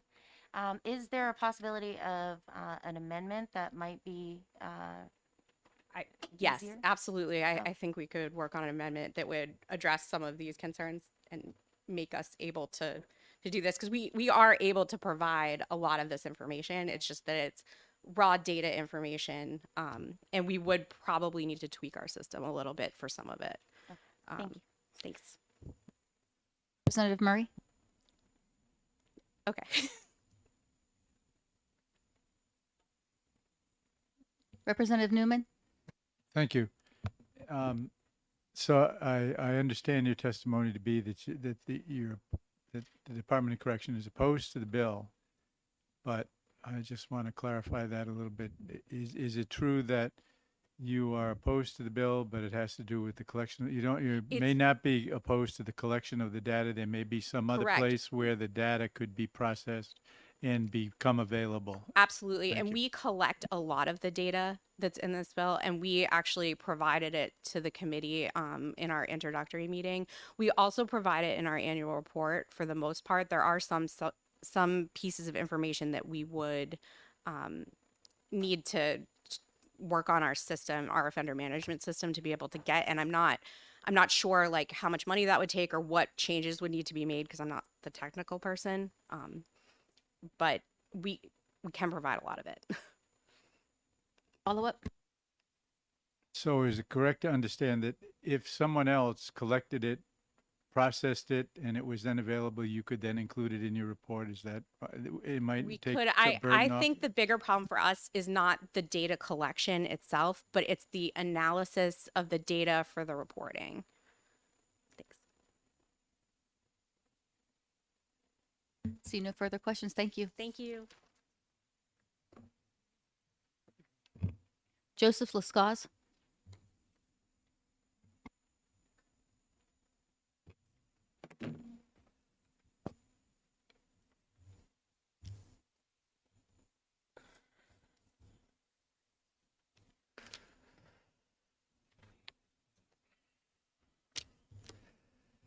Good afternoon, members of the committee. My name is Joseph Lascaz. I will be representing the American Civil Liberties Union in support of this bill. I will also be representing the LEAC Commission as a commission member, where the genesis of this concept came from in support of this. You've heard a lot of testimony today as from Representative Muse as to the history and concerns of where this bill is originating from. So I don't want to rehash that out. What I instead wanted to do was just talk about three things specifically regarding the need for this. It took up to last year, 2022, for racist comments and racist speech to officially be added to the definition of misconduct for law enforcement in New Hampshire. And I'll let that one sink in. It took up to 2022 for that to officially be recognized as misconduct. And that's stemming from situations that have occurred in New Hampshire. I will stick to New Hampshire specific cases, including Aaron Brown, Horn, as well as a situation out of Portsmouth, who a personal friend of mine was called the N-word by a police officer, ended up reporting that to the Portsmouth PD. Didn't end up going anywhere. He ended up committing suicide months later. There is another situation that was personally brought up to us by an individual in the community who went through went through the entire process and having it sworn under oath of a situation that he went through with a police department where during the course of his stop, he was called the N-word, swore under oath, filled it out, paid for an attorney, had this sent, his complaint sent to the Department of Justice, who their response to it was, they have reviewed the complaint filed on behalf of the client, and although the complaint alleges that the conduct of the police department was motivated by Mr. So-and-so's race, it does not allege a violation of the New Hampshire law against discrimination, which, with the exception of public education institutions, does not have a provision that in this context applies to government agencies or actors. The complaint also does not appear to allege an actual or threatened race use of force against Mr. So-and-so designed to interfere with his lawful actions or his rights. Therefore, the unit will take no further action. That's from the Department of Justice. That was a response that was sent back to our client. There is a need to ban racial profiling in New Hampshire, or to explicitly name it. And I'm just gonna end this with what I had posed to the commission on LEAC.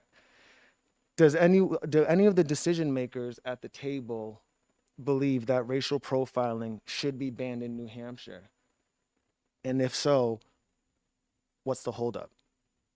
That's really what this boils down to, is whether or not we're going to send the message to the communities, to all the community members that we have in the state, that their concerns are heard, and that we're going to have a zero tolerance policy in this state when it comes to it. I'm happy to take any questions that anyone may have concerning this. Thank you. Representative Selleck? Thank you. And I apologize in advance if my question is offensive. It's the same question I asked Representative Muse. Have you been stopped for driving while black, or followed for shopping in high-end stores? The charge wasn't, I guess the officer didn't say I was being pulled over for driving while black, but I did bring up a situation where I was leaving my Concord office and traveling to the Manchester one. I had recently purchased a new vehicle.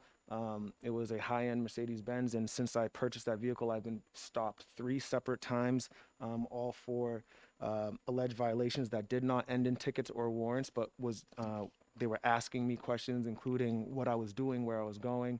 One of the officers asked me if I had traveled that road the day before, to which I told him no, it must have been a different black person in a white Benz, and he said, yeah, it must have been. And then following that situation, which I did feel that I was profiled on, I requested that traffic incident from that police department. It did not, again, it didn't end in a warrant because there was nothing. It didn't end in a ticket or anything. The officer put down that I was a Caucasian male that he had followed for a mile. I don't know how that happened, but yeah. Follow up? Thank you. And thank you. I'm sorry again that my questions are intrusive. One of my very dear friends comes to visit me from Lawrence, Massachusetts, and takes local roads because he's afraid to take state highways. Representative, Sorry. please stick Yes. to the content of the bill and ask the question. Because of the color of his skin, I'm wondering whether you've had similar experiences.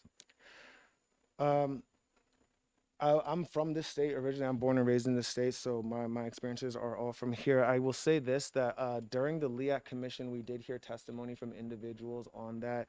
There was specifically the New Hampshire Association of Criminal Defense Lawyers presented some cases involving I believe the U.S. versus Garcia, U.S. versus Perez, two Perez's, as a matter of fact, U.S. versus Jones. These were all minorities who were traveling the highways, and the state police used a unit called the MET to use pretextual stops to pull people over to expand the scope of the stop. And these individuals were all pulled over for driving with their hands at 10 and 2 on the steering wheel. In one case, the officer said that he found it suspicious that they were speaking Spanish during the traffic stop. I don't know what's suspicious about that. But that did happen, and those were documented cases. And in all of these cases, the courts ended up suppressing the evidence and granting their relief.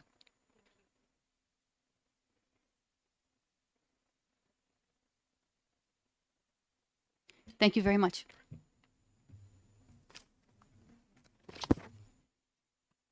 Miles Matson.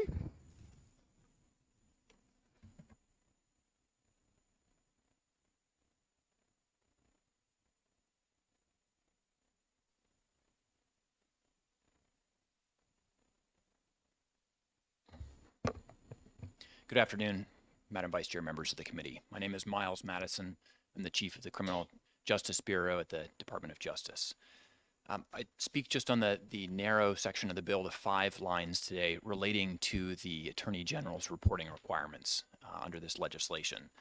So just some comment on those lines at the bottom of the first page, top of page 2.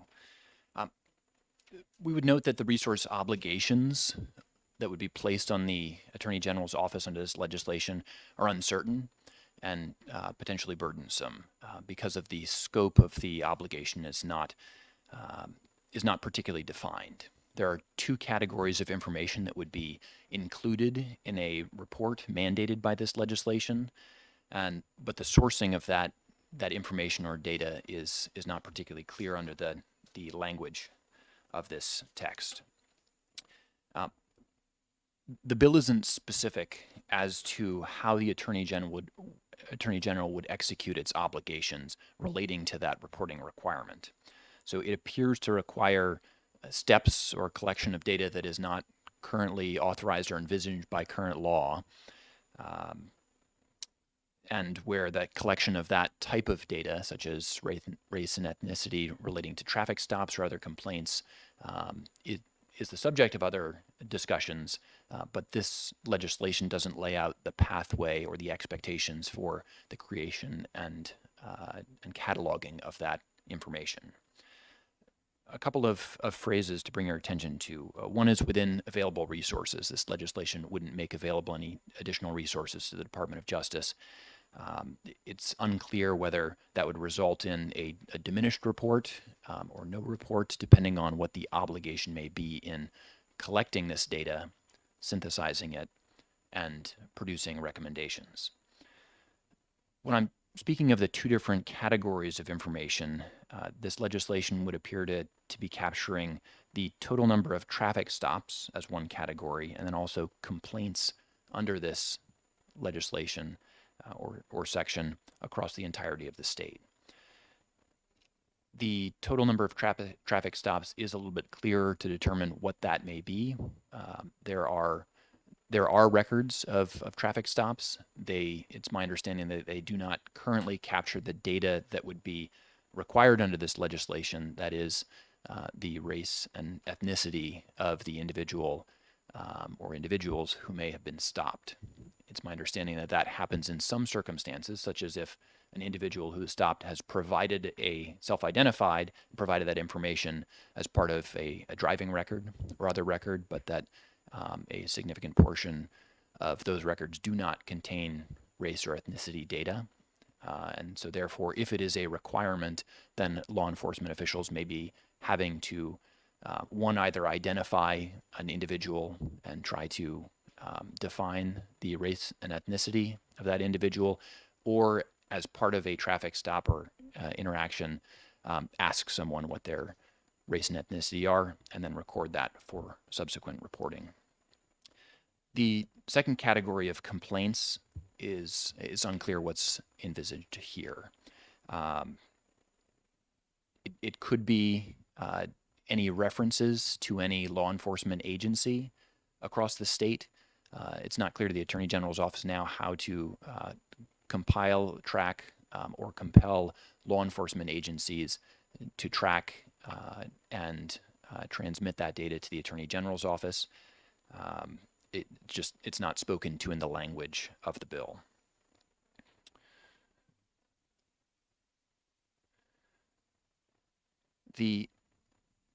Speaking a little bit to the product that is required under this legislation, it speaks to a report due July 1st of 2024, which would be reporting on the results of any review of the prevalence of traffic stops and complaints across the state, and include recommendations. There aren't any criteria in this legislation as currently drafted relating to what sorts of recommendations or what the objectives are of that report. So would note that this language is rather brief in terms of defining the role that the Attorney General would have, what sort of data collection would be compelled under the obligations here, but not spelled out in the legislation, and then what the goals of that reporting would be for the Attorney General to try to achieve. So with that, I'm willing to take questions.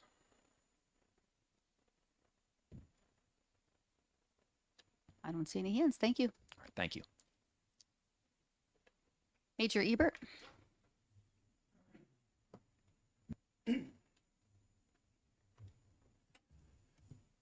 Good afternoon, everyone. Again, my name for the record is Joseph Ebert. It's E-B-E-R-T. I'm a major with the State Police overseeing the Investigative Services Bureau. So I wanted to start by making a clear declaration that we are clearly in support of there not being racial profiling within the state of New Hampshire. I come to you today to discuss, if I can direct your attention to page 2, line 20. And this was part of the information brought forward by my colleague from the Department of Corrections. That statistical data shall include but not be limited to. Our recommendation would be, were this bill to move forward, a specific carve out for a review of criminal history and a review of the facts and circumstances of the crime. So I think that what the purpose of this is pretty clear in looking for disparity in sentences. What I would submit to you is oftentimes it's been my experience that a sentence can be impacted by the person's criminal record. So I think that's really important to look at a person's criminal history and what their end sentence was. The second thing I would submit to you is that there are times when somebody pleads guilty to a given offense, takes responsibility, and says, I was wrong for whatever reason I committed this offense, and I throw myself at the mercy of the court. That person very well may end up being convicted of the same crime of somebody who says, nope, I show no remorse, I take absolutely no responsibility, and of course that's the person's right to do so. But I do think that could have an impact on a sentence where you have somebody who comes forward and says, I take full responsibility for my actions, and I apologize for whatever act was committed. So I think that there is something to be said to look at the facts and circumstances of the crime that was committed, and also a review of the individual's criminal history. The second thing that I would recommend an addition of is the addition of the zip code of the offender.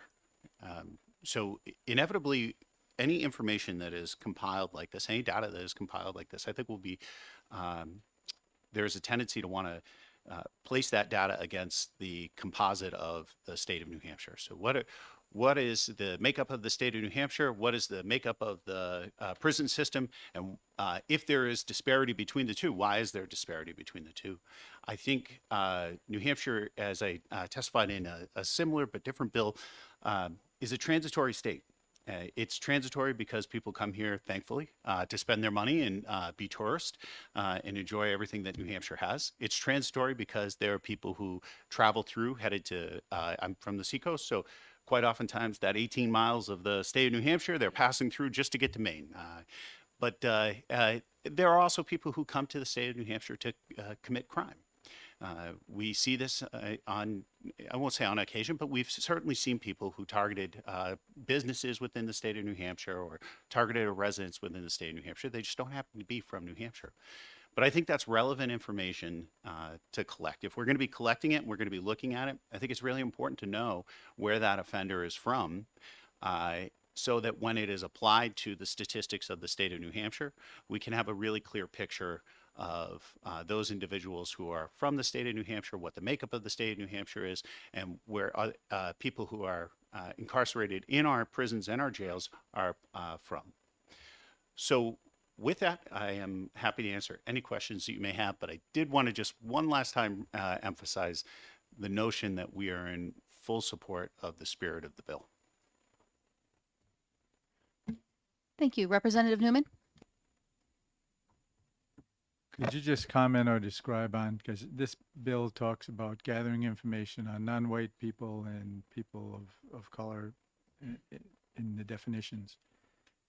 Just how difficult is it for the state police to collect information, like when they went on the roadside and they're using their computer device after a person has been charged and things like that? We went to a thing over at the state police once where one is kind of hard and the other one, after a certain thing happens, people divulge that information to the state police. Could you just put some flesh on that?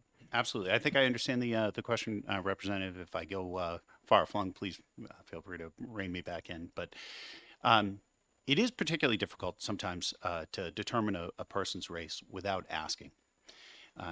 We find this and again, I'm here to testify on this bill, but I've testified before in similar bills that there must be a way to credential a person's race. I don't know what that is. I submit to you that it would make the life of the officer, the trooper, the deputy who's dealing with somebody on the side of the road particularly easier if that was predetermined prior to that roadside interaction. And by that I mean, if you're writing a summons, you can indicate what race you believe the individual is, or you can leave that field blank or undetermined.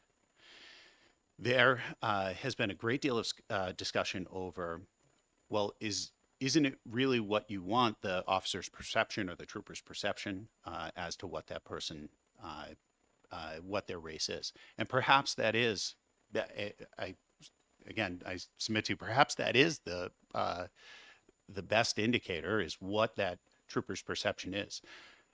However, I'll tell you that the difference between somebody who may be identify as Dominican or somebody who may identify as African American, to me may be difficult to tell the difference between, but may be wildly offensive to the individual when I hand them a summons with the wrong either race or ethnicity on there. So I would just submit to you that it's not easy, and I don't think that there is a proven methodology on how to determine that in the state of New Hampshire, but we're incredibly willing to work toward that.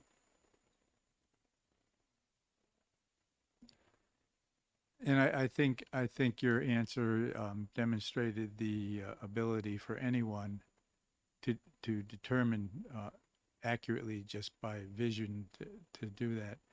And I think in that display we had over at the state police, they were very careful to say we don't want to be guessing. And I think my question was more designed towards, on the roadside, it sounded like you had a drop-down menu and it didn't have the right number of choices, or maybe the choices that would help you do it. Even if you knew what it was, you couldn't do it on the roadside.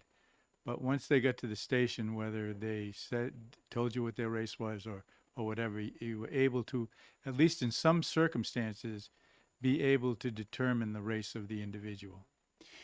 So Yeah, I think what you may be talking about there is when you take somebody into custody, as opposed to when you write a summons. So when you write a summons, everything is done right there at the side of the road, and whatever determination you're going to make in that race category is made at that moment. When you take somebody into custody, there is absolutely the opportunity to have a much greater conversation with that individual. Perhaps they disclose to you what race or ethnicity they identify as, or perhaps there's some other indicator to you in the course of your conversation as to what that is. So I think that may be what you're getting at is on the side of the road when you initially take somebody into custody, do you know at that moment what their race and ethnicity is? You may, and you may not, is the answer. And you may have more information about that when you're back at the police department. Thank you. Representative Knoll? Thank you, and thank you for taking my question. I'm thinking about the concerns that both you and the Department of Corrections have with the collection and writing a report. As regards what Representative Newman was saying, when you are collecting that information, does it not matter more what the officer's perception is rather than who, what their actual ethnicity is? I mean, I would think that it would be, yeah, that would be the point of collecting it, right, is what the officer's perception. So thank you very much for the question. And I think your question is the question that I don't think that collectively this legislature has come to a conclusion on. It is very difficult.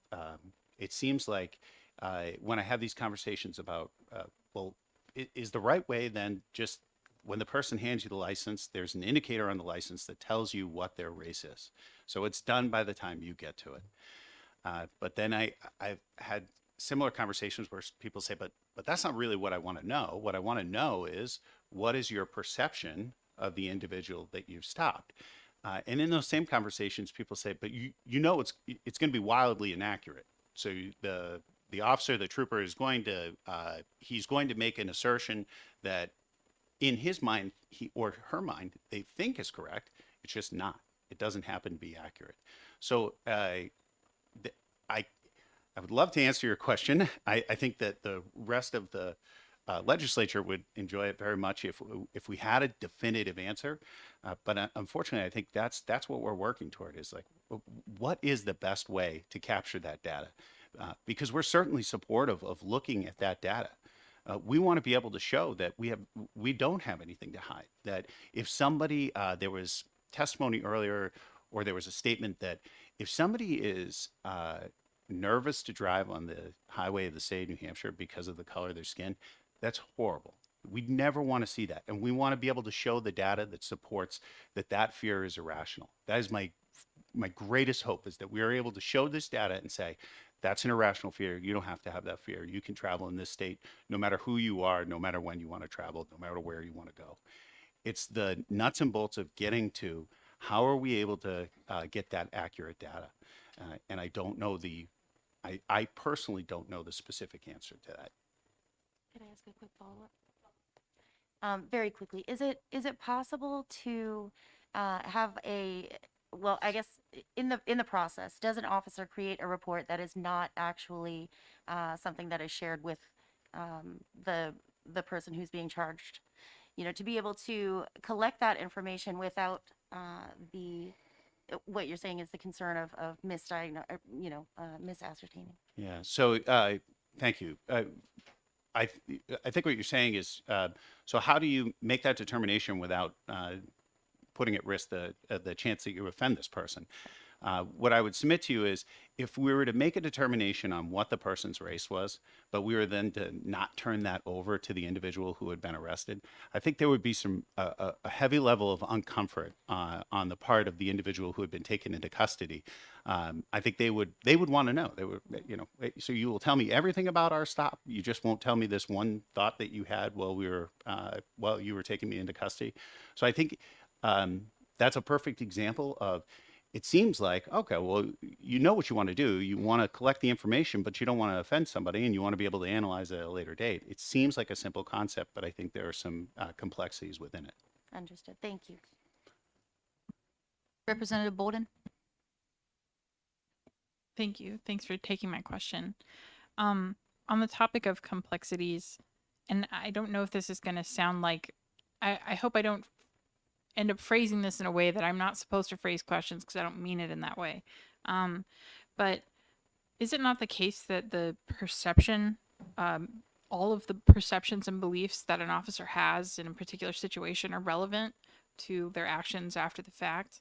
And leading, once they've established those perceptions, is not, that's kind of the purpose of body cameras. And I don't mean to be, I'm not trying to argue. I'm just introducing to you, I guess, I'm trying to form it as a question because I'm not supposed to argue with you and I'm not trying to. But like, that's the point of body cameras, is to see the officer's perspective. And so it seems to me like knowing what they were thinking is relevant for evaluating the decisions that they made. But I don't know if you have any feedback on that. So I'm not sure that I understand it, but I'm going to do my best, and please correct me if I'm not going where you think I should be. Yes, it is important to know what a trooper or an officer is thinking at the time at which they took a person into custody. There are certain things that they may not be able to accurately define. So and this goes to Representative Newell's question earlier. Is it then what you're asking, or what the body is at, the legislative body is asking, is we believe as a legislature there should be a mandate as to what the perception of the law enforcement officer was at the time that they had this interaction, what the perception was of that person's race. If that is in fact what the legislature deems is the correct path forward, I think that's something that law enforcement would balk slightly at, in that there's a high probability that you're going to get inaccuracies in there.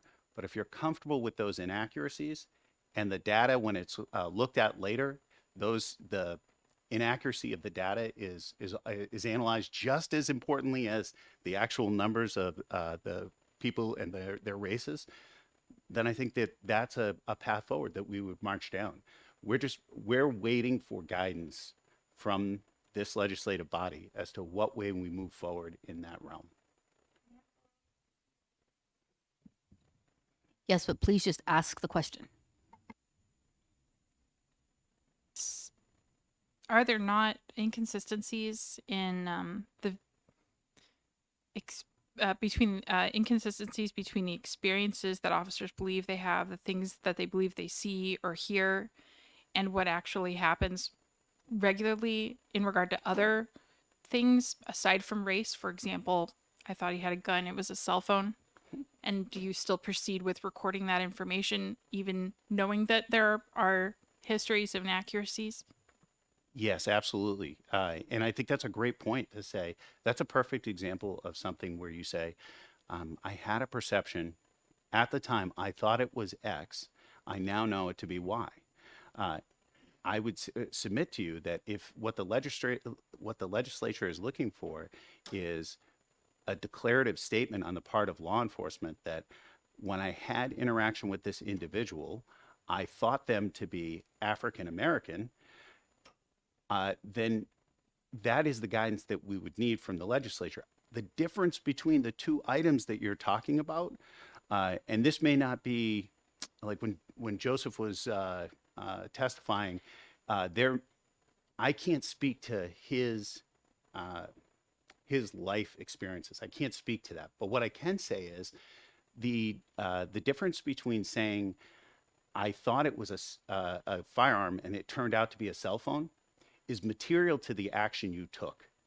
I would argue whether I thought you were white or black or anything in between is not material to whether or not I write you a summons or I take you into custody. And that's, I think, the difference between just those two scenarios. But again, I'm submitting to you, if what the legislature is looking for is a declarative statement from law enforcement, what was your perception of this individual's race at the time you came into contact with them? then I think that's what needs to be asked for. Representative, Major, I really hope that you feel like you are not the one on trial here, because I feel like we've kind of slipped down that slope. And Representative, we are going to move on. Representative Selig. Thank you. Thank you, Major, for taking my question. Last week we heard some testimony about someone else's bill about police education at the academy. I'm curious whether there's ongoing training for troopers in terms of anti-bias or learning to recognize and own their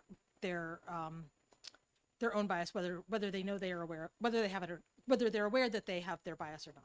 Yeah, so thank you for the question. And yes, there is ongoing training that takes place on bias, and that was part of the LEAC recommendation, and that is part of our now built-in yearly training that we take part in as a Division of State Police. Every trooper, every member of the Division of State Police goes through that training.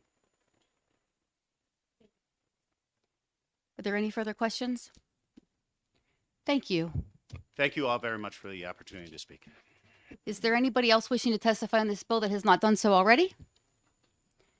Did you need something?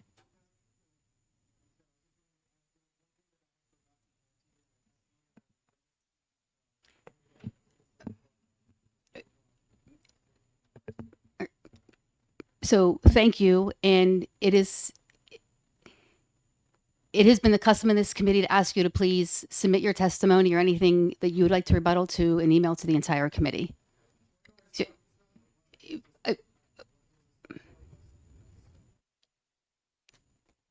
you guys want to? Yeah.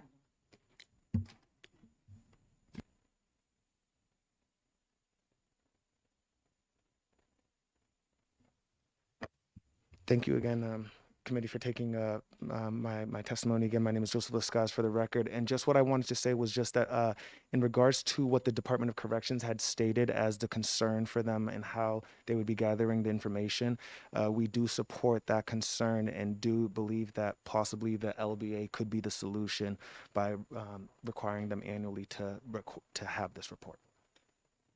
Thank you. Is there anybody else that wishes to testify on this bill that has not submitted a pink card? Seeing none, we will close the public hearing for House Bill 596. And that will be the end of our business for the day.